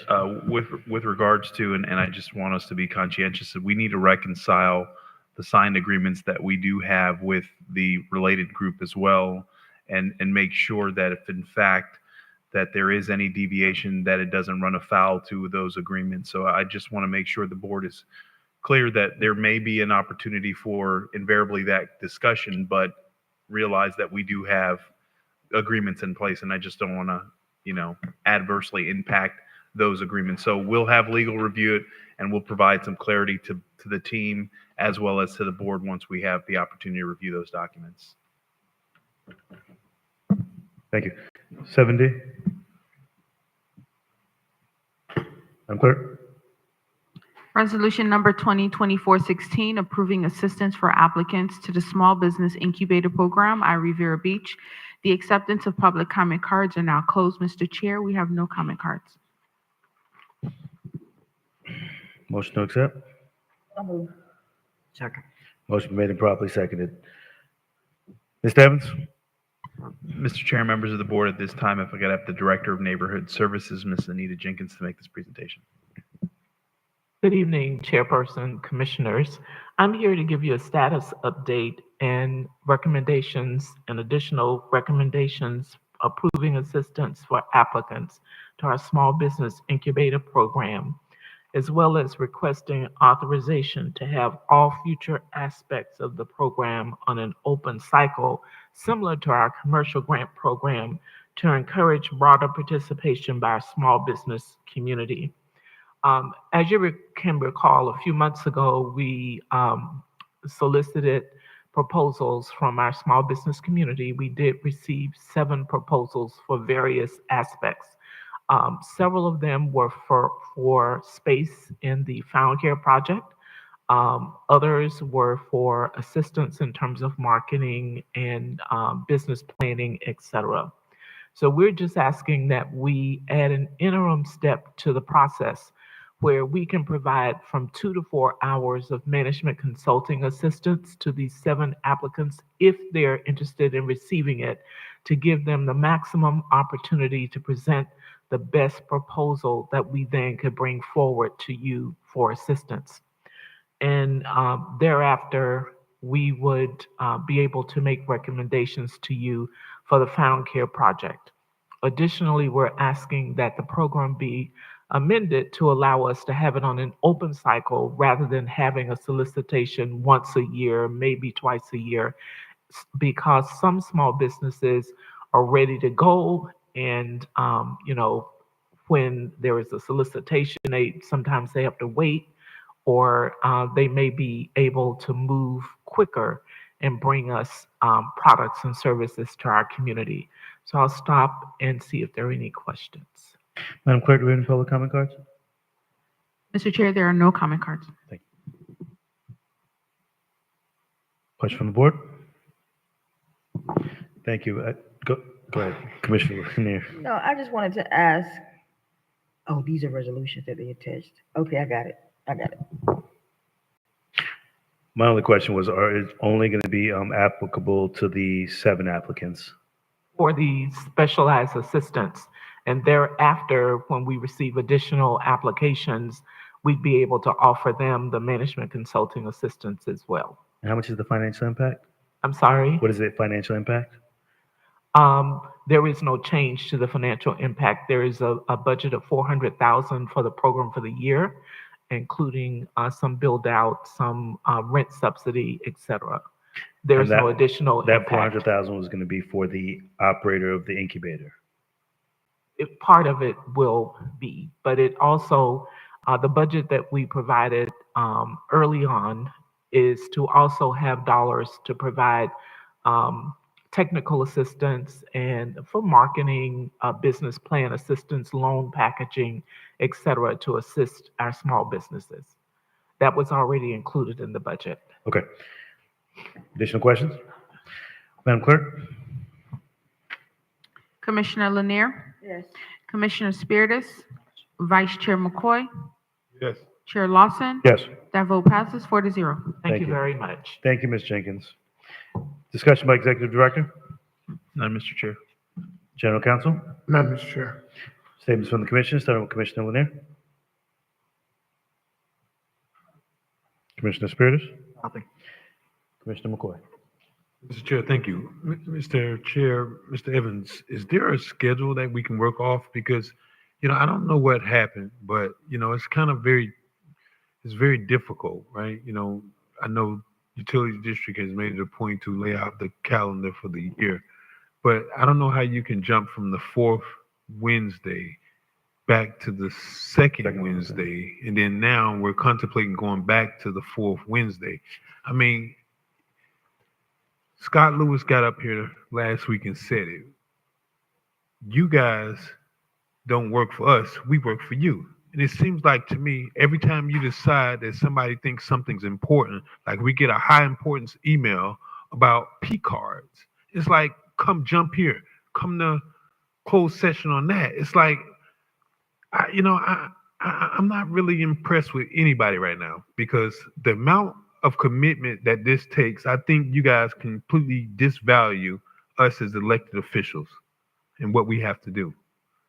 Then you go to an agenda review, half of the staff don't even know what the hell they're presenting. Some of the damn resolutions don't even match the contract, and I'm gonna take out of my day to come over here and deal with this crap. Like, there has to be a better process here, and I can't be the only one that seems to be concerned about this, but we start this every single time. You can't find another municipality in the state of Florida that meets more than us. And then we have so many issues when we get into these meetings, and it's already, what do you like?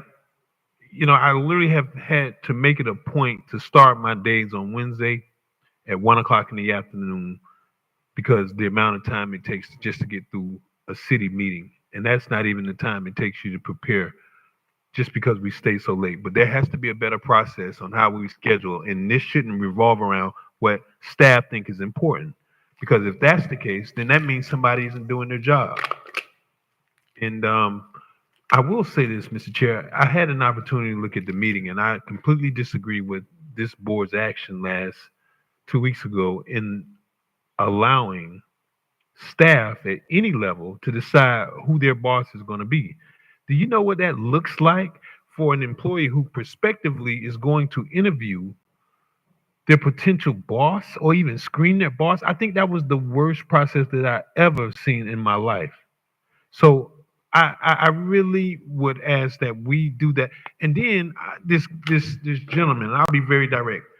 I watched K1 Speed when it came through the Planning and Zoning Board, and the chairperson of the Planning and Zoning Board decided to ask the developer for K1 Speed, who's doing the project over in the industrial area, for tickets for the local residents. And I'm saying to myself, and that's who the city council, that's who the CRA blindly decided to allow to sit on the evaluation committee or the screening committee for the CRA executive director. Mr. Chair, we shouldn't be operating like that. I am elected by the people. And, in deference to what my colleague Miller Anderson said, I don't make a decision based off the election. I'm sorry, that's not Broderick McCoy. Perhaps that's what you do, but I vote my conscience and my conviction. And quite frankly, you can vote for me or not. I wouldn't give a darn. I still live in this community. That's why it's important for me. So that statement earlier today, I just gotta tell you, I just disagree with it wholeheartedly. But I certainly would like us to revisit that process because I don't like the fact that any staff, at that matter, planning and zoning board member or otherwise, if we want the best, we need to go out and look at CRA executive directors to be a part of the recruiting team. I really would like a member that was on the prevailing side to bring that back up because that to me just doesn't seem to make sense. And I don't know how in good faith we can expect an honest answer from an employee who prospectively is going to be reporting to that same executive director. I actually agree with some of those sentiments. I look back at the selection committee and we had the discussion of individuals that are going to shortlist. And one of the resolutions from that council, Commissioner McCoy, was to allow for us to, of course, select any of the applicants from that short list. But I did have some heartburn after kind of revisiting and taking a look at the short listing, not with any sentiments of who works for or who was going to be on the short list, but I agree. We want to have the very brightest and best reviewing and not the employees of the department, but actually the CRA directors. And I do think every employee or every person that was on that list is qualified, but I do agree. I think we need to make sure that that short list is is clear and concise. Mr. Smith, the timeline, do you happen to have that handy for the timeline for hiring of the executive director? When are those applications due? When is it close? Yeah, Mr. Chair, if I may, Yes. just a couple of points Yeah, Mr. Evans. of clarity. And I've facilitated these process and I've participated in these process. And I can tell you it is not um, uncommon for staffers to assist in the review process, to look at the applications to see if they meet what the job description calls for, because that's only in fact what that committee was going to do, and then advance you all the books with the information, and then invariably you as the board are the body that will make the determination as to who the top 5 candidates are. So they were merely helping you to review through those documents. But the applications, I believe, are due on the 28th. The committee is to convene in a public meeting that public notice, I believe, July 2nd, to invariably rank or shortlist or whatever the appropriate terminology is, the top candidates. And then the interview is scheduled for the 24th, I believe, is what the schedule calls for. Correct. Right. And that was the I had similar sentiments. I was confident in allowing for staff to shortlist because it gave us an opportunity to shortlist them, and we could still pull from any application. But it was just to make sure they were qualified. My only concern was the making sure that the requirements were clear, and I think that the job posting does clearly state the requirements currently.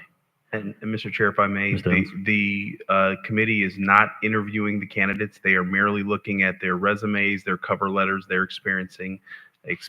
They are reconciling it against what the job description calls for, to say these persons, in fact, meet the qualifications for the position.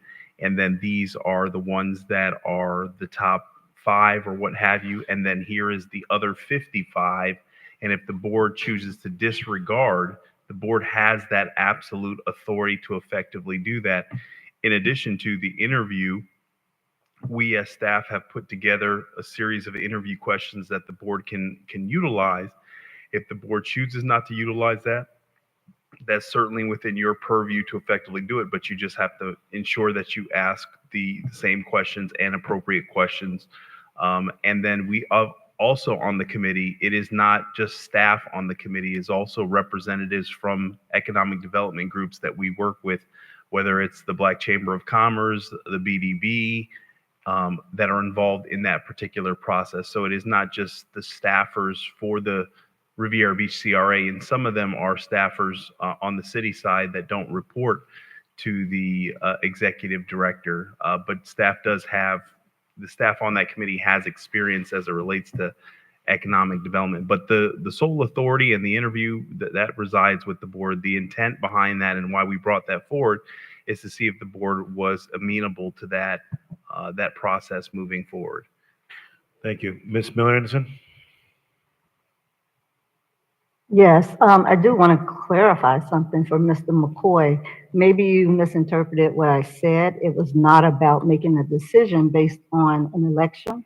I was simply stating that they gave a time of June to see some shovels in the ground. And I basically reiterated what Mr. Lawson said, in that because there is an election, no one wants to see that happen in June, especially this board, because it could possibly change. That is what I was stating. I wasn't saying, oh, make a decision based on someone getting back in office. So that was clearly not what I said. And then also, I did notice, I'm not sure if you're aware, Mr. McCoy, maybe you are aware that you have, looks like a campaign sticker that's on your laptop, which shows to the camera.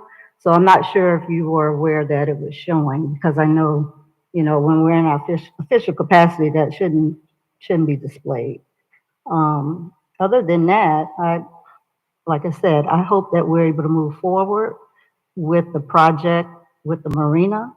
As I said before, when we, indecisive and, go back and forth, it just doesn't make us look that good and make it where people don't want to do business with us. But I don't, want to go back down that road again, but I just, I hope that we're able to get to a point where we're able to get something done. And I do want to put on record as to why I did not vote. I didn't make it very clear at the very beginning. I'm not sick. I was unable to make the meeting, so that's why I did not vote. But I did want to make sure I was a part of the conversation. Thank you. Have a good night, everybody. Mr. Chair. Commissioner McCoy. Thank you. Commissioner? Oh, that's right. We're agency of the state of Florida, a state, a part of the Union, which is the First Amendment that allows free speech. I also have on a United States lapel pin. Perhaps I should take that off too, Commissioner Miller Anderson. But there is no rule, and that's my personal laptop. I think I'm very well privileged and allowed to put whatever I want on there. If I wanted to put a Palestinian flag on there or Israeli flag, that's my prerogative. So I appreciate you noticing that. Mr. Evans, I want to say also, related to the CRA Executive Director salary position, if I'm not mistaken, I recall seeing 100 to 120,000. Is that correct? Mr. Chair, if I may, but it's 120 to 180,000. So that's very interesting. 200. Oh, sorry. 200. I'm Yes, sorry, 200. 200,000, yeah. Is it starting at 200? No, 120 to 200,000. That's the range. So why wouldn't it be on? Well, I guess is that on par with the executive director? I mean, with the city manager starting salary? Because Mr. Chair, if I may. With regards to the city manager starting salary, it's not provided for in the pay plan. It says basically contract, so that's invariably what the board sets. But if you look comparable to executive directors and development directors in that particular type of capacity based on the PEPI study, that's well within the range. But again, that's within the purview of the board. If the board wants to amend the range and change the range, they can certainly effectively do that. Okay. Sure. Commissioner? Right. Executive Director Evans, I just want to make sure, in our resolution that passed the process for the executive director, we made it very clear that the board would get all resumes so that we could go through those resumes and then we could look at whatever the staff recommended, but we were going to have the final say in who was going to be interviewed and who was not. Mr. Chair, if I may.